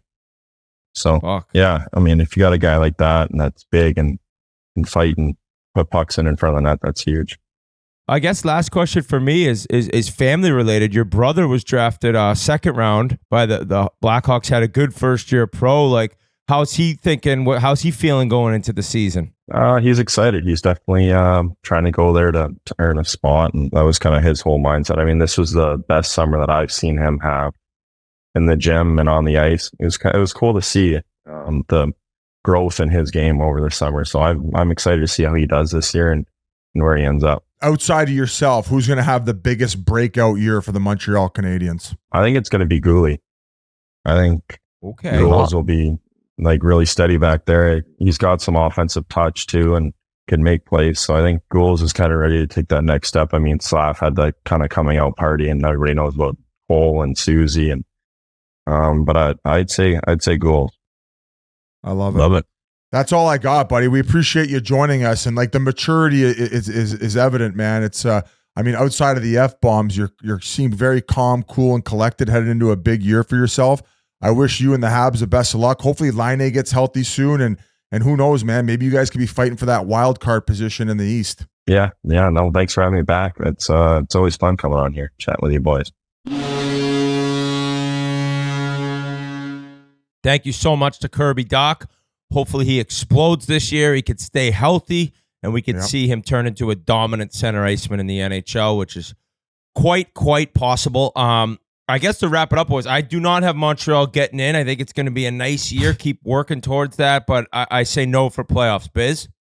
Yeah, a little too early in all these young guys' development, and that Atlantic's just so strong. Like currently I have Detroit ahead of them making playoffs if they were to.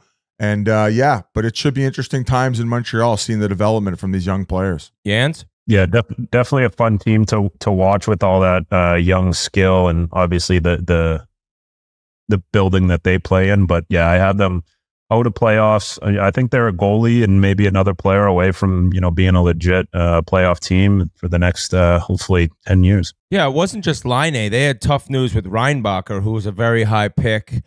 Played in Europe, came over last year, and then I guess he got injured too. So that sucks for that team. But with the amount of prospects they have, he mentioned that Logan Mailloux, and then Fowler, the fucking goalie of the future at Boston College. Yep. Fowler, the guy I was motherfucking all year as he dominated BU. So at some point he'll be there. Maybe try to challenge Snacks for that number 1 gig in Montreal. And that wraps up our Atlantic Division preview. But oh my God. Am I glad that we had to break this recording up from Sunday to Monday because the Atlantic Division is still on fire, notably in Boston, Massachusetts, where Cam Neely broke the internet today and in a press conference when asked what's going on with Jeremy Swayman, said, I'm not going to get into what their ask is, but I know that if I was him, there's 64 million reasons to play right now. Whoa. An amazing difference from Don Sweeney, who was like, I want to keep everything out of the public. And then the spitting up on yourself joke came from that. And all of a sudden now it's switched where, okay, Cam Neely's thinking, I'm going to say what we offered. Whether that's true or not, I'm not here to say. But Biz, what do you think about a president getting out into the media and no matter what you say, it's turning the player into the bad guy in the fans' eyes? Would you agree? Sand through the hourglass. These are the days of our lives. This is a fucking soap opera at this point, and I love every goddamn second of it, considering I'm not really involved in it, right? You are. I'm not. I just get to say my piece on the whole thing. Now, you talked about maybe rounding up the number. Are you hearing rumblings that he's a little bit off as far as to what they offered? Actually offered? Yes. Possibly. What are you hearing or rumblings as to what Swayman has been offered at this point? 62 million. Okay, so not quite 64. So that would now be still now if that's true. If that's true, I don't really get why he wouldn't say 62 because fans in their mind, what do they care? They don't care. Wow, if you said, it's buddy. No, it's that little difference. It's mental warfare with public opinion. That's what's happening right fans, now. Fans is it's hearing the number 62 million. It's hearing the number 64 million. I don't think it's AAV the fans look at. It's like, wait, you just said you've offered him 64, whether that's 64, 63, or 62. Fan bases right away are like, buddy, I'm making 70 grand a year working my cock off my torso. Right. And this is what this player is turning down. And I don't want it to get it twisted here too, because I've been pretty adamant over the last month here that I think there's a sweet spot in there for both parties to be happy. I've thrown out, I think 8.65 easily gets it done per year. Then I threw out, let's go here. Enough's enough. 8.5. Let's hug it out and just fucking move on business as usual.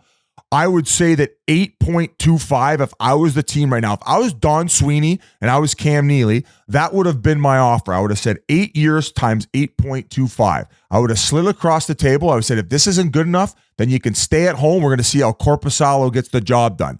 I'm getting called by your close buddy Foley online a bootlicker.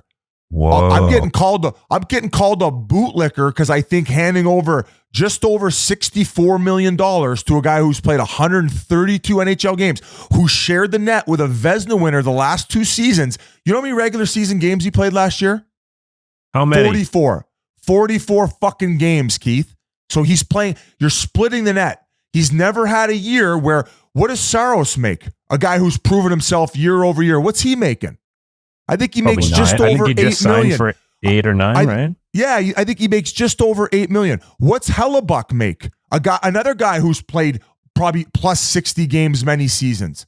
He just signed for about 8.5 in last offseason. Saros makes 7.74, bro. Well, there you go. You just made my point for me. What does fucking Hellebuck make? So I'm saying is, Hellebuck took a discount too, I think, like 8.5 maybe. Right. So I'm saying here is, what does Swayman want? Does he want money and security? I just don't feel like you can have both, because some people are saying, well, Shesterkin's going to be asking 12 and that's going to be where the market's at. It's like, Shesterkin's played more years. He's played more games. He's got a Vezina trophy. That's not your fucking comp. That's not your comp. If you want to do the Toronto Maple Leafs Austin Matthews style deal where you do a 4 or 5 year bridge deal, then do it. But you're not going to be getting that type of money because you just don't have that much leverage. He had an incredible year last year. He won the net over from a Vezina winner. Does he get a little bit more leverage on the way they've handled it with trading Allmark first? Absolutely. But in a world where if they offer 8 times 8 and he wants to sit at home, he will get zero sympathy. Zero. I'm not a bootlicker. I agree with that. This is a player's podcast. I want Swayman to make every goddamn dime. But I can't consciously sit here and say that if I was the GM and I slid that over and he didn't sign it, I'd be saying, buddy, go sit at home. And I tell him that to his face. Well, and you got to be careful. You got to be careful in this situation too, Whit, because look at how much success their goalies have had over the past. This is a system. This is a system type team that helps their goaltenders as far as their numbers. Is it carrying them? Absolutely not. He helped them out big time come playoff time. And that's why I think he deserves the security of being their guy in the future. And if he wants to make $12 million in a few years, then sign the fucking bridge deal they handed over and go get your big payday if you want. 8 times 8.25, get the deal done and hug it out and let's go back to business. I think that if the offer was, say, like 8 times 7.8 or 7.9, which isn't 64, but it's right there, that could be something where the Bruins look at it like, this is above what Saros just got. So that's a legit gripe and a legit argument from the Bruins' sake. My only thing is, I don't get the reasoning behind like giving your offer public. Now, part of it could be like, everyone's all over us. Everyone's all over Cam Neely and Don Sweeney. Get this thing done. What's going on? And we want to flip the tide here. We got to get the narrative switched up here. But like, what does it do in the long run? Like, I Foley actually texted me like, does this have like lasting effect if he does sign after? I said, I don't think so. I mean, no. All of a sudden you're signed. They're giving you millions and millions of dollars. You're all of a sudden, boom, back as the starting goalie. Who knows emotionally or relationship wise if it's ever the same? But I see why the Bruins came out and said what they offered, but it just creates more headaches as of right now to me. Like, but because it gets people from a media perspective and fan perspective saying, because the only numbers that they had heard up until this point was the 4 years times 6.2. And then the other numbers they heard was they were asking for the McAvoy contract. So now the Bruins are saying, listen, fan base and everybody else who has an opinion, we're being reasonable about this. Saros, who you just mentioned, Whit, how many games has he played over the last 3 years? 3 years ago, 67 games. 2 years ago, 64 games. Last year, 64 games again. Career average save percentage, 2.63. Or excuse me, that's goals against. 2.63 goals against and a 917 save percentage. So if you look at their numbers, pretty comparable. And Saros has been able to sustain that over a larger amount of time with probably not as good of a team in front of him. And he's had a bigger workload. So we're offering this guy more money with way less of a sample size, way more of a risk on the Boston side of things. And I just think that you're saying, well, what does that prove? It's like, well, listen, man, I have no problem helping out Swaymans camp by saying that bridge deal offer was bullshit, and then not talking or communication over the course of 3 weeks in the summertime to not bridge this gap is bullshit on Boston side. If that isn't in case true, I just have to give a respectable opinion up here in the sense of, now that I know that Boston's, let's say their final offer is 8x8, take it or leave it. I don't know, man. I think that you're playing Russian roulette if you're Swayman, in a sense. If Korpisalo gets off to a hot start, man, your leverage is going to keep going down, down, down, and the public opinion is not going to be pretty. And at that point, it's like, if it's getting ugly, maybe there is a trade in place. Yeah. So I don't think they can trade. I don't think Neely lied about what he brought in. I bet they did it just to kind of be like, all right, here's what's going on. They're probably sick of being asked the question every single day over and over. They're probably getting questions from the guys on their team, media, going to restaurants. So he's probably just like, hey, listen, this is what we offered him. It wasn't a take it or leave it. Obviously, there's room for negotiation, but you have to think, I mean, this just happened. Like, my guess is a deal could get done today or tomorrow. Obviously, I have no intel on that, but when I saw that number, if that's what they did offer him, they got to be around the same price, right? Because Swayman's not going to sit there and be like, okay, I need 10 million, when, realistically, you would list off those other goalies that you said in the same ballpark that are making around the same. So I think for him, it's just kind of does he want to be there? Does he want to be there long term? And if he does, then this deal should get done within the next couple of days. I can understand the frustration from Swayman based on the arbitration, based on the low ball offer. There was other rumblings we talked about at the beginning of this podcast. It was recorded yesterday about maybe some stuff involving the Worlds after Boston's season had ended, where there was, some disagreements on Swayman maybe going over there and playing. So there's other factors as to why Swayman and his camp are riled up. And I can understand that.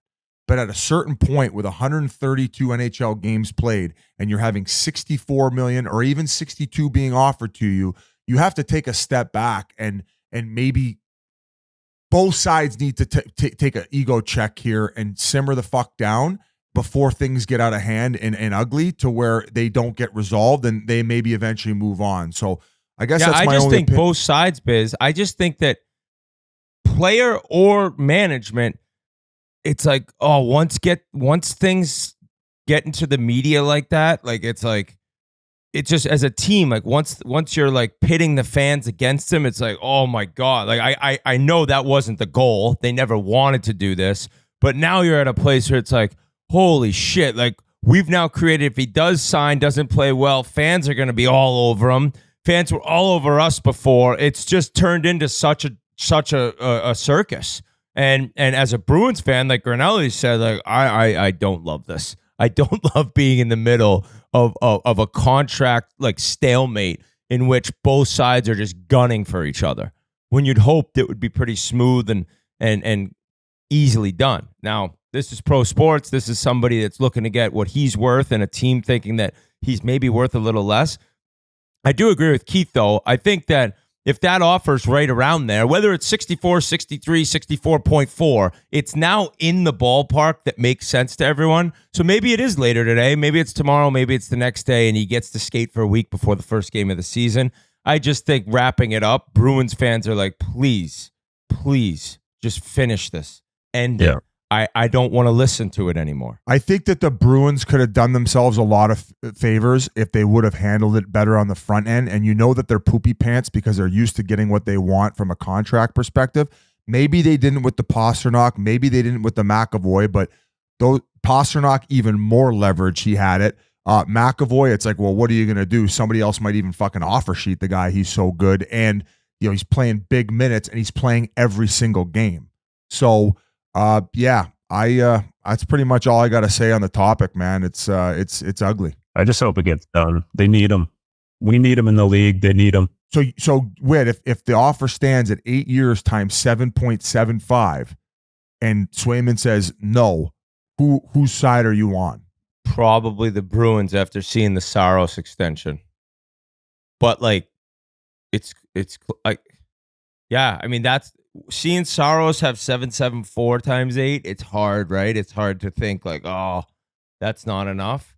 But I also get the player trying to get every penny possible and thinking it's like 8 times 8 will get this done. I don't know, dude. At this point, it's like I have no clue what to think. I really don't. I just know one thing, that the Bruins are way better with him as their goalie. Swayman's also 4 years younger than Saros, if that. Yeah, but he doesn't. But he's not UFA, so it's like it's so different. Yeah, that's the thing. It's like chip away at all the type of leverage that Swayman doesn't have compared to these other goalies, and then that should factor in even more so. Yes, I'd be excited if he was 4 years younger, and has more of his prime to play. But it goes back to this. Then sign the bridge and then go get your payday somewhere else if you're that good and that confident. Like Shesterkin, how many years has Shesterkin been in the league? I think he's played at least twice the amount of games. So he's been doing it. I don't want to hear this comp between him and Swayman. We're talking about a Vezina winner who carries the fucking New York Rangers and has done it the past few seasons and has played more time and also has, I think, a little longer of a track record come playoff time. Not to take anything away from Swayman and what he's done in playoffs, but Shesterkin has more of a sample size and more of a body of work. And funny enough, Shesterkin wants Swayman, like the higher the number for Swayman, the more Shesterkin makes. I don't think Shesterkin gives a fuck. I think Shesterkin's like, somebody's going to pay me that. I'm the top 3 goalie in the league year over year the last 3 years. Yeah. So that's all I got to say on that. It's been a drama fest for the Boston Bruins over the last month. We appreciate them because it gives us something to talk about. Oh, folks, it's Busy Boy here reporting live at 6:04 Vancouver time. And right now, Woody Boy's sleeping. It was a long week for us at the Barstool offices. And we have some more breaking news on this Swayman controversy. And that's what we can call it at this point, G. I think it's fair to say that there is so many moving pieces. I don't know what or who to believe. It's a shit show is what it is. But I'm going to read you the latest statement. So this afternoon, Cam Neely comes out at the press conference. He gets asked a question. And basically the answer is, why don't we just roll the clip? Since you say you were surprised, Cam, can you share any other specifics here, be it what his ask is in terms of dollars or term? Well, I don't want to get into the weeds with what his ask is, but I know that I have 64 million reasons why I'd be playing right now. So later on today, this is from Louis Gross, who represents Jeremy Swayman, his agent. Normally, I do not release statements or discuss negotiations through the media. However, in this case, I feel I need to defend my client. At today's press conference, 64 million was referenced. This was the first time that number was discussed in our negotiations. Prior to the press conference, no offer was made reaching that level. We are extremely disappointed. This was not fair to Jeremy. We will take a few days to discuss where we go from here. So, basically, Jeremy Swayman's agent is saying that is not factual, that the Bees never sent over that type of number, which would assume an 8 times 8, right, G? Yep.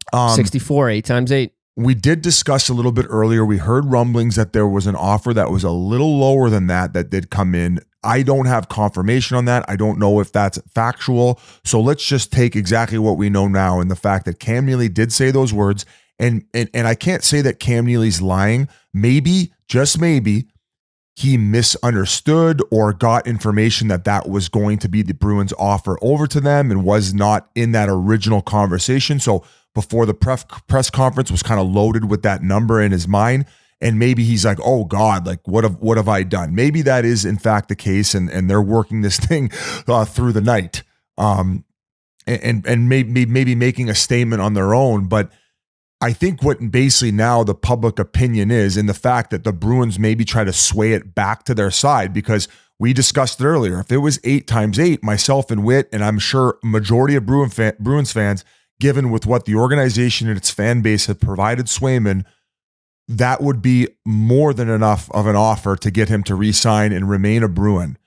My feeling is that this is an organization that in the past, they have locked in these superstars and these people that have meant so much to their organization, and guys that are going to go to the rafters at very fair contracts in which they've outplayed. Then all of a sudden, you get a guy like Pasta who's proven himself time and time again. That they got him for market value, right? That's not a bargain by any means. That's today's standard. And then obviously the McAvoy deal, and that's today's standard. There's no bargain there.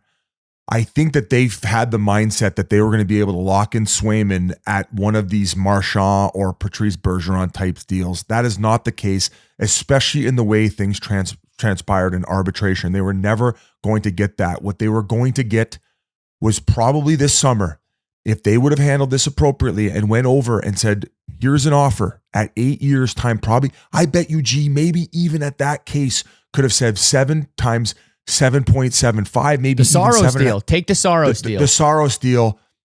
And this is all we have, but you're our guy. You're our goalie of the future. This is 8 years. No, they never did that. They basically gave him the 4 times 6.2. And I know the discrepancy on the lack of communication over the 3 weeks wasn't that they were ignoring his phone calls. It was the fact that they didn't speak. But to hear that when you want to lock in your future fucking goalie is ridiculous. And in trying to gain back public opinion and throwing out that number, and now hearing that offer never came in, is just catastrophic in my opinion, to the point where I actually think that there's a trade that is going to happen as a result from this. Biz, I actually feel the same way, and I never thought that until this point now, but it finally, reality is hitting Bruins fans, and all my Bruins fans group chats are starting to say the same thing. How can they fix this? You know what I mean? If 8 times 8's not getting it done, how can they fix this, especially with all the past shit? And then I have a question for you too. So Louis Gross's agent obviously represented William Nylander during Nylander's lockout. Now, there were some talks that I saw some reports that he was withholding information from William Nylander, and then once Nylander and Dubas had a conversation, they got the deal done. Do you think that's something that could be happening here with him and Swayman? Absolutely correct, and that's a good point. So some people are currently right now questioning what's true from Louis Gross's side. I don't know. I'm just telling you guys what's being said. Obviously, we throw our own spice in it, and I think you guys understand when it's our spice. From what I heard was William Nylander regretted holding out that whole time. Wish he just would have signed the deal that was presented to start the season and avoid all the bullshit. And that he didn't even essentially, like you said, need the agent to finish the deal, where once Dubas and William Nylander got on the phone, that's when the deal ended up getting done, and he just wasted his time. So I don't know this agent. I don't know Louis Gross. I don't know what type of methods he has in negotiating, and I don't know if maybe some of the ways that he approached the Nylander situation are being used now. All I know is that they are denying the fact that $64 million ever came across their desk.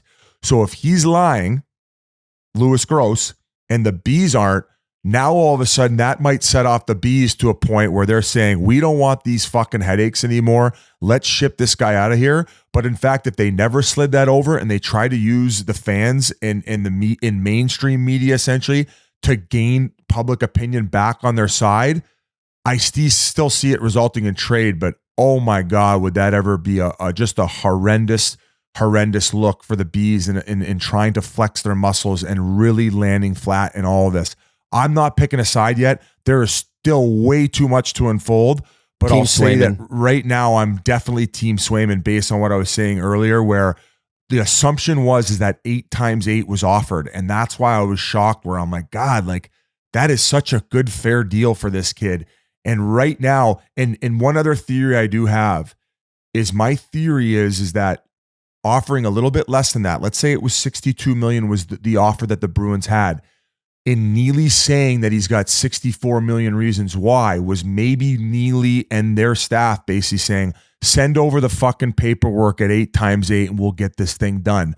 But now they're getting a little bit more slimy on their side based on the sliminess from the Bees side. So I think this is extremely, extremely ego-driven at this point. And that's why I didn't think that Neely was necessarily lying. That was basically them extending their hand saying 64 gets this done, you motherfucker. Get your guy in a camp and let's get this cup contending team moving.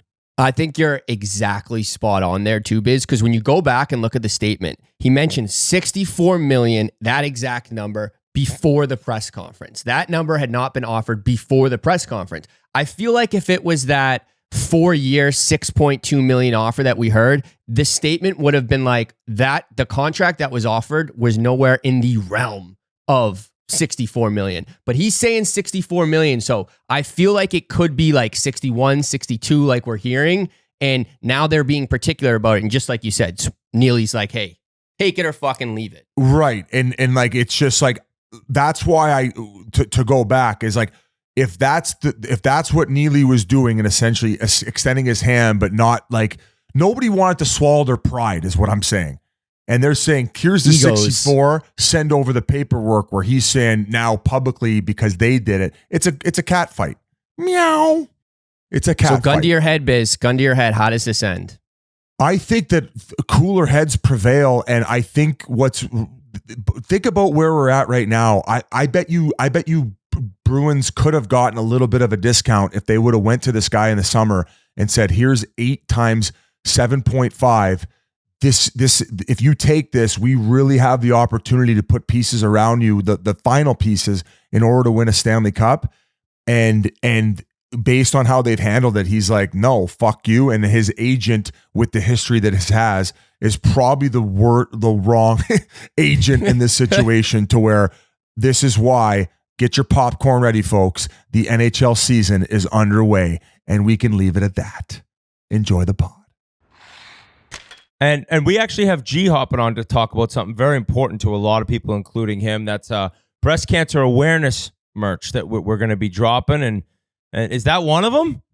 No, this is the Mississauga Steelheads breast cancer awareness jersey that they sent to me a couple of years ago. Cool. So I figured I'd rep it. But yeah, like you said, October 1st kicks off Breast Cancer Awareness Month. And as you guys know, most people know, my mom and fiance were diagnosed with breast cancer this past year. So we're going to be releasing tons of pink Spittin Chiclets gear all month, with 100% of net proceeds going to the Breasties Foundation. So the Breasties Foundation, very cool. It's helped my family a lot over the past years. And that started for people who've been affected by breast cancer.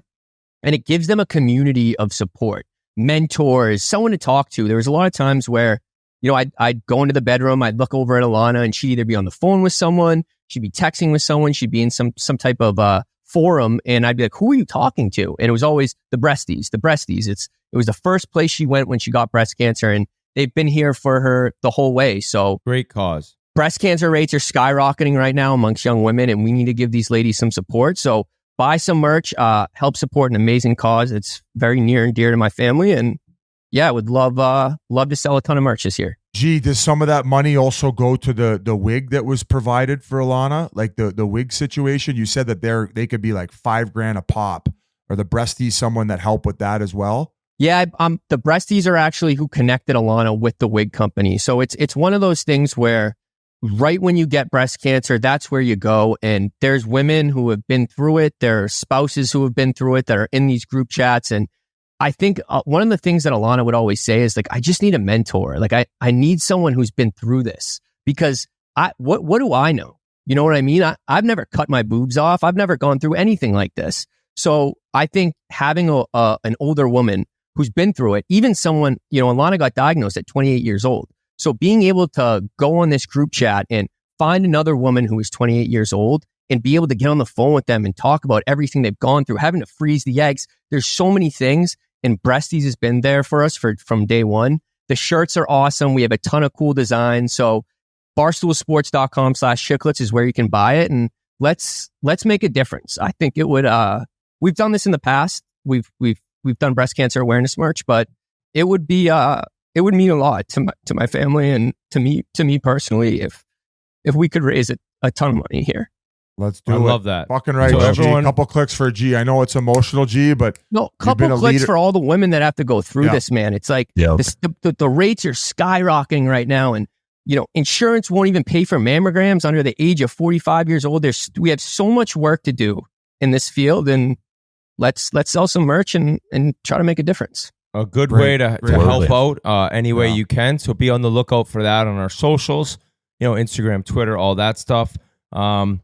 Great episode, boys. Yans, love when you're hopping on. The division previews are done. Sometimes then those can get a little tough. It's just a lot of teams to be talking about. But we appreciate all the people who hopped on for an interview. Brad Treliving, we got Marty Biron, Dylan Larkin, we got Kirby Dach. It's been a great beginning of the year for us. We're about a week out from real NHL action. I think all of us are craving that. Any hot takes going into the year, Keith? Hot takes? No, I wait for the first week. Feel out the season a little bit. Okay. All right. Well, I'm thanks for down with joining that. us. My hot Good job. take is the Edmonton Oilers are a complete wagon. We love you, listeners. We thank you. We appreciate it. And we will be back a week from today. You'll hear our voices again. Love you all. Bye.